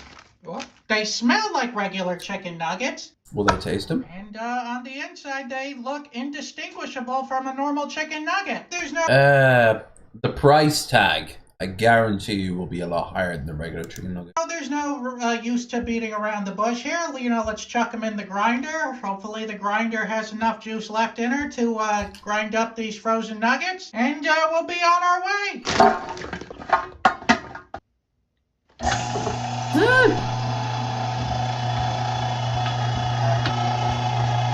Rare, unshaded, ordinary sausage. It's a sausage in the USA! Ah! These fake nuggets smell like the inside of a Ruby Tuesday. I don't know what that is. No water. In 3, 2, 1. Nor would there be. They're very dry. If you've ever wanted to look at some expanding your sauce palette, going vegan is a good time. Let's sausage! Oh, look at that constipation. Oh. Something fulfilling about finishing With it, though. special thanks to today's Mark Boxalo box artist. This guy! Hey, Mr. Sausage, will it blow? No, it's too heavy. So, I think he's probably right, but, Yeah. will it blow? No. It does not blow. Well, that guy was right. How about a runner's-up prize? Yeah. Wow. And there you have it. So I'm gonna have to give that will it blow 0 Mark Ruffalo's.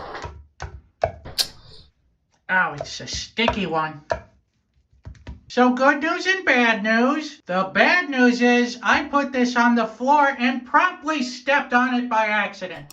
Why the fuck did you do that? How did you do? It's a fucking. So it's pretty busted. So, Yep. so that's the bad news. But the good news is Mrs. Sausage bought me this griddle like a year and a half ago, and now I finally get to use it. And I was like, why'd you buy me a griddle? I'm not gonna use that. And she said, you maybe you were right again, Mrs. Sausage. I guess Mrs. Sausage was like looking for a gift for him, any gift. And then she's like, oh, for God's sake, he's probably gonna break the thing, so here you go. Here we go! Whoa, look at that! Oh, that's a good looking sausage. Well, alright, I think this sausage is cooked. Oh yeah, hey, that griddle works pretty well. Well, alright, let's open it up and see how we did. It looks exactly the same. Oh, that's a big sausage. Okay, here we go! Hey, it's pretty good actually. Yeah, I imagine it would, it's yeah. Solid, it's not mushy. This works. I still think it's a bit dry. I'd put, because it's meant to be chicken, I'd put a little bit of like, maybe like even hot sauce, or maybe like cream cheese. As a sausage, I mean, it kind of tastes like real chicken nuggets. Again, vegan. Everything about this has to be vegan. It's like chicken nugget light. Ground up chicken nuggets made of plants make pretty good sausages. The sausage tastes good for, what it is. I'm gonna have to give this sausage here a 4 out of 5. Nice. Bop, bop, bop, bop, bop, bop. I got my hands up, doing a thing. Nice. I've been getting into a lot of Jordan PH again. Been rewatching his stuff just because I've been playing a bit of Baldur's Gate. I've just gotten to Baldur's Gate, so I'm playing a sword and board guy. Nothing really fancy. I just want to experience the experience, Crumpets, you'll never buy another crumpet from the store. Look, that crumpet looks impressive, but I really like the whole bubbly, airy crumpets you can get.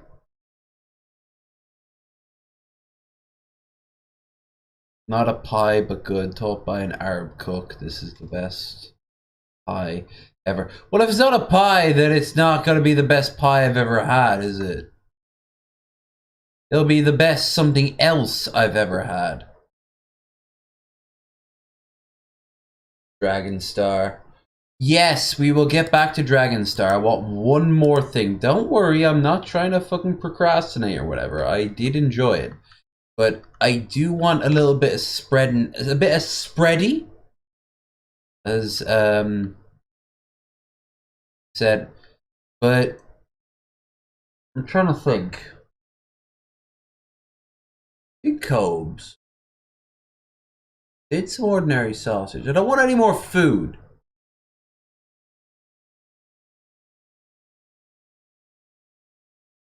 I have the perfect idea in my head, but it's not coalescing.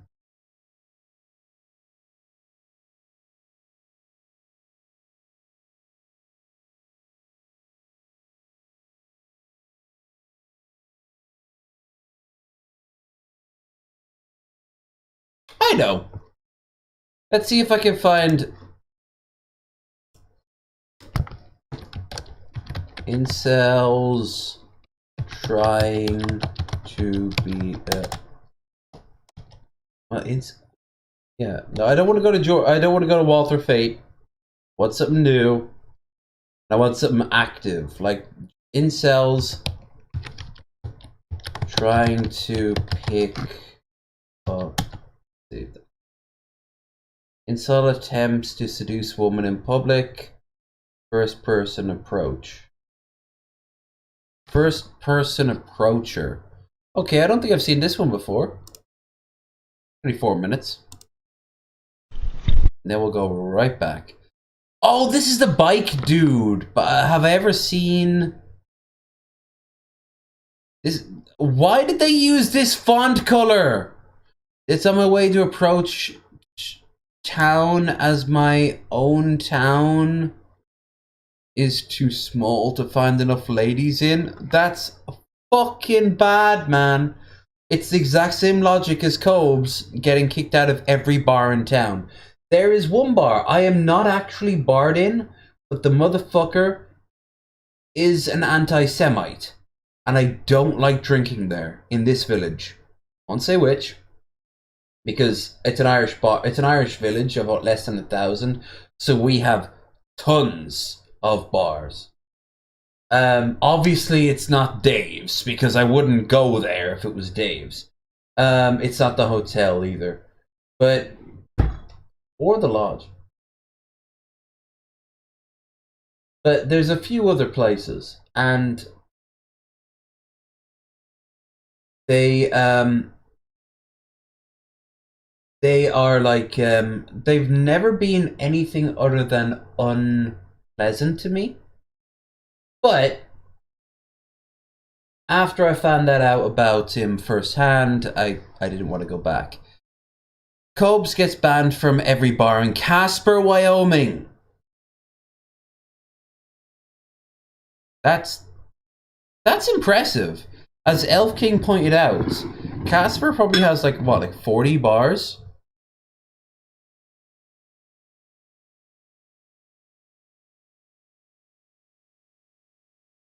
This fucker, however, has been rejected by every woman in his town. If there is, say, a 50-50, right? Say there's, I don't know, 900 people in this town, right? Half them are men, half them are women. Half that, again, is married. Or perhaps too young. That's still 100 and change. 200 and change, even, if you want to get, like, very, specific.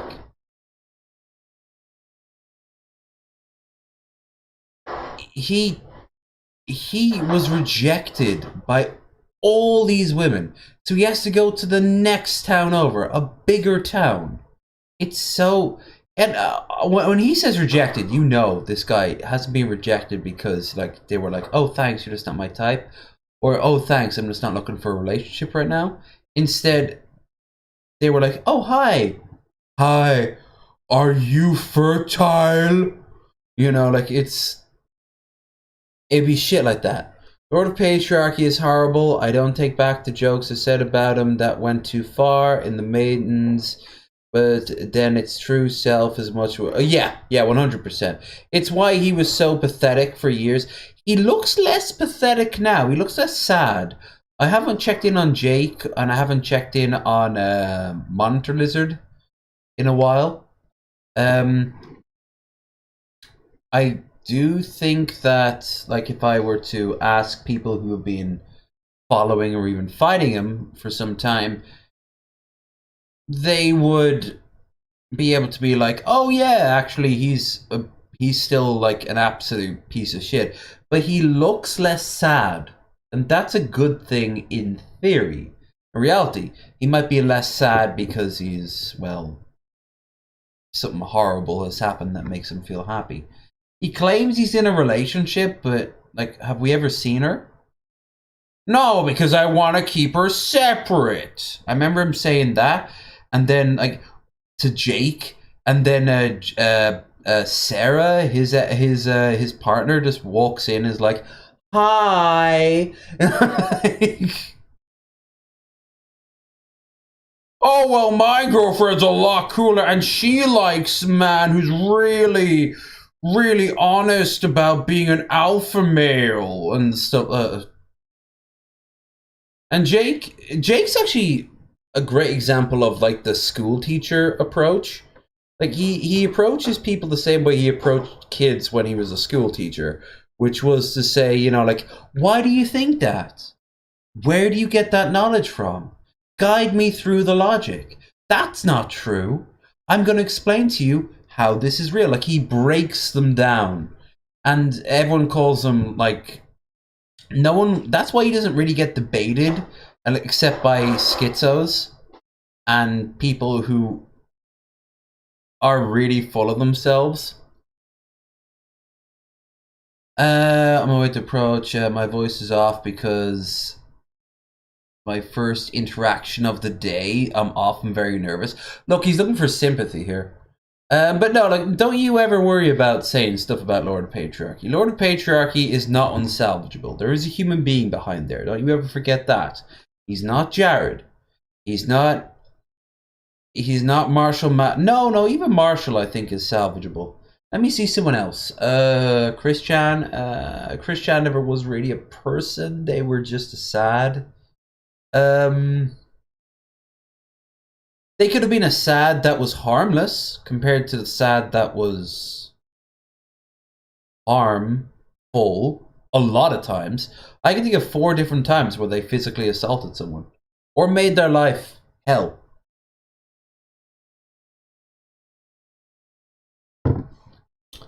And that was like someone completely separate of his family. Not counting the fact that they raped their own mother.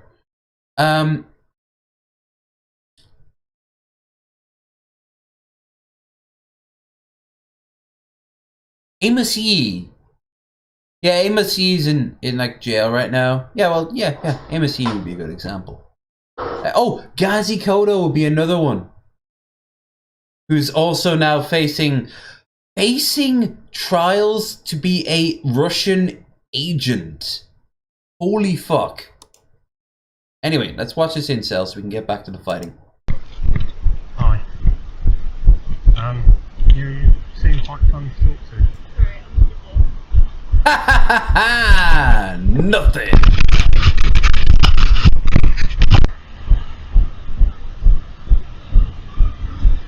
Oh my god, you can hear his heartbeat. Excuse me. You seem quite fun to talk to. I'm alright, thank you guys. Okay. Rejection is beautiful when you've earned that rejection. I do wish as you like increasingly fail, there would be a crowd of kids who would follow and laugh at him constantly until he couldn't get a word out with like little bits of stone being thrown into the back of his head. And like they were pushing him and then running away too quick. I mean, I want them to be really young kids too. Like fucking like 8 at the oldest. And I want them to just like throw stones and shit. It'd be great. Because at that point, like there's this ape instinct from the human mind to run away. One of the greatest things Mel Gibson ever did in Passion of the Christ wasn't all that absolute fucking gore porn he did. It was the death of Judas. Watch that scene and tell me that doesn't like hit you a little harder than all that sort of guy, I'm in pain, that sort of thing. Sorry. Now imagine if Jared walked down the street. Hell, that would be the equivalent of him getting like denial porn. Oh god, his heart is beating like crazy. Okay, this is a fight quite famous. Oh my god, self-awareness is important.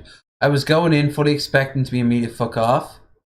She was also a bit unsure as to whether... I couldn't read that because of the weird fucking font. She was overaged? Who the fuck says that? I was, if she was overaged or... Not underage, overaged or not. As they can start as... What?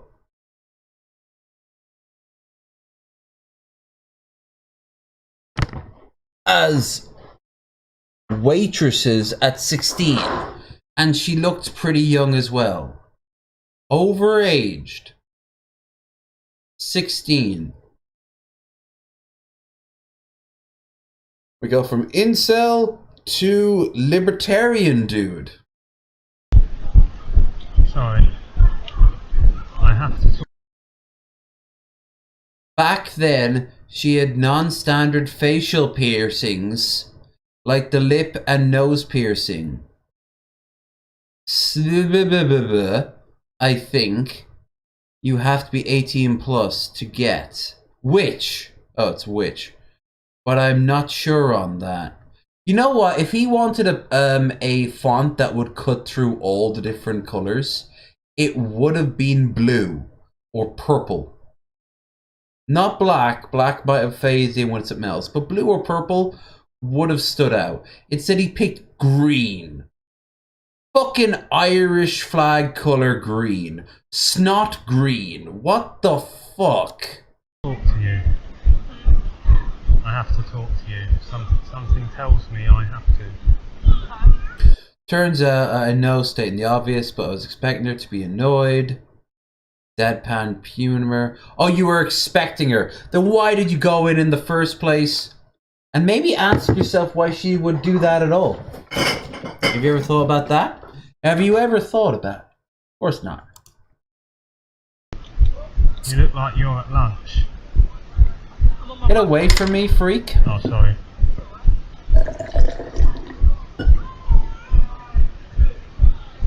Hear that? Hear that? She said it's alright.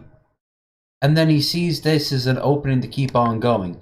This is where a life coach would like pause it, and he's at this camp, he's like, right, here's what you did wrong. No. All of this, no. Why is there numerous videos in this? Why was there a first video on this? Well, because I saw online, those people are horrible, and you need to tell this nice person from the government who they were. You could do that, can't you? We believe in you. And then some of the saved people will come in and be like, come on, man. Was it Andrew Tate? It was Andrew Tate. Was it Jordan Peterson? It was Jordan Peterson. And the next time one of them shows up in the government, like they land, they're just going to get grabbed as soon as they get out of the plane. Like, stop it. Women expect to get hit on drunkenly at the bar. It's still not great, but it's something. Teenagers get hit on, I suppose, in school or at social events like house parties and shit. 20-somethings, well, 20-somethings are horny as fuck, so you can get hit on wherever. But here's the best thing of all. Don't walk up to a woman and hit on them. Walk up to them and ask them something that you know that they'll be able to help you with. Oh, you're having a problem with your mathematics. Well, I hear you're actually really good at your math. Maybe throw her a little bit of money and she can go and give you a few pointers. Congratulations, now you're talking. Guess what? You're not getting laid from that, nor should you be, but now you're a little better at your mathematics. That's it. No, that's the entire exchange. You never need to speak to her ever again. See? It's still a little bit odd because most of us were never in a position of such, like, peak performance that others needed you to do this shit.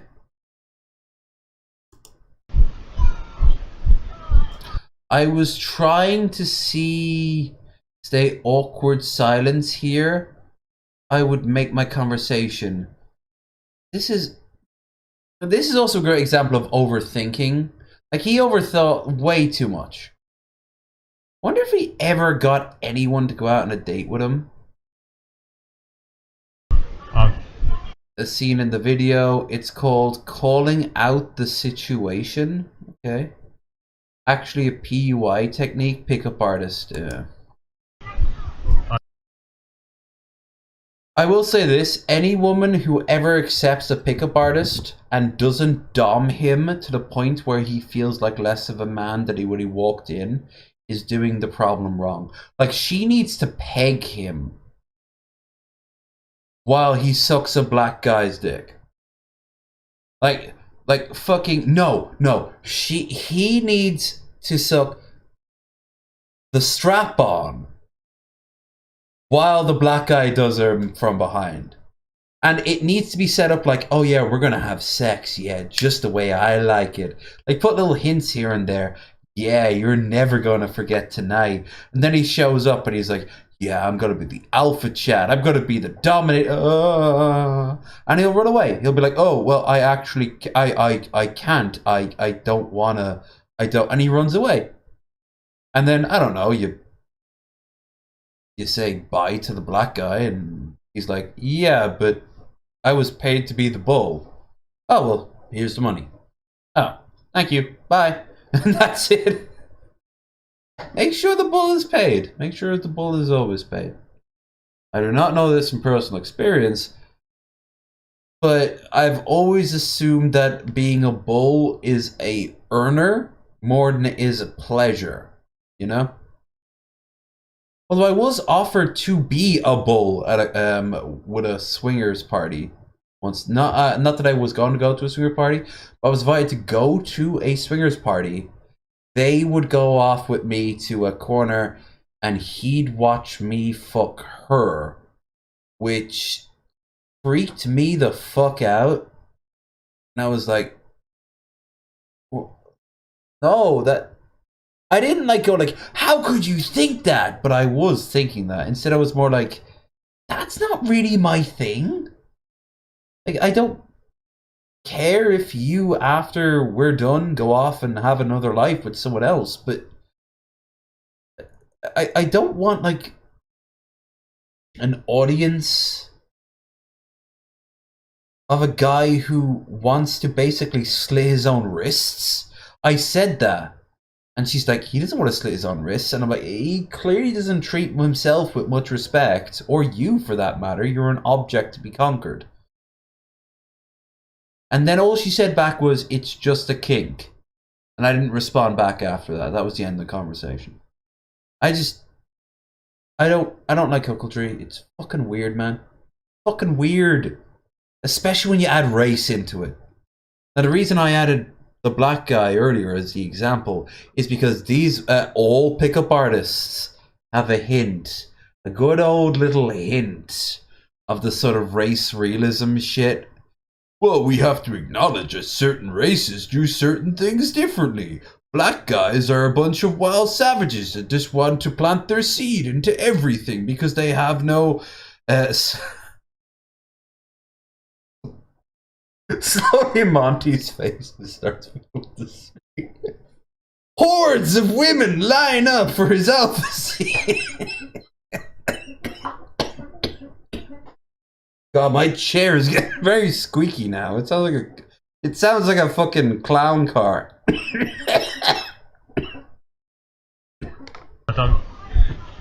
I don't really know what to say. No. How about nothing and leave? No. Do you have a name? Oh.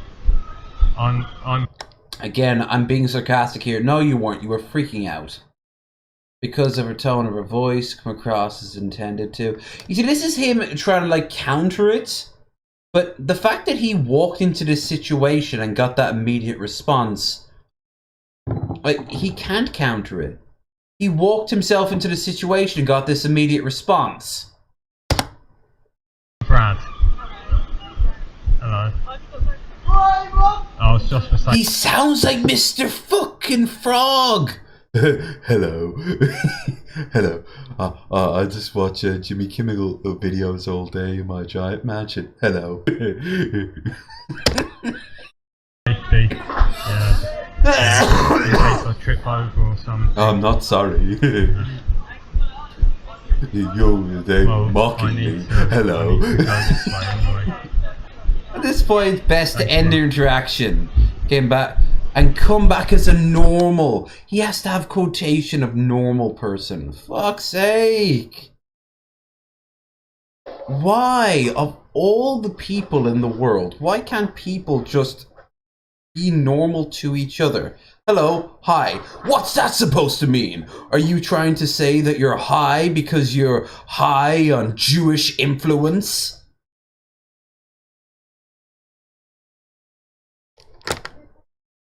You know they're out there. That dude walking up to someone, hi, where's the woke section? Or that fucker who got arrested, we'll be looking at him tomorrow for breaking up all the beer cans. He flashed his dick at a 16-year-old. I want these people to be happier. I could say anything I wanted. I could have said like, oh, I want them to get the chair or a firing squad. No, I want them to be happier. I want them to deal with their problems and overcome them so they're not pieces of shit. This guy included, he's just lonely and desperate and confused. He's making an absolute fucking tool of himself. And he should be mocked and shamed way more than the British. Notice you never see French incels. A French one wouldn't put up with that shit. And in Russia, they're given positions of power until they piss off Putin and hang on a tree, or fall down a tree. There.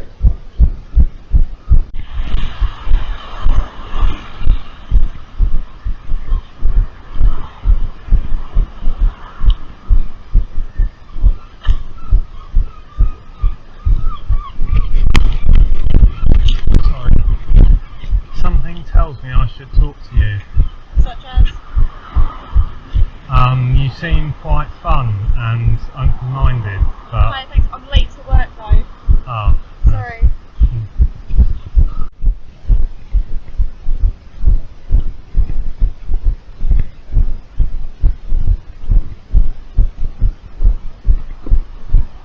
His heart is beating so much. I know he's on his bike. Something tells me Yeah, she's not having it. I should talk to you. Me? Yes. Why? You seem quite fun. You know the last time I did this to any woman? I was shit-faced. It was Paddy's Day. I saw a bunch of girls walking down the street and I said, "Way!" That was like 12 years ago. And you know what she said back? Woo! That was it. That was it. That was the last time I talked to a woman like this.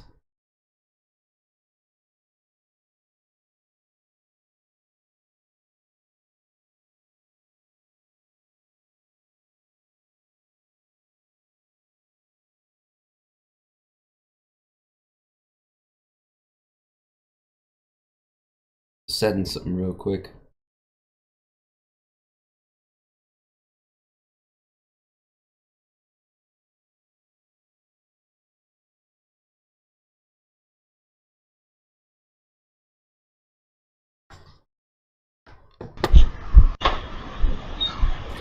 I'm pursuing this chick up an elevator. Opportunity to approach her. And then let's say her androgynous, I don't know if it's a man or a woman or if it even applies, partner comes up, kisses them and go, "Oh, this is the one that's been following you. and just leave it as that. They're kind of like, they have their hand on their shoulder like, You can tell there's something going on in their crotch, but is it a bulge or not? Are you willing to risk it? They're very pretty. But they're also look like they'd beat you in an arm wrestling match. Griffith from Berserk, basically. Griffith from Berserk comes up and just picks her up. I've had to do this for some girls. Like, they've literally been like, "Hi, honey, I've missed you." And she kissed me on the shoulder. And I'm like, "Oh, hey, hon, what's up?" "Hi, I was just talking to my new friend here." And he's like, "Oh. Oh, hi, you're the one she's been talking about." "No, I've just met her." "Oh. Well, what were you guys talking about?" You know, it was just stuff like that. "Nothing. It was nice to meet you." "You too." And she was like, "Thanks." And I, not the first time. I've told stories of when I was at NebraskaCon with Elf King, and this guy high on E. He was actually a sweetheart. He's a good example of somebody who really was nervous as fuck, and when he was high as all hell, he thought to try his luck. Elf's partner was chatting with some friends they had reconnected with across the hall, and I was at the bar, and this was just after running across the bunny girl. So I was feeling a little bit, you know, a little bit let down. Went over to see what my friend Elf was doing. Had a beer with me. I was getting quite intoxicated, and Elf was like, "Oh, hey man, come over." Yeah. And just before I sit down, this guy just randomly sits down and goes like, you know, he starts talking to Elf for the longest time, and Elf's like, "Oh, okay, okay."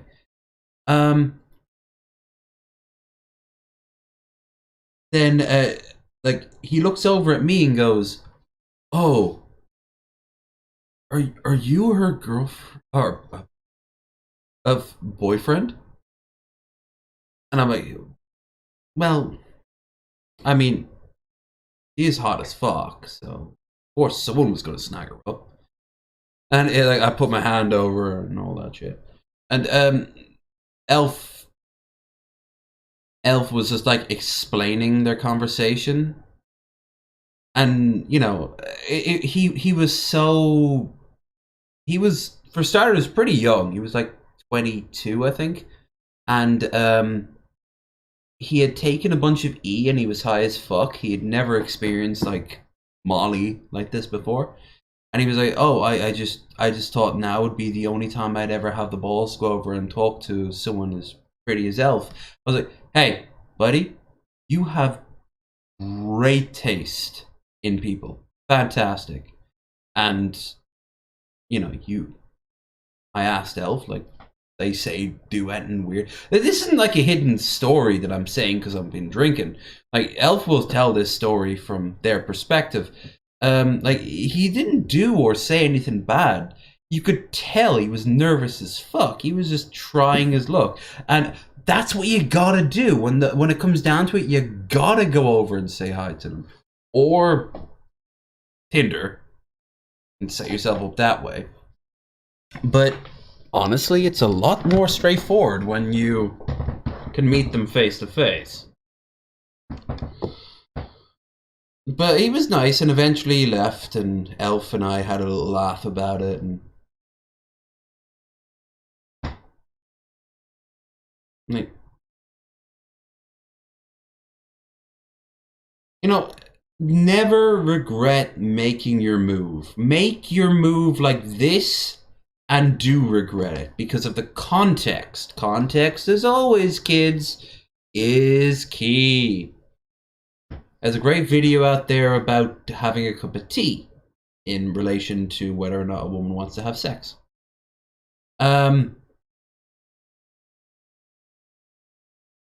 It is a very, very cool video, and it is very, very well made, and it is something that this guy would probably have like several My problems with the tea video.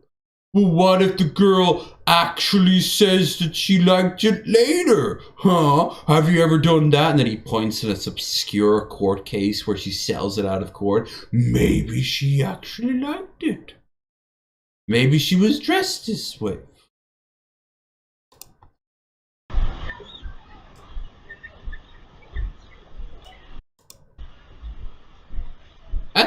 Those are tiny kids there. Opportunity never came, so break off before it got creepy. It got She was aware. I hate the idea that women in our society, which is meant to be the most like liberal, progressive part of the earth, where women can be whatever the hell they want to be. They can be whoever they want to be. Like, they still have to look over their shoulder every 5 seconds because of fucking douche knuckles like this. I mean, you go to an Islamic country as a woman walking down the street. You don't need randos in the street. The government will pull up in the corner and be like, you woman, you are selling yourself. Indecency, whore. You know. But you go to, say, Iceland, and you walk down the street, and suddenly you turn around the corner, and there's a guy there going, wow, you are like very attractive. I like you. You are very good looking one. Yes. I like your body. Yes. Why don't you come have a fun time with us? Yes. Yes.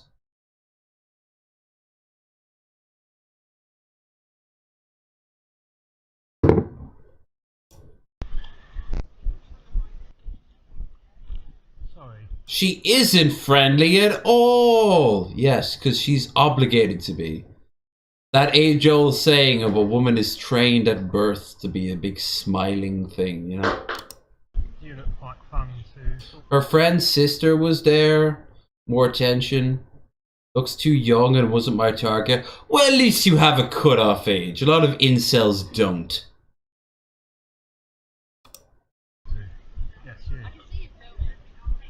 I can see you filming.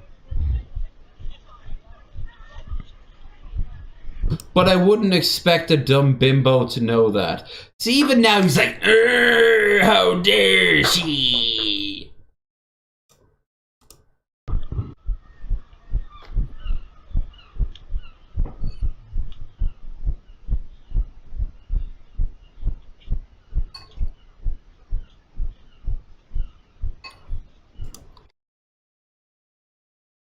Oh. Last chance. She never knew what my intentions were. Yes, she fucking did. The prey none the wiser of the lion hunting it. Dude, you were taken into your fucking dad's shed by your uncle and made to wear a dress. You know it. I know it.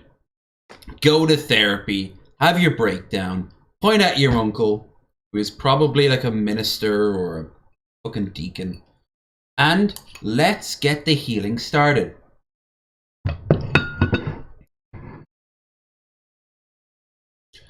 All these stories boil down to the same. Weak men. Weak men, there's nothing wrong with being weak. And that's the key issue. They don't understand that. They know that they've been hurt. And how they respond, well, they respond becoming like Jared.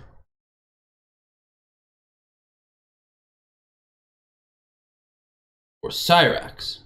Or Cobes. Or Marshall Mathers. Or Howard Clark III. They don't handle their shit well.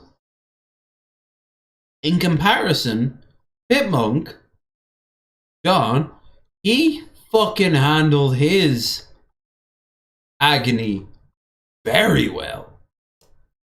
He remained a good person. A person with scars. It affected him. You can never not be affected by that sort of thing. But you grow past it.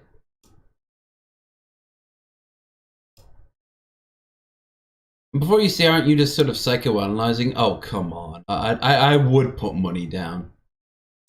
Not in a sort of gleeful way, but in a more sort of like, this is society. This is what reality is.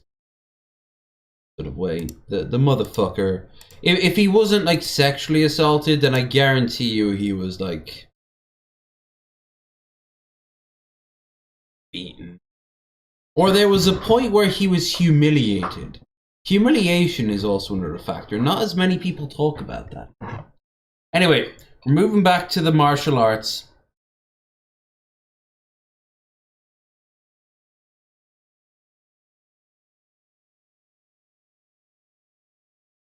Dave, Lord of Patriarchy, birth, like who swallowed that. Roofy. You see, you made it so complicated, Google didn't know how to deal with it. I agree with it, but like, don't linger on it, man. Don't linger on Cobes, Jared, Chris Chan, Nick Fuentes, Ben Shapiro. They're not worth it. I mean, in a perfect world, none of these people would exist. In a perfect world, Joe would have been a stillborn. Actually, in a perfect world, there wouldn't have been stillborns. Even Hitler would have been raised to be a good human being. But,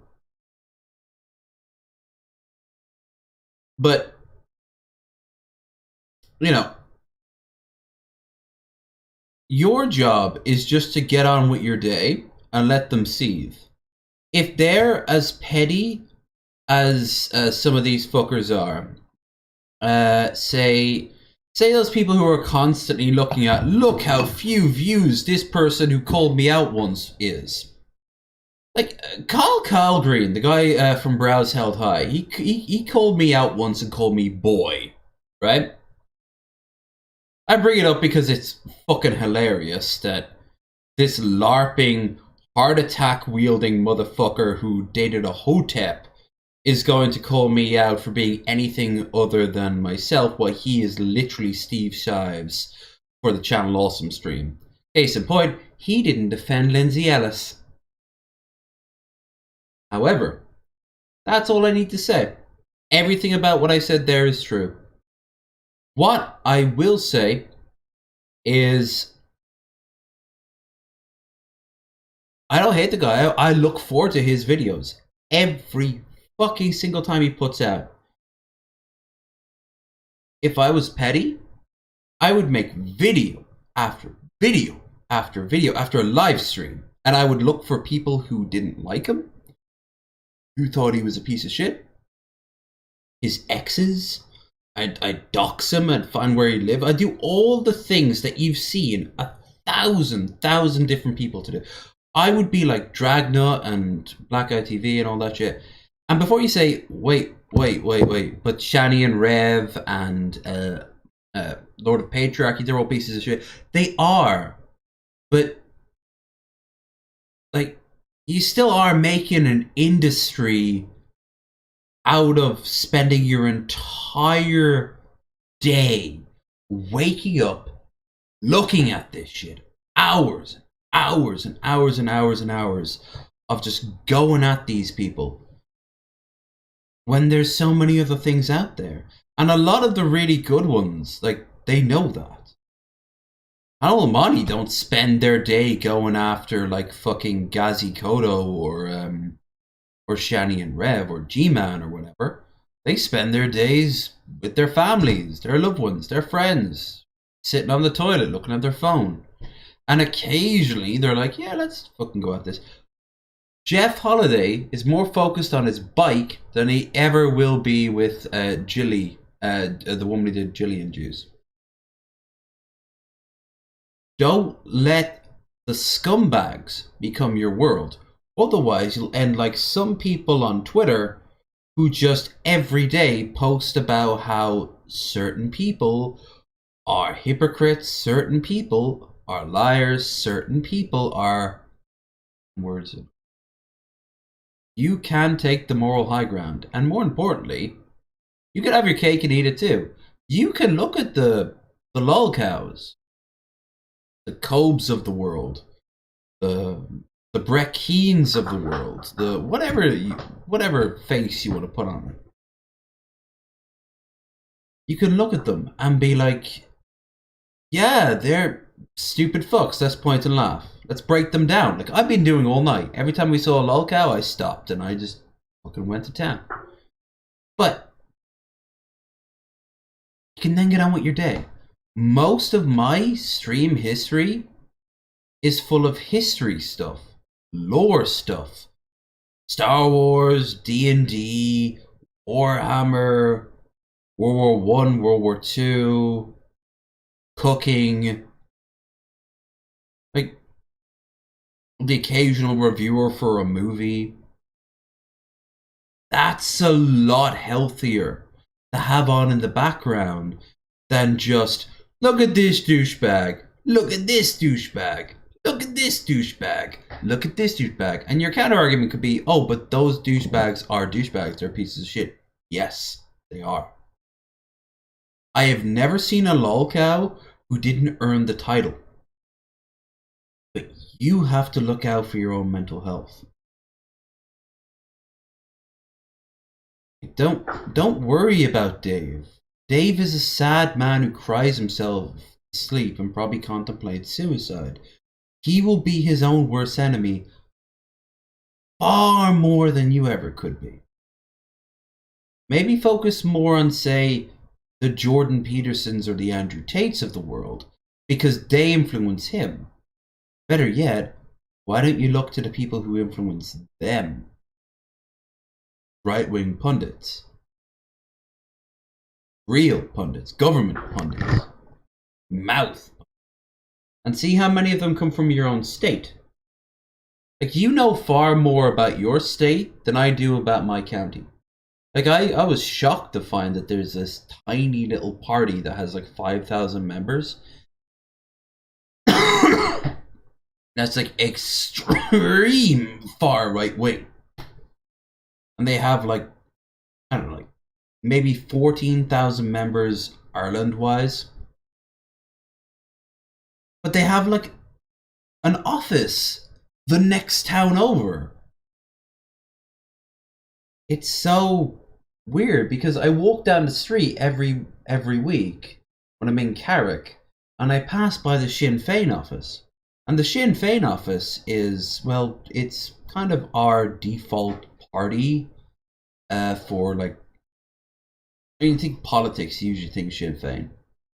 It's not. I mean, you've also got Fianna Fáil and Fine Gael and Labour. I suppose the Greens too, and there's always other parties because we have multi-parties. But it's just like, I turned my back for 5 minutes. I turned back around, and Ireland is riddled with the same shit that America's riddled with. It'd be like if you were to wake up tomorrow and there was like a hotbed of the Libertarian Party 5 miles down the road. Is there? Maybe. You know? You owe it to yourself to focus on the real issues. It's why I support Ukraine. It's why I'm shocked when I hear about those massive explosions in America, because America's not education, but the transport system is all shutting down. And it all boils down to companies not paying their dues for maintenance. I'm more interested in the protests in Paris and what's going on in Sudan than I am, frankly, if Shani is disproven by someone in the next video. They're welcome to it, if that's their world. Shani is a piece of shit. But I can show you 50 other pieces of shit. I don't know. No, I'm at a point now where I don't care as much. I care. I mean, look at all the shit I watched tonight. And engaged in. I almost wish I could talk to these people, but like I said, like Cobes wouldn't give me the time of day. Someone like Shani would just fucking throw insults. And I'd just throw insults back and it would just be an insult batch. You wouldn't get anything done. I wouldn't get anything done. And that's really fucking sad. Now I feel really sad, actually. Hold on. Yeah, fuck it. Let's watch this shit. Let's watch people beat themselves up while teaching themselves basic life lessons. Studios, Florida. It's WMAC Masters. Shannon Lee here at the WMAC Arena. We had what could be a major injury just moments ago in a preliminary match between two top WMAC Masters. It took place at the Doom City Battle Zone. Johnny Lee Smith, Tiger Claw, was scheduled to face longtime best friend Jamie Great Wolf Webster in a first-round match. Tiger. The one-on-one went on for a long... Those fucking pants are the main reason I clicked on this whole show to begin with. More so, you're the one who got me onto it, Bill. I'm the one that, like, spotted the pants and I'm like, oh, okay, those pants I need to know more about. Long time with neither athlete gaining position on the power bar. And then it happened at 3 minutes 46 seconds into the match. Oh, damn. Winner by knockout, Great Wolf. Tiger Claw was knocked out cold following a surprise maneuver by Great Wolf. The move that took him down, a double inside crescent kick, an extremely difficult technique not usually seen in competition. They've moved Johnny Lee Smith back inside WMAC headquarters, where doctors are working on him as we speak. We still haven't heard if he's gained consciousness as of yet. That's really dangerous if that was, like, obviously this is all scripted, it's real. But, like, if you knocked someone out for a good couple of hours... Yeah, no, that's really fucking bad. They could wake up with, like, severe brain injury. We'll keep you updated on Tiger Claw's condition as we get more information, but the competition will continue today. Jamie Webster will face the winner of our next match between Red Dragon and Tsunami. Plus, we have a Master Blaster performance by the Panther. It's all coming up on WMAC Masters. You know for a fact that behind the camera, some like her fucking boyfriend or something was just showed up in the studio with like 2 bags of, like, I don't know, Taco Bell or something like that, and he's like, Master Blaster. Cut. Okay, I'll be back in 10 minutes. Do you vow to live your life by the code of the Dragon Star? Life. Accidents happen. The competition's that high, man. You guys bring out the best in each other. Or the worst. I mean, it should have never happened. Don't worry about it, man. It's gonna be right. Okay? Okay, thanks, I can. Still no word from the doctors on Tiger Claw's condition. While we wait, Eric Betts, the Panther, will demonstrate his awesome strength and control in an exhibition atop a bed of nails. 900 stainless steel nails. How the fuck in reality would have they been able to ensure this? Shows like this, like say The Running Man, make sense in like a post-apocalyptic or a semi-post-apocalyptic society, but I don't know. Here it's like everyone's beating each other up every single day, and there's only like 8 people. Be exact. Before the Grand Masters of the World Martial Arts Council, Eric Betts, the Panther, shall demonstrate his form, the Table of Terror. You will join the Tyrannies. Actually, that's more of a Necron voice. Mortal.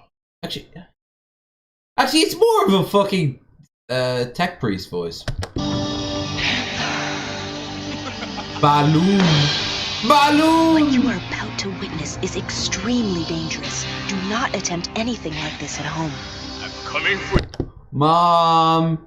Stop making the giant nail board for me out in the yard, please.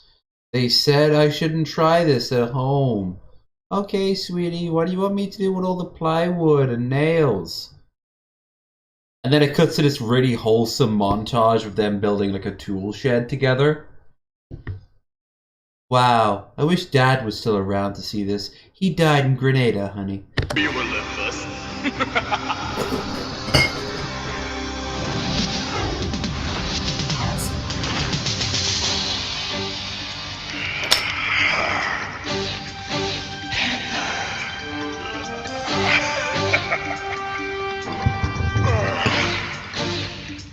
one mistake, and the panther risks being punctured by the hundreds of razor-sharp nails just inches from his face.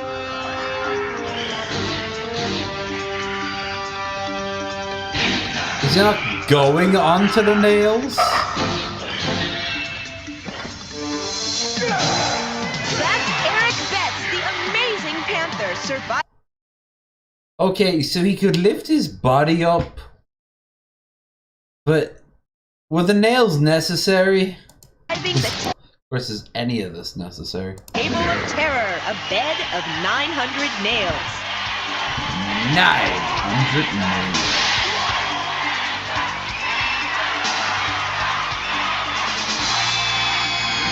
What? He loves to jump.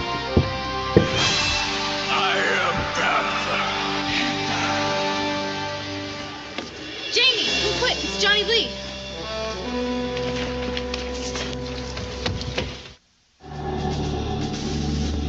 Now entering the World Martial Arts Council arena, Ian the Wen. Key symbol, tsunami. Martial arts discipline, Kung Fu. I'm kind of pissed they don't let them use their weapons.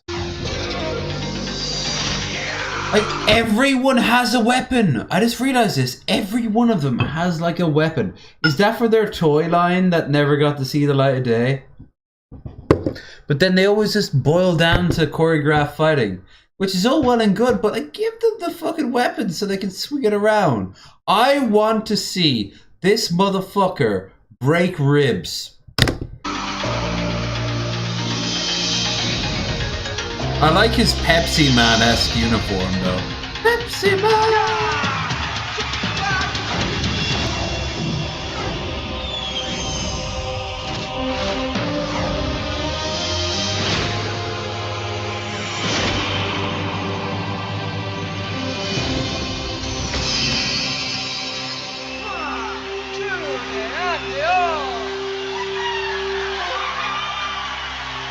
Hey, Mexican wave.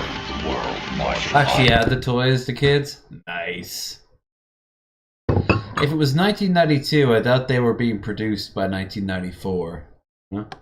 Council arena, Chris Casamassa, key symbol, red. It had 2 seasons. Discipline, karate. I had the Dragon Belt and the Tiger Claw action figure that sold as Fred Meyer's. Nice.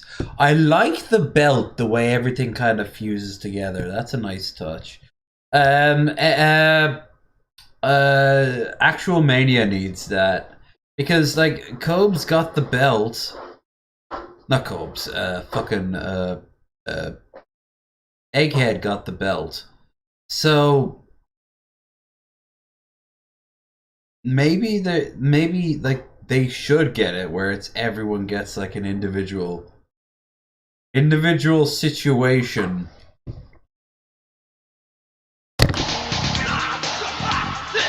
They're Lycon. But I suppose everyone's under a different league, so it doesn't make much sense.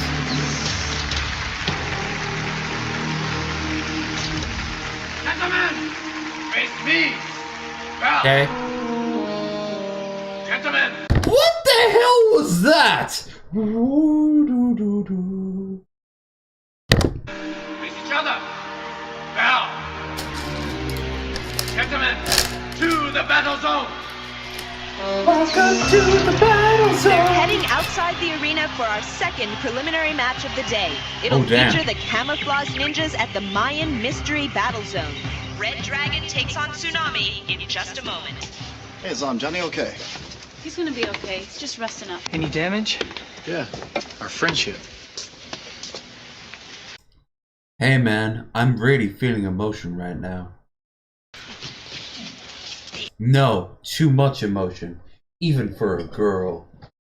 Athletes don't know where they'll compete until they emerge from the underground tunnels that connect the arena to the external... I hate you, blue thing! The referees are just making one final check of the protective gear that all WMAC masters wear, and then the match will begin. Protection. Keyword protection. Don't sue us, mothers. This Kung Fu stylist is still looking for his first victory, but he's gonna have a tough time today going up against karate's #1 competitor. She said karate right, and I really appreciate that. I mean, if anyone's going to say it right, it'll be fucking Bruce Lee's fucking daughter. Because I hate when white guys try to say, instead of karate, they say like karate. Stop it. Stop it. You have to say it in between those two things. Red Dragon. Dragon Belt status 8. Camel Ninjas, begin. The Camouflage Ninjas are all trainees at the WMAC Academy. They hope to one day compete for the Dragon Star themselves. The council is scoring the match from inside the arena. Watch the power bars to see who's in the lead. Tsunami's on the left, Red Dragon's on the right.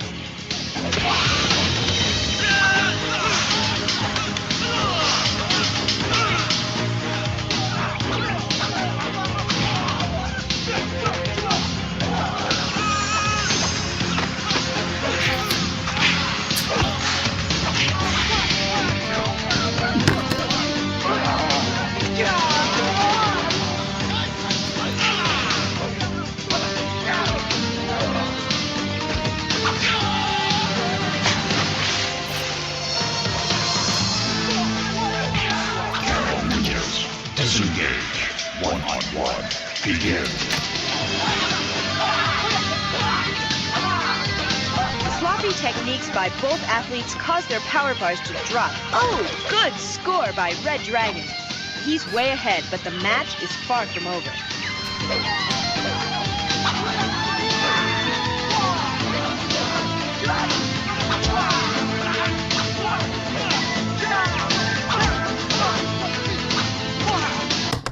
This music makes you think of like Red Brown next to some stock footage of like the Vietnam War. Okay, Agent Crimson, your job is to destroy Operation Cinder. Can you do that? I can do anything for some money. But let me get one thing straight. I don't do this for Uncle Sam. I do this for me. My God. I hate that we need him, but he's the best.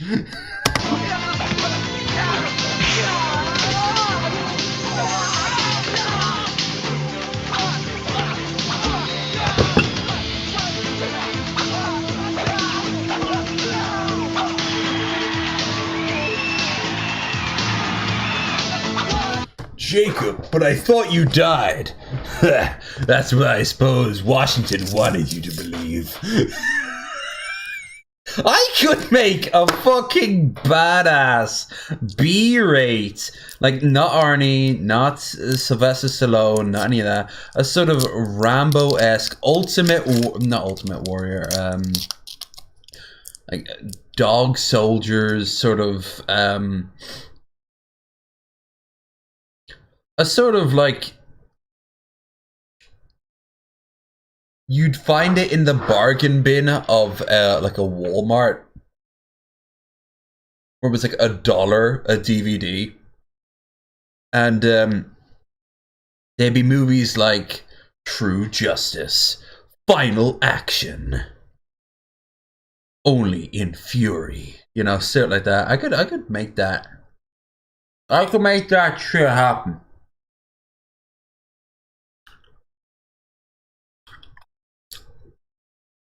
Wait, you're not him. No, I am his daughter. And then it has like flashbacks to a different actor, probably a better paid actor from the first movie. Whoosh, whoosh.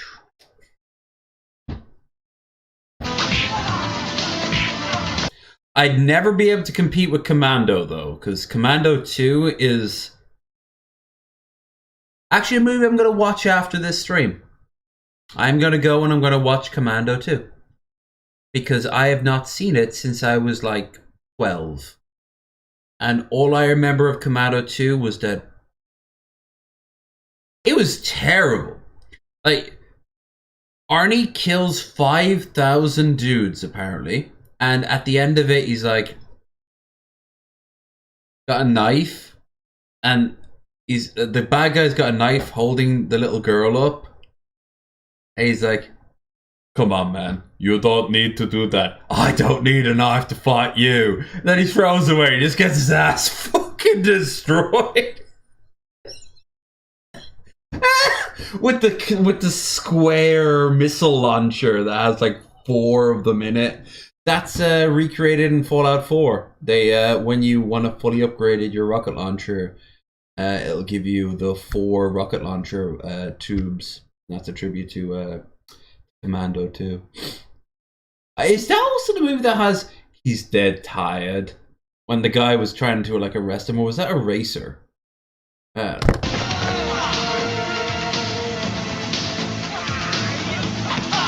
Something to watch in the future for a watch party, maybe.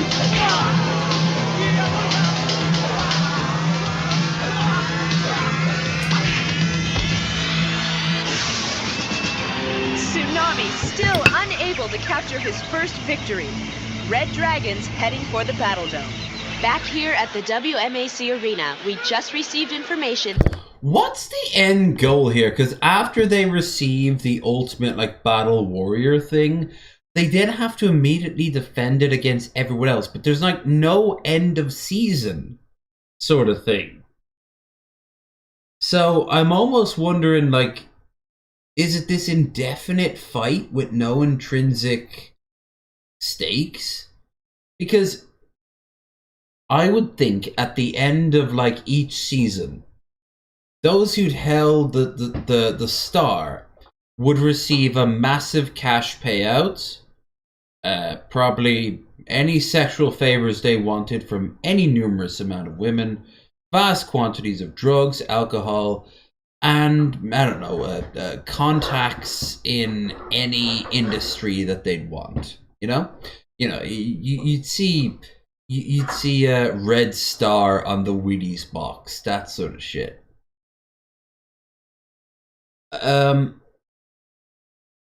Because Mortal Kombat, when you fought in Mortal Kombat, you did it for 2 things. 1, to stop Outworld from consuming the rest of reality, our reality. And 2, the winner of Mortal Kombat would give you not eternal life, but eternal youth. So Luke, the original like Liu Kang, and who was the other guy with the huge hat? He was Liu Kang's like ancestor. Like he'd swing it like a fucking sombrero, but he like both of them were basically, their clocks were turned back so that they could be young and fresh and strong enough for the next battle, which interestingly enough was a side reward, because the outgods, they didn't care about mortality or immortality.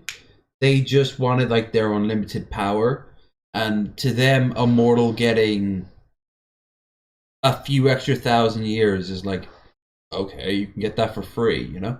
It's why Sub-Zero keeps coming back, and Scorpion keeps... No, Sub-Zero keeps coming back from the dead because of ancient, because of shit like that with the outgods.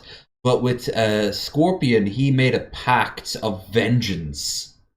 That's why he has his own plane of existence and shit. Welcome to my lair. God damn, Mortal Kombat does not deserve to have the plot required as much as it did. I mean, Street Fighter has M. Bison wanting to do M. Bison evil shit. I don't give a fuck. Like, he's not exactly the most nuanced character. And they even did that with the movie, with the guy who played Gomez Adams. Name's escaping me. That Johnny Lee. But like, I destroyed your life. I killed your family. I made it the focal point of every single action you've ever done. For me, It was a Tuesday. Smith, Tiger Claw, is going to be okay. He's gotten permission from doctors to walk around, and he should be able to compete again as early as next week. I'm sure Jamie Webster is relieved to hear that good news as he Yes. Johnny Lee, are you all right? Yes. Yeah, I'm fine, Chris. It's not my head that hurts anymore. Being betrayed by your best friend is worse than any kick to the head. Bison books. Wait a minute, what do you mean betrayed? Just because Jamie caught you with a nice technique, it was strategy that got you, man. Yeah, and you could have done the same to him. No! I would never have done that to him. Ever. Is this where you defect to Russia and go AWOL? Like, what the fuck? Maybe I'd better explain.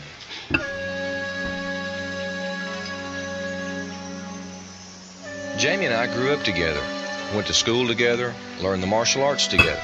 We even got our first black belts together. You see, I was white trash and he was from the reservation, so of course we interacted all the time. We never asked each other about our histories or, you know, who our ancestors were. Something tells me mine were kind of not great to his.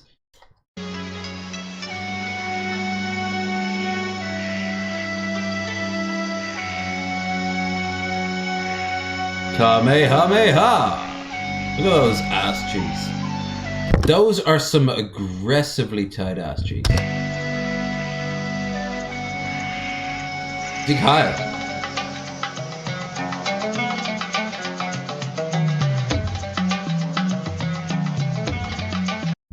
The music sounds like tantric sex. What the fuck?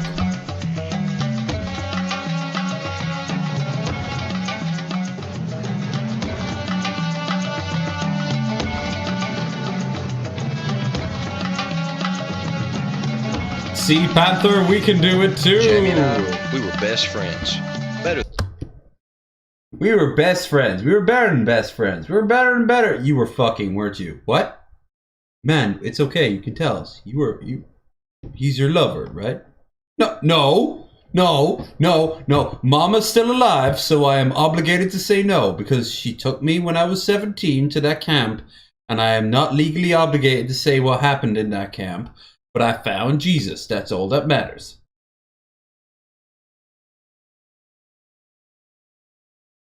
What happened when you got back? Him and I went out to a lake house for 2.5 weeks.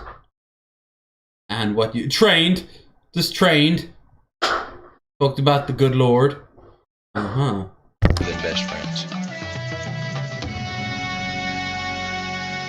A little bit tighter. I don't want it to come off. Okay, Jamie. I'll show you this kick on one condition. Okay. You can never use it against me, and I'll never use this kick against you. What an oddly specific thing to say. Like, hey, man, just in case we're ever in a fight, it'd be crazy if we used it on each other, right? Yeah, like, I guess first come, first serve, right? Assuming this kick is anything. What do you mean? Well, I mean, it's just a regular kick, right? No. This is like a mega super duper kick. Oh. Well, then why wouldn't I use it on the fight? Oh, because it could kill me. Oh, shit. Oh, you should have clarified that. Yeah, no, I won't want to do that on you, man. Like, I like you. I like you too, man. Okay, we got a deal. Sure? Promise. So I guess yeah, alright, fair enough. I guess I gave them a dialogue that could... Promise.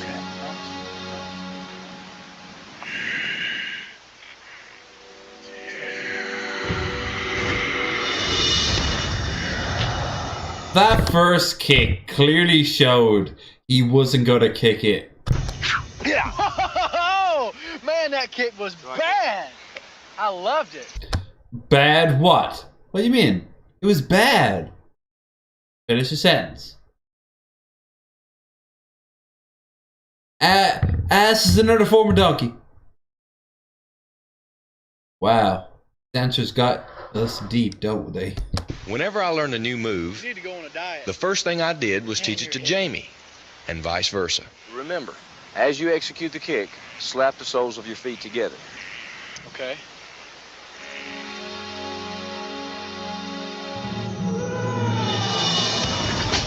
I can't. Very funny. I should have noticed that from the obvious liquid inside that I could see through the transparent plastic. Bow to me. Jamie and I, we shared everything all right, especially our competitive spirit. Whenever we entered a tournament, it usually ended up Jamie versus Johnny Lee in the finals.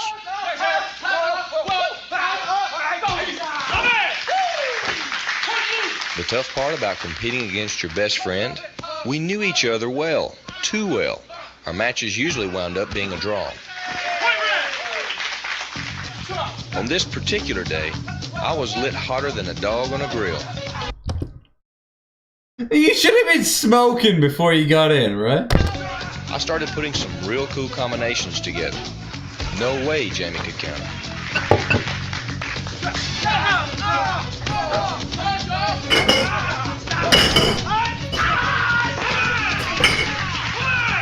Wow, that guy was both scared and engaged. He was like,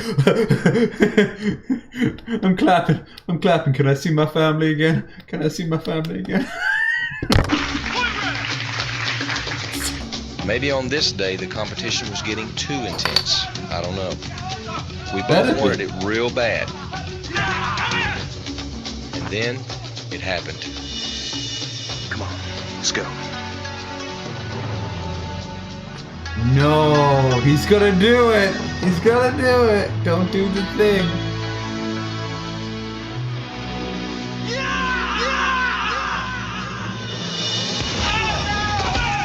Alright, so what would happen in that kick is either side of his head would be squished in and be like, pfft, so he'd back off. He wouldn't fly back unless what happens is you kick them at the exact same time both but you wouldn't get the kinetic force of a single foot grounded on the earth. That's not how... That doesn't matter.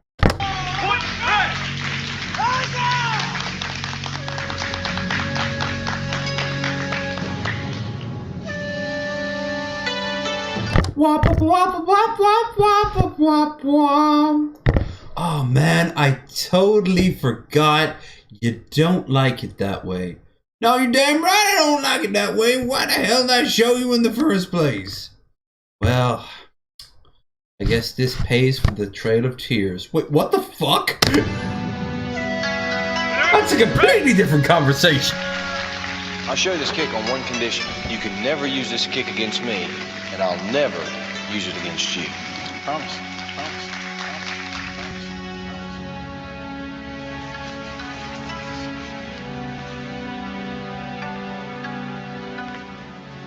Johnny, wait.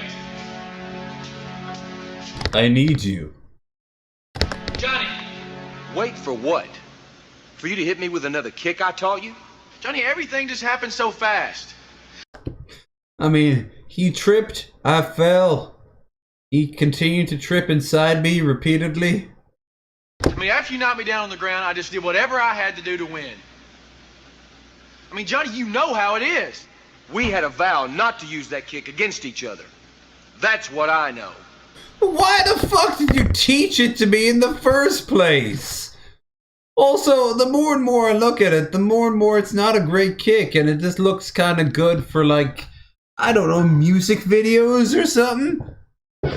Yeah, that was it. I was gonna go to Hollywood. I was gonna be on MTV, motherfucker. You still could. Pfft, couldn't even get on VH1 now. You're right. And I'm sorry, Johnny. I made a mistake. I mean, won't you just give me one more chance? He looks like a space marine out of armor. Well, you know, Ave. it was excellent execution on that kick. That's just because I had a really good teacher. God, he flexed quick. Understand something. I never want to see that kick coming my way again. It won't ever happen again, Johnny. Why? Seriously, why? If he beat you up in any other way. Because we had a vow. And that vow was more important than than what? The fact that I've noticed not a single black person at your family gatherings, and everyone says "how" to me when I show up. Are you sure this time? Promise. Okay. So you see, You the most son important of part a about having bitch. a best friend is someone you can trust, no question. And Jamie broke this promise. Yes, along with my Twice. skull. You're lucky you have a hard head, Johnny. If your skull was... Jamie just made a mistake, Johnny Lee. He's so upset. I know he didn't do it intentionally. Yeah. Thank you, aggressive lesbian. I very much needed to hear it. Would you stop calling me that? Well, maybe you're right. But things between Jamie and I will never be the same. It's our final match of the day. Later Jamie that day, Webster things takes on were the Chris same. Casamassa. Who will add another key symbol to his dragon belt? Great Wolf or Red Dragon? The Battle Dome is coming down. When it hits ground zero, the match begins. Battle Dome Finals. Chris Casamassa, Red Dragon. Jamie Webster, Great Wolf. The rules are simple. The athletes must each try to force their opponent into the frame of the cage. You'll practically feel it yourself when someone hits the dome or even brushes up against it. The council keeps score, and whoever's in the lead when time runs out wins. Ninjas penetrate the dome.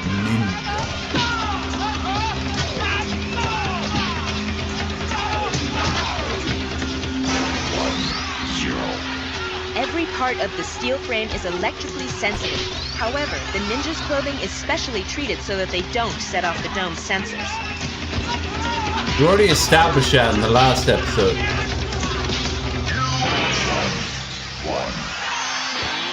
The score is tied early in the match. If it remains a tie when the clock winds down, we go into sudden death. Oh look, they're taking turns beating the guy up. That makes them allies until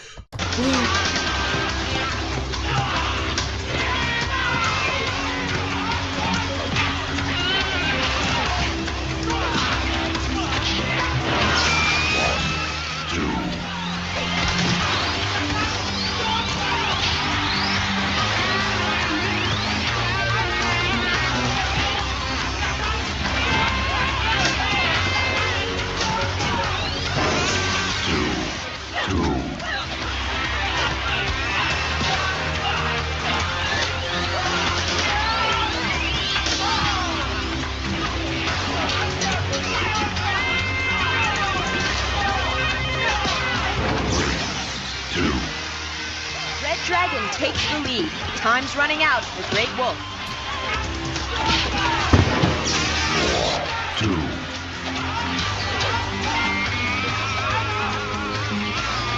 Jesus, that's kind of a lopsided victory there. That's it! Chris Casamassa wins easily by a score of 4-2. It seemed that Great Wolf was distracted during the match. He really is working on his video game pose, right? Did they ever make a game for this, like for PS1? No, it'd be oh, the Jaguar! The Jaguar would have been perfect for this. And was no match for Red Dragon. Hey, look, Johnny, Jamie's still really shaken up over all this. Yeah? Well, so am I. Wait a minute, man. You want to sacrifice a great friendship over one mistake? Friendship? Friends honor their word to each other and don't break promises. Friends for eternity, loyalty, honesty will stay together through thick or thin. Friends for eternity, loyalty, made to win. I forgot the words. Honor. Remember? One of the points of the Dragon Star, Keem. Hey, but what about forgiveness? What about it? I hope one day Jamie forgives you for the way you're acting.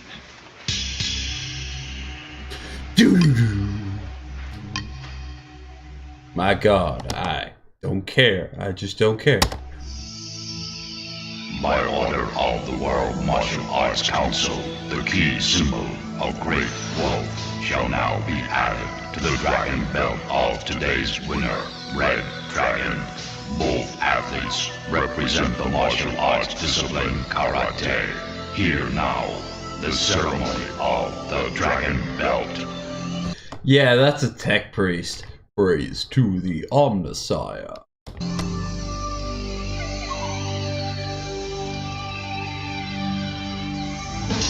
Look at Turbo up here. You're not my king. I want my buff Tommy Wiseau back.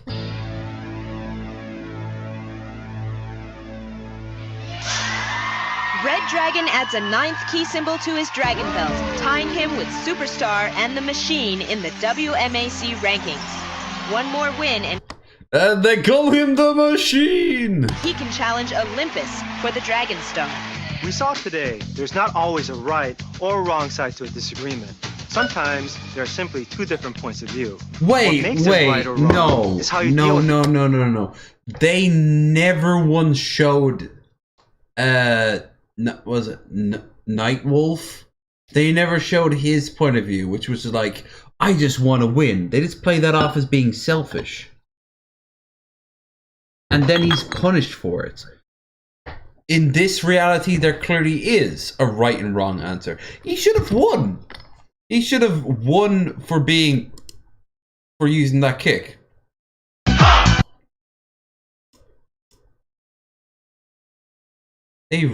They start off so heavy with that. By the way, you know what the honest true kung fu show I ever watched was? It was Power Rangers, but the silver medal always went to Hong Kong Phooey. The Machine. Hello. Number one super guy. Whoa, this is getting into... itself. The World Martial Arts Council presents... This recording is struggling. Hello, and welcome to WMAC Masters. I'm Shannon Lee, here at the World Martial Arts Council Arena. As always, the two winners of today's preliminary matches will go... Hi, I'm dressed like this because... reasons. Go on to face each other. Maybe she was sick after 4 episodes of wearing the ugly suit. And she's like, listen, I'll just bring some clothes from home, okay? In the exciting Battle Dome final. Later today, you'll see Tiger Claw Johnny Lee Smith in his first match since being knocked out by Great Wolf last week. He'll be taking on Warlock. But right now, it's time for preliminary match number 1. It'll take place right here at the Nuclear Nightmare Battle Zone, directly... That's new. Never seen this one yet. outside the WMAC arena. Eric Bass. You must fight ghouls. And they're like the Fallout 4 76 ghouls. They're kind of like, they're crawling out of walls and they break off one of their arms and they're just kind of flailing around with the other one. Dragon Belt status 6. This wushu artist is going up today against the top kickboxer in the WMAC. Hakeem Alston, the Machine. Dragon Belt status 8. We're just about set to start match number 1. Ninjas begin. Keep your eye on the power bars at the sides of the screen. Panther's on the left, the Machine on the right. The lower an athlete's key symbol drops down the power bar, the closer he is to losing the match. Now that's what I call talking trash. The ninjas are all trainees at the WMAC Academy. Oh! Nice little, Now you can see why they call the Academy the ultimate school of hard knocks. Really? Yeah, because it has a 45% mortality rate.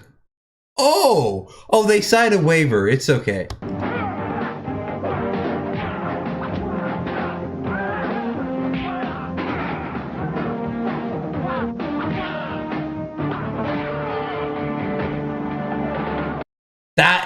That screams a Wilhelm scream. Like, look at that.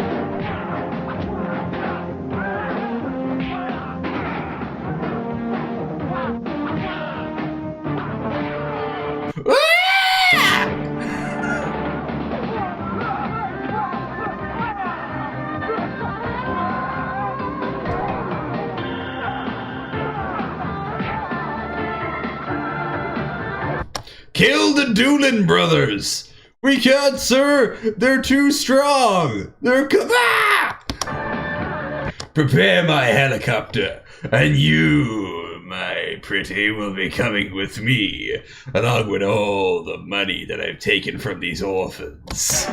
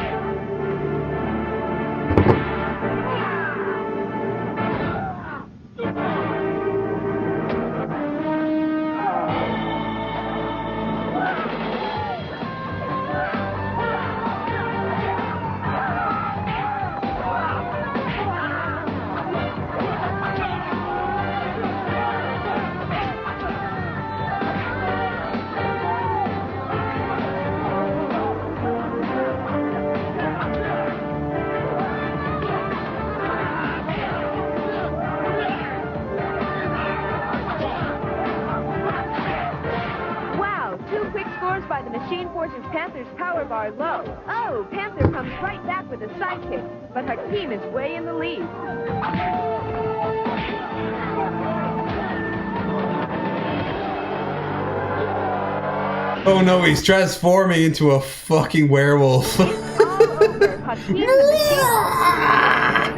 Wow. 2 more and he fights Olympus with the dragon. Let's check out some replays. Watch this. Tommy was so. The very laws of gravity when he was fighting the ninjas. They're totally watching that show. Gave Airspec a one-on-one lesson in physics. Namely, what goes up must come down. Especially when going up against... This was our obligated Newtonian physics lesson. Hakeem has never seemed more invincible. You gotta feel sorry for the winner of our next match because he's gonna have to face the Machine in the Battle Dome final. Now entering the World Martial Arts Council arena, Larry Lamb, key symbol, Warlock, martial arts discipline, Kung Fu.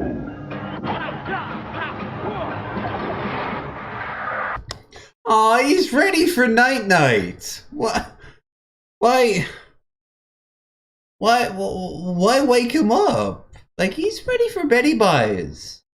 Give him a nice glass of water by the nightstand and teach him, read him another chapter from The Hobbit. By the way, your boy got to experience that firsthand growing up. I've actually still got the book over there. I was just staring at the cover of it a little while back.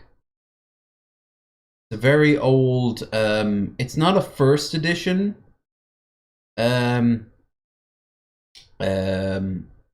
Hobbit and the Ring Saga.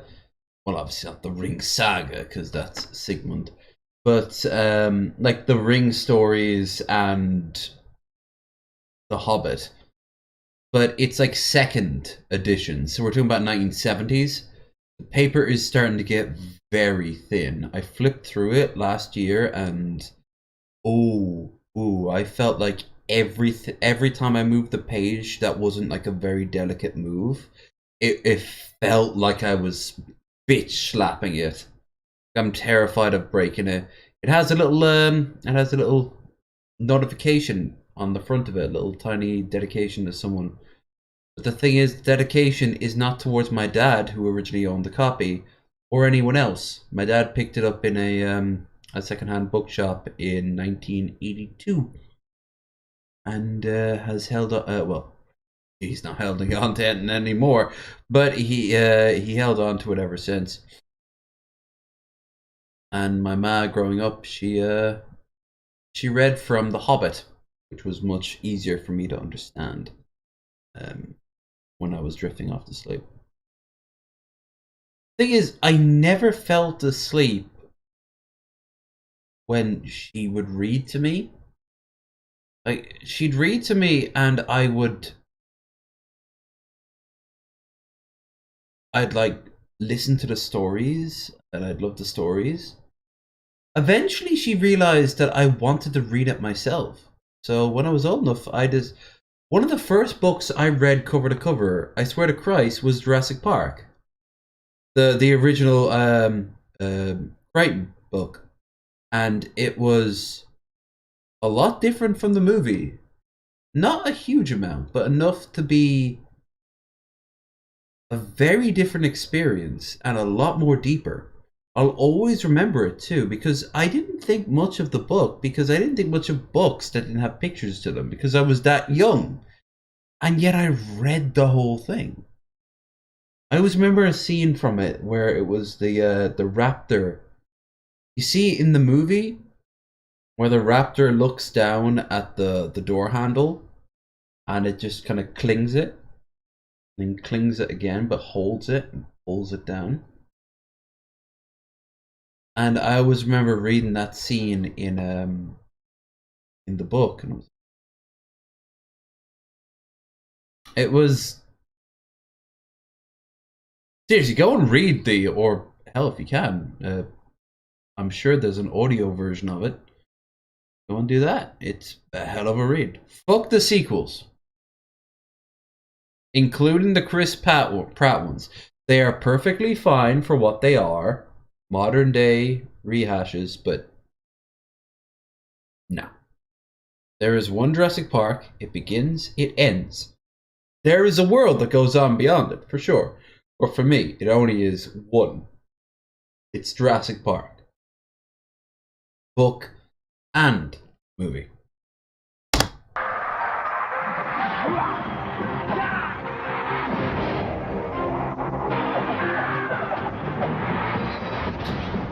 I won't say fuck Ring of Power. I will say don't watch Ring of Power after 3 episodes. If you're starting to get a little bit iffy about it, it won't get any better. Obviously, you're an adult. You can make your own decision. It's just...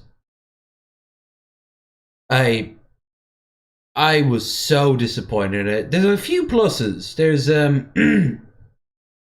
it looks the part in many respects. The settings look good. The dwarf holds at their prime are really good. Numenor looks really good. Elf cities look really good. Stuff like that. The orcs look great. And they actually have like interactions and they communicate with each other and all that shit. Which is what I want. I want the evil time. I want a TV show about chaos. A chaos cult that takes over the city. And we're rooting for them, but we're also not rooting for them, you know? And at the end of it, there's no happy ending. Chaos achieves its goal.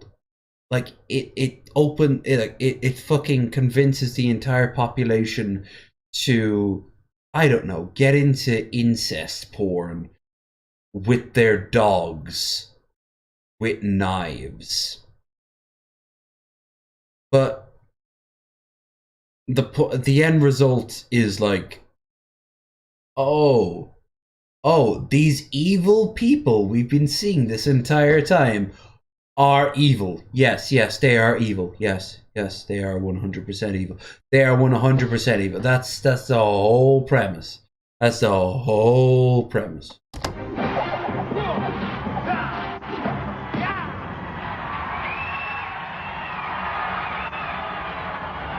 Now entering the World Martial Arts Council arena, Johnny Smith, key symbol, Tiger Claw. You want to make it confusing? Do a Tau version and show the Tau then starting to like culturally appropriate shit and alter history and, you know, force humans to only have so many children a year. Martial arts, discipline, shows rules. Put stuff in their water.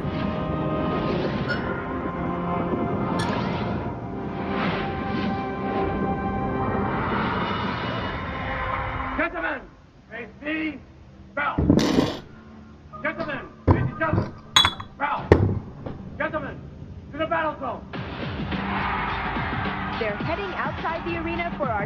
match of the day.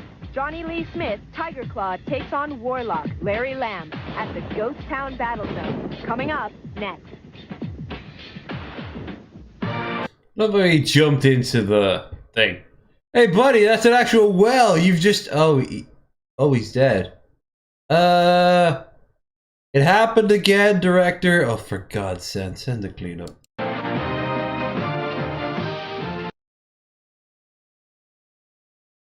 I wish there were some ads in between here. I'd like to see the original ads that came. Well, many people think that it's too early for Johnny Lee Smith to return to the competition since he was just knocked out 1 week ago in a match against Great Wolf. We'll see if he's recovered. Yeah, Warlock. I don't care though. Like, I still think he's ready for Nap, you know? This match pits Tiger Claw's Shorin Ryu against the Kung Fu of Larry Lamb. Look at this shit.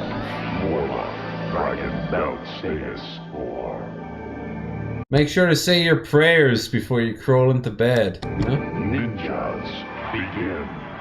The rules for this preliminary match remain the same. Keep your eyes on the power That guy was just waiting for it. Claws on the left and Warlocks on the right.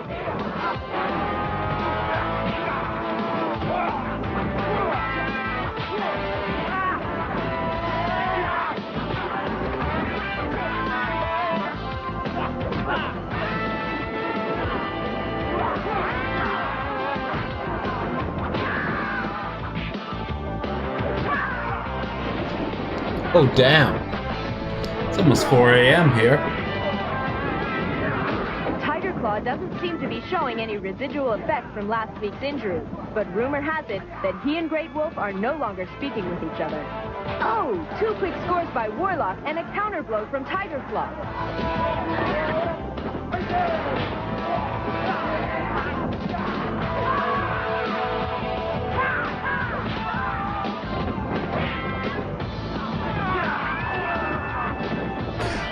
That motherfucker in the middle just fucking nut-shotting them.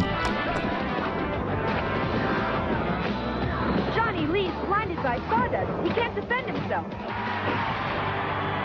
Winner, Warlock. Larry Lamb beats Johnny Lee Smith and is going to the battle zone. Here's the key moment in the match. As Tiger Claw approached Warlock, a ninja on the ground kicked up mulch right into his face. Talk about a streak of bad luck. Last week. Wow, what a basic bitch. You know, if I was him, I'd seriously consider retiring and maybe even contemplating suicide. Anyway, here's a word from our sponsors. The Dodge Charger. Tiger Claw was knocked out cold, and this week he's accidentally blinded by dirt at a critical point in the match. But Dirt, how could you do that? Is good news for Warlock. Larry Lamb will be heading Earth to to the battle. tsunami. Earth to tsunami. Can you read me? What does this sound? Tian Lee. Sounds like you're in love. Of course, if the girl usually takes the guy's name. Yeah, but for her, I'll make an exception. What do you mean? You don't even know her very well. Think you're in love with her? She's I actually have no idea what the fuck they're saying. The audio is a little bit off. It's like... They sound like peanut parents. Lucy's daughter. No, maybe at first, but just want to know everything about her. Everything about her. Well, I know something about Shannon. Nobody knows.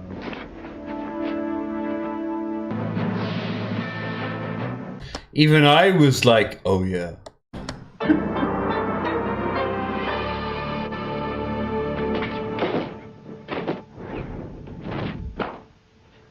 So what's the secret about Shannon? It's got something to do with her in the martial arts. You're kidding. Wait, hold on. So what happened was, you went into the ad break for us, but for them, I know a secret. And then he just got up, did his standard sort of like, I can jump really high. And everyone's like, no, we were having a conversation, what the fuck? Shannon is following her father's and brother's footsteps? Wait a minute, is she joining the competition? Whoa, could you imagine competing against Bruce Lee's daughter? I don't know if I could deal with that. Well, you better deal with it, because They outright address it. Holy fuck. Also, just because she's Bruce would be the first to say it. That doesn't make her some sort of great warrior. He got his ass kicked numerous times. Plus, some of these people have literal magic. There was a guy called Warlock earlier. I think he's got some magic shit going on. Like... Right? I don't know, look. I'll check with her first, okay? Give me 1 second. I'll be right back. Hey, Shy, you want to fight? No. Okay. Wait. Oh, you're not the guy I want to fight me. Who is he? I'll tell you. 2 seasons later. You're the one I want to fight you. Oh. Okay. Want to fight me? Nah. I don't want to fight at all now. I want to focus on the important thing. Multi-level marketing. And we're out. Hey, all I'm saying is it's a great opportunity. Wait. Give this to her. Hey, what was that? That was a message from me to her. Do you think she's really gonna read that? Nothing's impossible. Man, you've really fallen for her, haven't you? Yeah, but for me it was love at first sight. Dude, this is fucking inappropriate. She's your work colleague, okay? And, like, she's not even a work colleague that you see all that much. That would be like me falling for...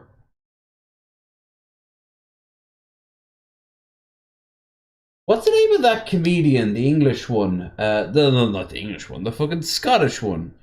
Thornton or whatever. The one that Krendar really likes when we play her. Eliza Thornton or whatever. Imagine if I sent her a message to be like, hey, we're both online and I really think you're attractive. Maybe some... Actually, what am I saying? She probably has to block tons of messages like that a week. Love at first sight? Happened to me just recently. Meanwhile, at Cape Canaveral... This is Mission Control. You are go for liftoff. Roger that, Houston. Good to go. Mission accomplished. Congratulations, Commander Pessimassa. Meanwhile, on the moon... Right? And for the last time, quit calling me Roger. A few months ago, Hakeem and I visited the NASA Space Center, and that's where it happened. Oh my god, was this just... I gotta ask. Was this show just a giant advertisement to come to Florida? Like, was Disney subtly funding this shit? Was a young Ron DeSantis watching this shit, pretending to be a kung fu fighter, secretly shaking his fist at this episode? Hakeem, check out that... By the way, you ever want to see the best ever video of the Cape Canaveral tour?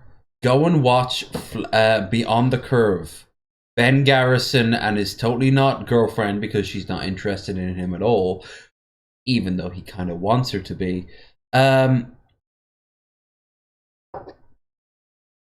going to Cape Canaveral, and they're like, oh yeah, like this. Look how thin this is. You think this would last on the atmosphere on the moon? Universal Studios at Florida. And I knew someone would say this. And you. Disney is the tourist industry in Florida. You land in Florida as a tourist. You're not coming here for business. You're not going to see the ancient Seminole ruins. You're not going to see the world's first, like, I don't know, double-decker ice cream cone or whatever. You're going straight to Disney World, right? However, and that's what Disney wants, they acknowledge the MGM and Universal, and again, like the Epcot Center, whatever, and Cape Canaveral, and all these big places. Daytona Beach. I went to Daytona Beach as a kid. I knew it because a Sega game had a certain song about it. A certain song that we have to listen to now because it's in my skull. I'm sorry. I'm sorry to everyone, but it's gonna happen while I talk. Anyway, point is, Florida and tourism are heavily interwoven, and tourism and Disney are heavily interwoven, right? So you think that, like, they're not all working together? They are. They have to be working together. Like, they have to be acknowledging that shit is getting... Like, that it's better for everyone. And I mean everyone involved. If you... By their standards. If you just draw them in. So these fuckers going around Florida... Oh, we went to Cape Canaveral Center. Here's the Universal Center. Here's all these places you can see in the Universal Center in Florida. Let them spend $1,000, $2,000, $3,000 in 90s money there, because they're gonna spend $5,000 in 90s money in Disney. It all works out. Like, these corporations don't hate each other. They're devouring the same carcass. Us. And it hasn't changed. It's gotten worse. So much worse. Hell, I joke about it, but remember what happened when I went into the Golden Saucer in Final Fantasy VII? What did we see? GP! Golden points. You have to earn them to do anything. I want to go to Universal Studios more than I did Disneyland because I want to go to Nick Studios as a kid and get slimed. You and millions of others, that was the point, because it was drilled into you, particularly close to the summer. You must have noticed that. Once the Christmas shit died off, Nickelodeon started to put all those hints in. It's why all those Nick Kid shows where, like, the kids in the school with the psychic powers, or kids in the school but she actually could see into the future, or these kooky kids in, like, school doing whatever, they're all end up in a theme park at least once. Was to fucking drill into your skull, especially at the end of it. When then it would be like, all the ads in between, what would they be? They would be to go to it. I want to go to Mount Splashmore. Take me now. Now. It's the exact same shit. It's Krusty World. It's,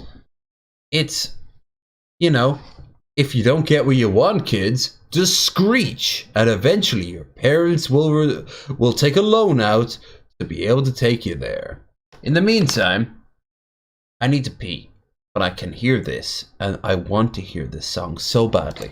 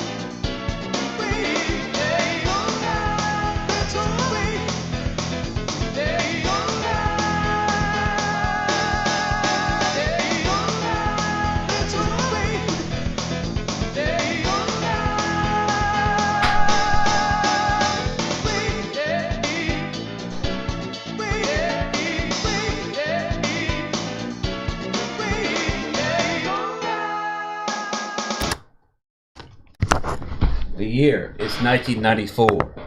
You have been given £7. You go to the arcade.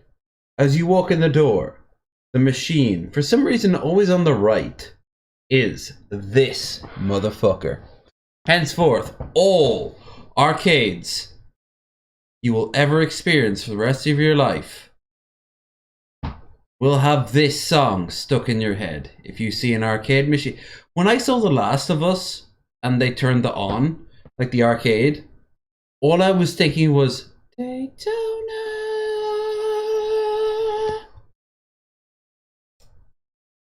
I wasn't even very good at Daytona racing. I was actually pretty shy. Didn't love it, didn't hate it. I'd always give it a go, if only because the song screamed at me to give it a go. Tour guide. It's not a tour guide. It's an astronaut. Saw a picture earlier. She is beautiful. That was it. The moment I fell in love at first sight. Wow! So, you do realize that if I'm an astronaut, I can't be single. Wait, what? Really? Yeah, we're kind of the old hole. Don't worry, that'll change in like 8 years, but I'll probably find someone. Anyway, bye. I knew I was looking at the girl of my dreams. Gotta meet her. Got to meet her. I love the idea of him being a gotta meter. And here's the Voyager 2 model that we have. Gotta meter. He's like the 3 hours back to his hotel. Gotta meter. Gotta meter. They stop off. They're getting like Burger King. They're eating it in the car. Listening to NPR. Gotta meter. And I say that America needs to stop letting in so many goddamn Mexicans. I got a meter. Cuts back to the hotel room. Got a meter. Got a meter. Got a meter. Okay, so do you want to go for like a run on the beach and then we go for a nice swim? I don't know, we check out the bar downstairs. Got a meter. Got a meter. And then they're running on the beach. Got a meter. Got a meter. And finally he turns around and says, got a meter. And then this happens. I thought I was nuts. I found out that Nicole the astronaut went jogging every day on the beach, and I was determined to wait there until we met face to face. Look, we're still on for Friday. Friday? Come on now, I told you my sister's coming. These guys are like the most boring motherfuckers in the world. But you tell a drunk girl to like lick a line of, I don't know, fucking cream cheese off their abs, they're gonna fucking do it. Actually, a huge amount of dudes would do that too. Would I? No. And I'll explain why. Don't let the company of men. Me down with the kids and oh yeah. But I could see the appeal. These motherfuckers have taken very good care of themselves. be there. Yeah, I'll be there. Don't worry. You know, the hard thing to believe is that kids love the red dragon over the machine, my own flesh and blood. What can I say? The kids have taste. Don't worry. You tell them Uncle Chris will be there. It's going to be a great surprise for the kids. Anyway, I'm going to catch some rays. You can wake me up when yours. Oh, wait. They're going for they're going to tan? For starters, why the fuck is a black man thinking he can tan? I'm sorry, but when you're that fucking chocolate, you ain't gonna have to add any more cocoa to the mix, okay? You're good. Second of all, this dude, you're just gonna burn this poor motherfucker. Third of all, it's 5 o'clock in the evening. Your tanning days are done. You spend 3 hours tanning, hopping into the water, tanning, hopping into the water. You go back, you prep for the evening, where you hit up some barflies and ride the arse off them until like 5 o'clock in the morning. And then they send you awkward texts for 3 months later. It's not like I'm coming from a place of experience or anything like that. No. Not homoerotic at all. Right, yeah, maybe... I don't know, like, yeah, it is kind of weird. Like, he's interested in a woman. I think they needed to add that in. Unless, of course, he's going to be, like, stealing the girl. That would make it more homoerotic. Space lady comes by. Oh, no problem. I'll do that. Fly me to the moon. NASA! How would you know she was from NASA? Let me play among the stars. And this is where your conservative mom tries to turn off the TV But your more liberal, yet somehow doormatted dad is like, oh, honey, I think the roast is burning. Oh no! And then you and dad kind of like snuggle up a little close and go, you want to hit the record button there, son? Sure thing, Dad. They get like a loose tape and put it in. Let me see what spring is like. Hakeem, I think that's her. Wake up. Forget it. In other words. Dude, I don't care. You. Tee-hee. She's got really nice legs, I will say that. It's kind of also weird that she's running in clearly like a swimsuit, like a full body swimsuit, but she has to wear the NASA shirt on top of it. Like, honey, why are you running in the NASA shirt if you're gonna wear that underneath? Just take it off and...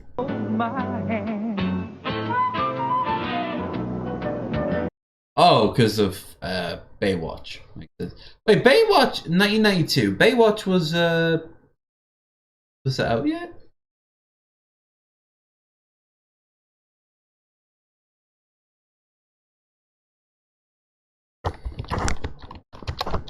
I love watching Baywatching from Alison Pregler. She's great at that shit. Baywatch is American 1999. Yeah. So all the memes would have existed at this point. I guess that's why. God, he really wants his.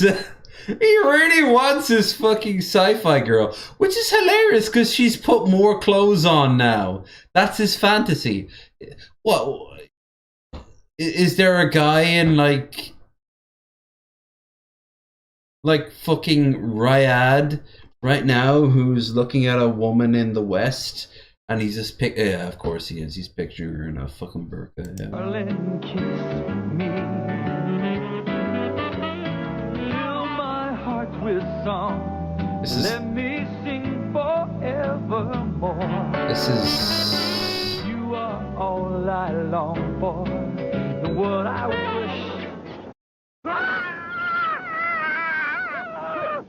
What? Wake up, stop screaming. Now, because you grow over. Pinch me.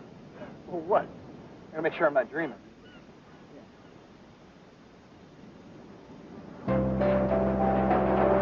Excuse me. Hi. Hi, I'm as creepy as the guy with the bike earlier. This shit fucking implanted into them, like the idea. You don't know me, but I saw you the other day. I just had to meet you. Yeah. I don't care. Leave me alone. Will you go out with me? Wow. Right off the bat. I don't have a lot of time, but Christ, that was quick. You might as well say, will you bear my young? I'm going into orbit. That was the most original rejection I ever had. But just when all seemed lost. In all fairness. Hey, you're Chris Casamassa, aren't you? Yeah. Who would have believed she was a fan of the WMAC? Red Dragon to Mission Control. We have liftoff. Is he jacking off? Yeah. Yeah, you think you're gonna find happiness with her, but we all know you're only gonna find happiness with this chocolate pancake. Oh yeah. Fly me to the moon and let me play among the stars. This is where we faked the moon landing. Wow! This is where we faked the idea that the Earth is round. And it's like this, I don't know what to describe it, like this geometric shape held together by these magnets of like electrical currents. And all you can hear is like reality screaming. Wow! So that's why the Earth is flat. Exactly. And this makes a whole lot more sense than every other planet being round, including ours. Yeah! That makes more sense! Please kill me! I am the universe itself screaming for death! Wow! Good thing the Earth is flat. Let me see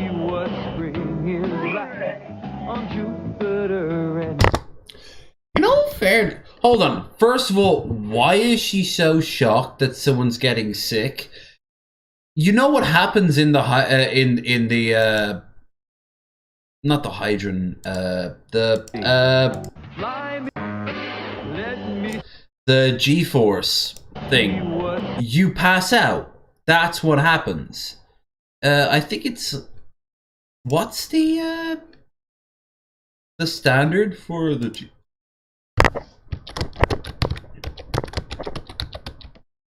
G-force limit for humans? 9. I thought it was 5. But yeah. So you can take up to 9, no more than 9, even that for only a few seconds. With acceleration of 9G, your body feels 9 times heavier. Blood rushes to your feet. Heart can't pump hard enough to bring the heavier blood. Yeah. So you just basically forget getting sick, which is, as a kid, I always thought was what happened, and does. But the thing is, you just pass out. That's it. And everyone passes out. Plus, a little thing, if you're on the machine that's just like the whomp, whomp, whomp going around, at the end of it, your face tends to look like this. It's like half your face is just kind of stretched outwards, and it slowly resets. And you're like, oh, blah, blah, blah. It doesn't last very long. But yeah, those are the things they don't show you in the movies and TV shows. Except for the modern ones, which try to be a little bit more accurate. So him getting sick? Fuck you, motherfucker. You probably had a miscarriage because you were so goddamn, like, active in the machines. That shit will fuck up anybody at any time. It's just a weird bit of scripting out of that. Oh, you can't handle... What? The equivalent of, like, Goku's workout routine? My gosh, it's so heavy.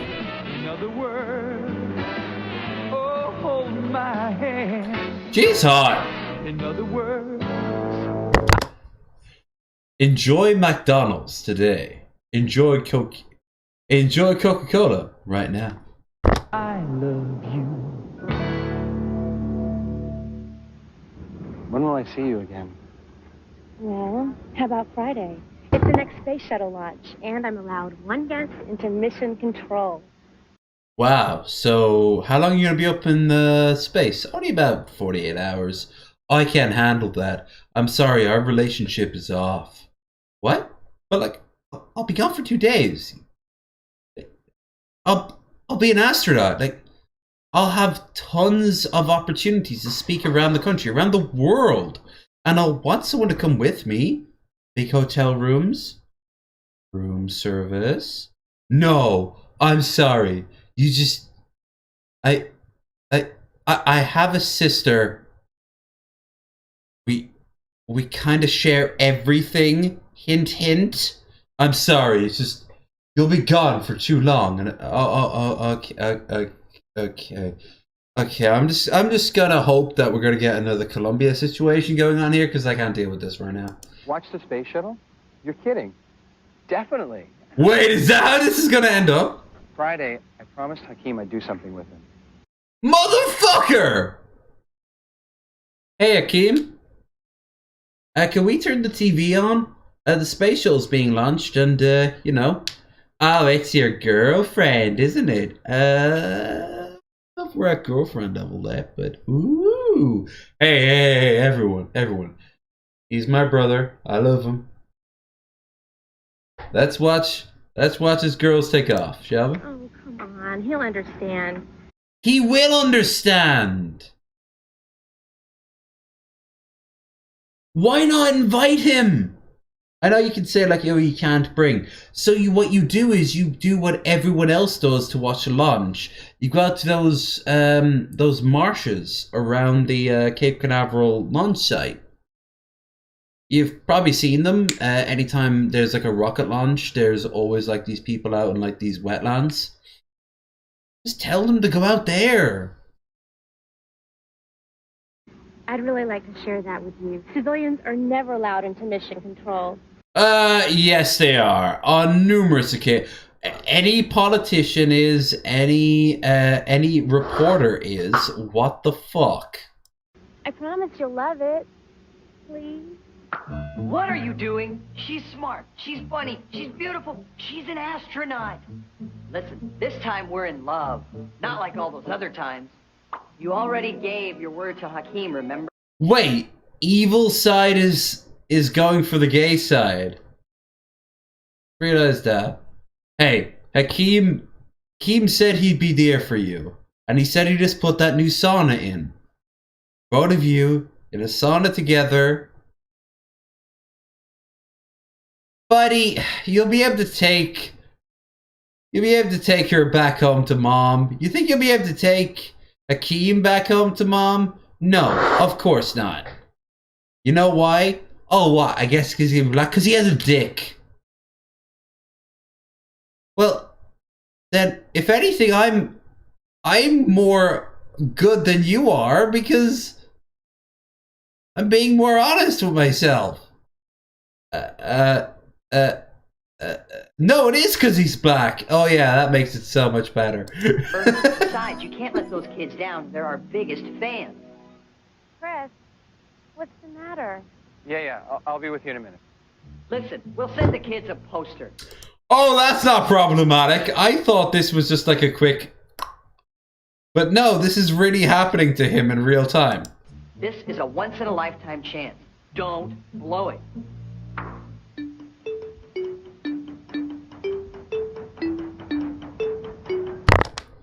The fucking Windows 95 loading bar appears over his head.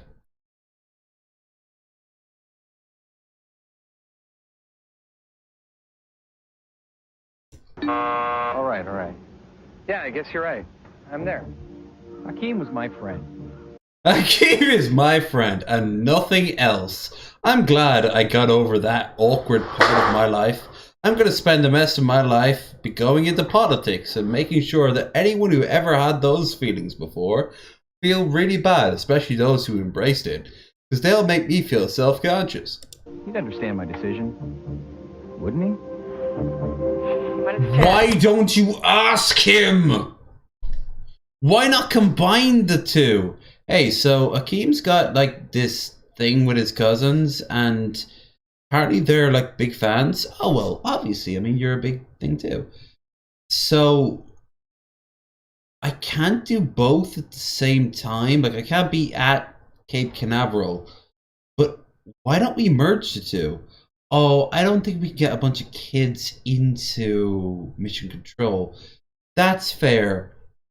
So, how about this? I'll say goodbye to you at the actual, like, tube when you go up, and then I'll go and hang out with Hakeem. Oh! Okay. Yeah, no, that's great, because I can't converse with you after the mission launch. So, yeah, that makes perfect sense. You best tell Hakeem to clear this up. Yeah, I will. You know where there's a payphone? 'Cause it's the 90s! 9, 8, we have a go for engine start. 5, 4, 3, 2, 1. Booster ignition and liftoff. I couldn't do it. Wait. I just couldn't break my word to Hakeem and let down those kids. Yeah. Fit for perfect splashdown. Roger that. Everyone, please stop calling me Roger. Once I explained to Nicole how I felt, it was her idea to watch the launch on TV with Hakeem and his family. They made the right choice! Good!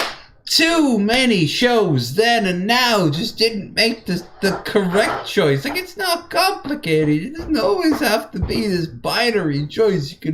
You can fuse it. You can make it work. She was so understanding. It was great. Nicole may spend a lot of time in space, but my astronaut lady is sure down to earth. My astronaut lady. You know, I have other things too. Like what? Deep-seated hatred of all Asian people. Oh! So what happened to the girl? Well, you definitely wouldn't want to know anyway, that's for sure. Holy fuck. Let's just say she went into politics, and you can kind of guess the party. In orbit in space shuttle right now. Maybe one day I'll go there with her. They'll never let you do that. Hey, man can dream. Oh god, she is aggressively angry at the fact that he is taken by, like, a superior woman. Oh wow, they are horny for him. Look at that shit. They're like, yeah, so my girl is an astronaut. Yeah, you deserve only the best. Or a lot of the best, if you know what I mean. Like lots and lots of them. Yeah. No, I don't know what the hell you're talking about at all.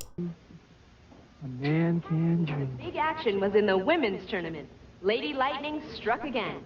After a grueling, non-stop 20-minute match, she forced Tarantula off the rotating platform, becoming the new women's Dragon Star champion. Congratulations to Christine Rodriguez. And right now, Warlock Larry Lamb is getting set to take on Hakeem the Machine Alston. The Battledome final is coming up next. Give me blood. Give me blood. WMAC Arena. You're watching 4 tons of steel about to drop over these two athletes. Battledome finals. Hakeem Alston, the Machine. Larry Lamb, Warlock. Warlock keeps in costume. Larry had to have been watching Hakeem's devastating victory over... But look! Machine is just not... He's not in his robo-suit. You could argue in series it makes no sense because we give him armor. Outside of it, yeah. Yeah, it would just kind of... Panther earlier today.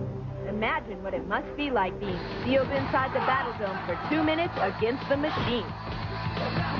Ninjas penetrate the dome.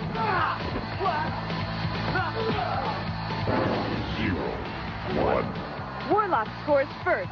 The object of the Battledome is to force your opponent into the frame of the cage more times than you hit it yourself. And if that wasn't hard enough, the council has ordered ninjas into the dome to mix things up with the athletes.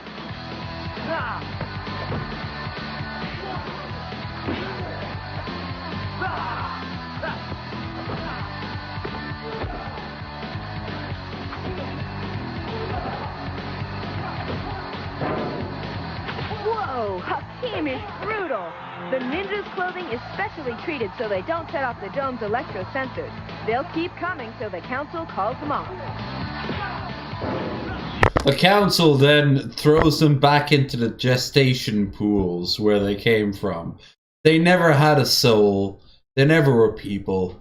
They were just these things that were thrown into battle, and then if they failed or succeeded, they are thrown right back. Just like the Tyranids, you know, like their whole goal is just to be added into the sort of nutrient pools that spawn them. 2.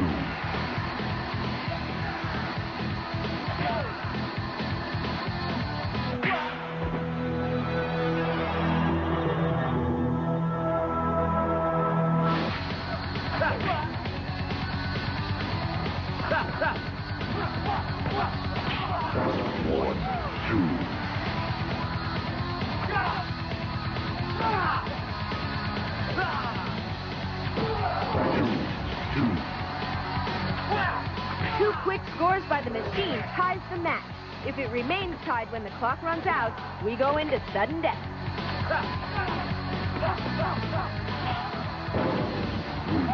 2 ninjas leave the dome.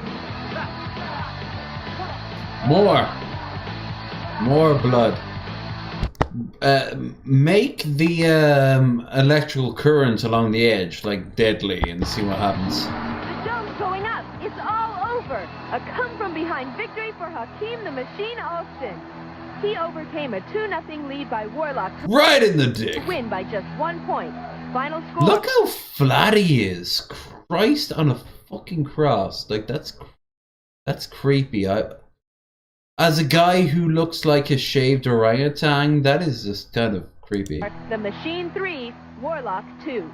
We'll have the Dragon Belt ceremony in just a moment. But You first, probably think my let's take a body look was at some creepy. highlights from the match. You missed a great battle dome. Yeah, but I was getting something from Shannon. This.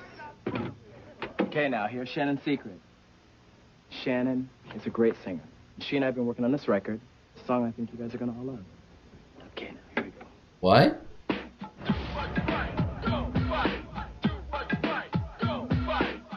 There are no losers when you strive to be the very best. Pride in yourself, survival success. Try again each day. Just go until you know you'll be the master. You'll be the master. Stay in school. Help out in your local community.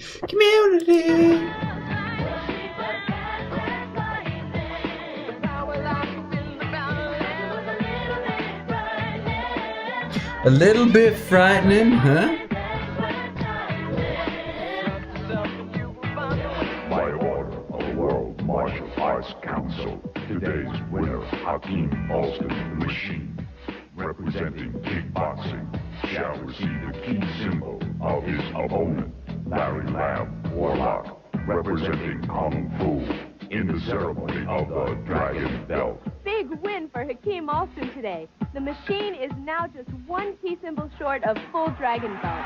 The only other athlete with 9 is superstar Ho Sung Pak. Who will get to challenge Olympus for the Dragon Star? Stay tuned each week as this story unfolds on WMAC Masters. I will. In the future. Alright. My overall take on it, cheesy, kind of unnecessary in the sense that, like, it's, if that's the standard show format, then it's not gonna go anywhere. There's not a character interlocking like, you betrayed me, or anything like that. It's just, if you're betrayed in one episode, you're gonna be fulfilled in the next, and then not even the next, the same. Beyond that, yeah, I loved that as a kid. Watch people fight, talk about bullshit. I mean, I watched VR Warriors, for God's sake. I watched the History Knots. Like, shit went wild. I was okay with that. Anyway. We'll be watching this more in the future. Not next week, because next week we'll not have a Wasted Wednesday. Rather, not even a Tipsy Thursday. That is the day of our watch party. So if you're not already, do become a member or subscriber over on Twitch, which you will see me over on the weekend. Playing games. That's where I game. I games. Except for occasionally when I game here. Tomorrow, Red Eye and Dirt Cobain shall be joining me and Krendar for Bearded Ramblings. Don't forget, Red Eye and I have a big old announcement. And finally, next week,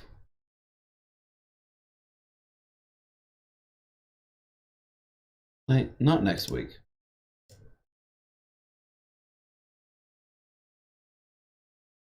Ah, actually, never mind. That's it. You motherfuckers have been great, fantastic, cool even. But it is almost 4:30 in the morning. I am going to go to, not bed, I want to finish the rest of the lasagna, and I want to watch the movie I said I want to watch, which now has escaped me. Fuck. Fuck! It came as quickly as it left, like when you're shit-faced at 2 o'clock in the morning and you're like, I want a cheeseburger, but I want like a donut on top of it. And then at hour 3, you're like, what do you want? I want a world peace.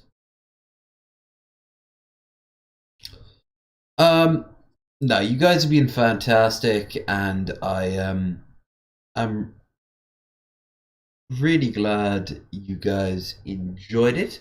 Do show it in the like, share, and subscribe. Don't forget to go our Discord, Twitter, and Twitch. And see up there the way it says ruins? Pretty goddamn soon you will be heading out there. That's next month. This month, like I said, we have our watch party, Bearded Ramblings, and for now, I'm out of here. You all take care. I'll see you again soon. Bye!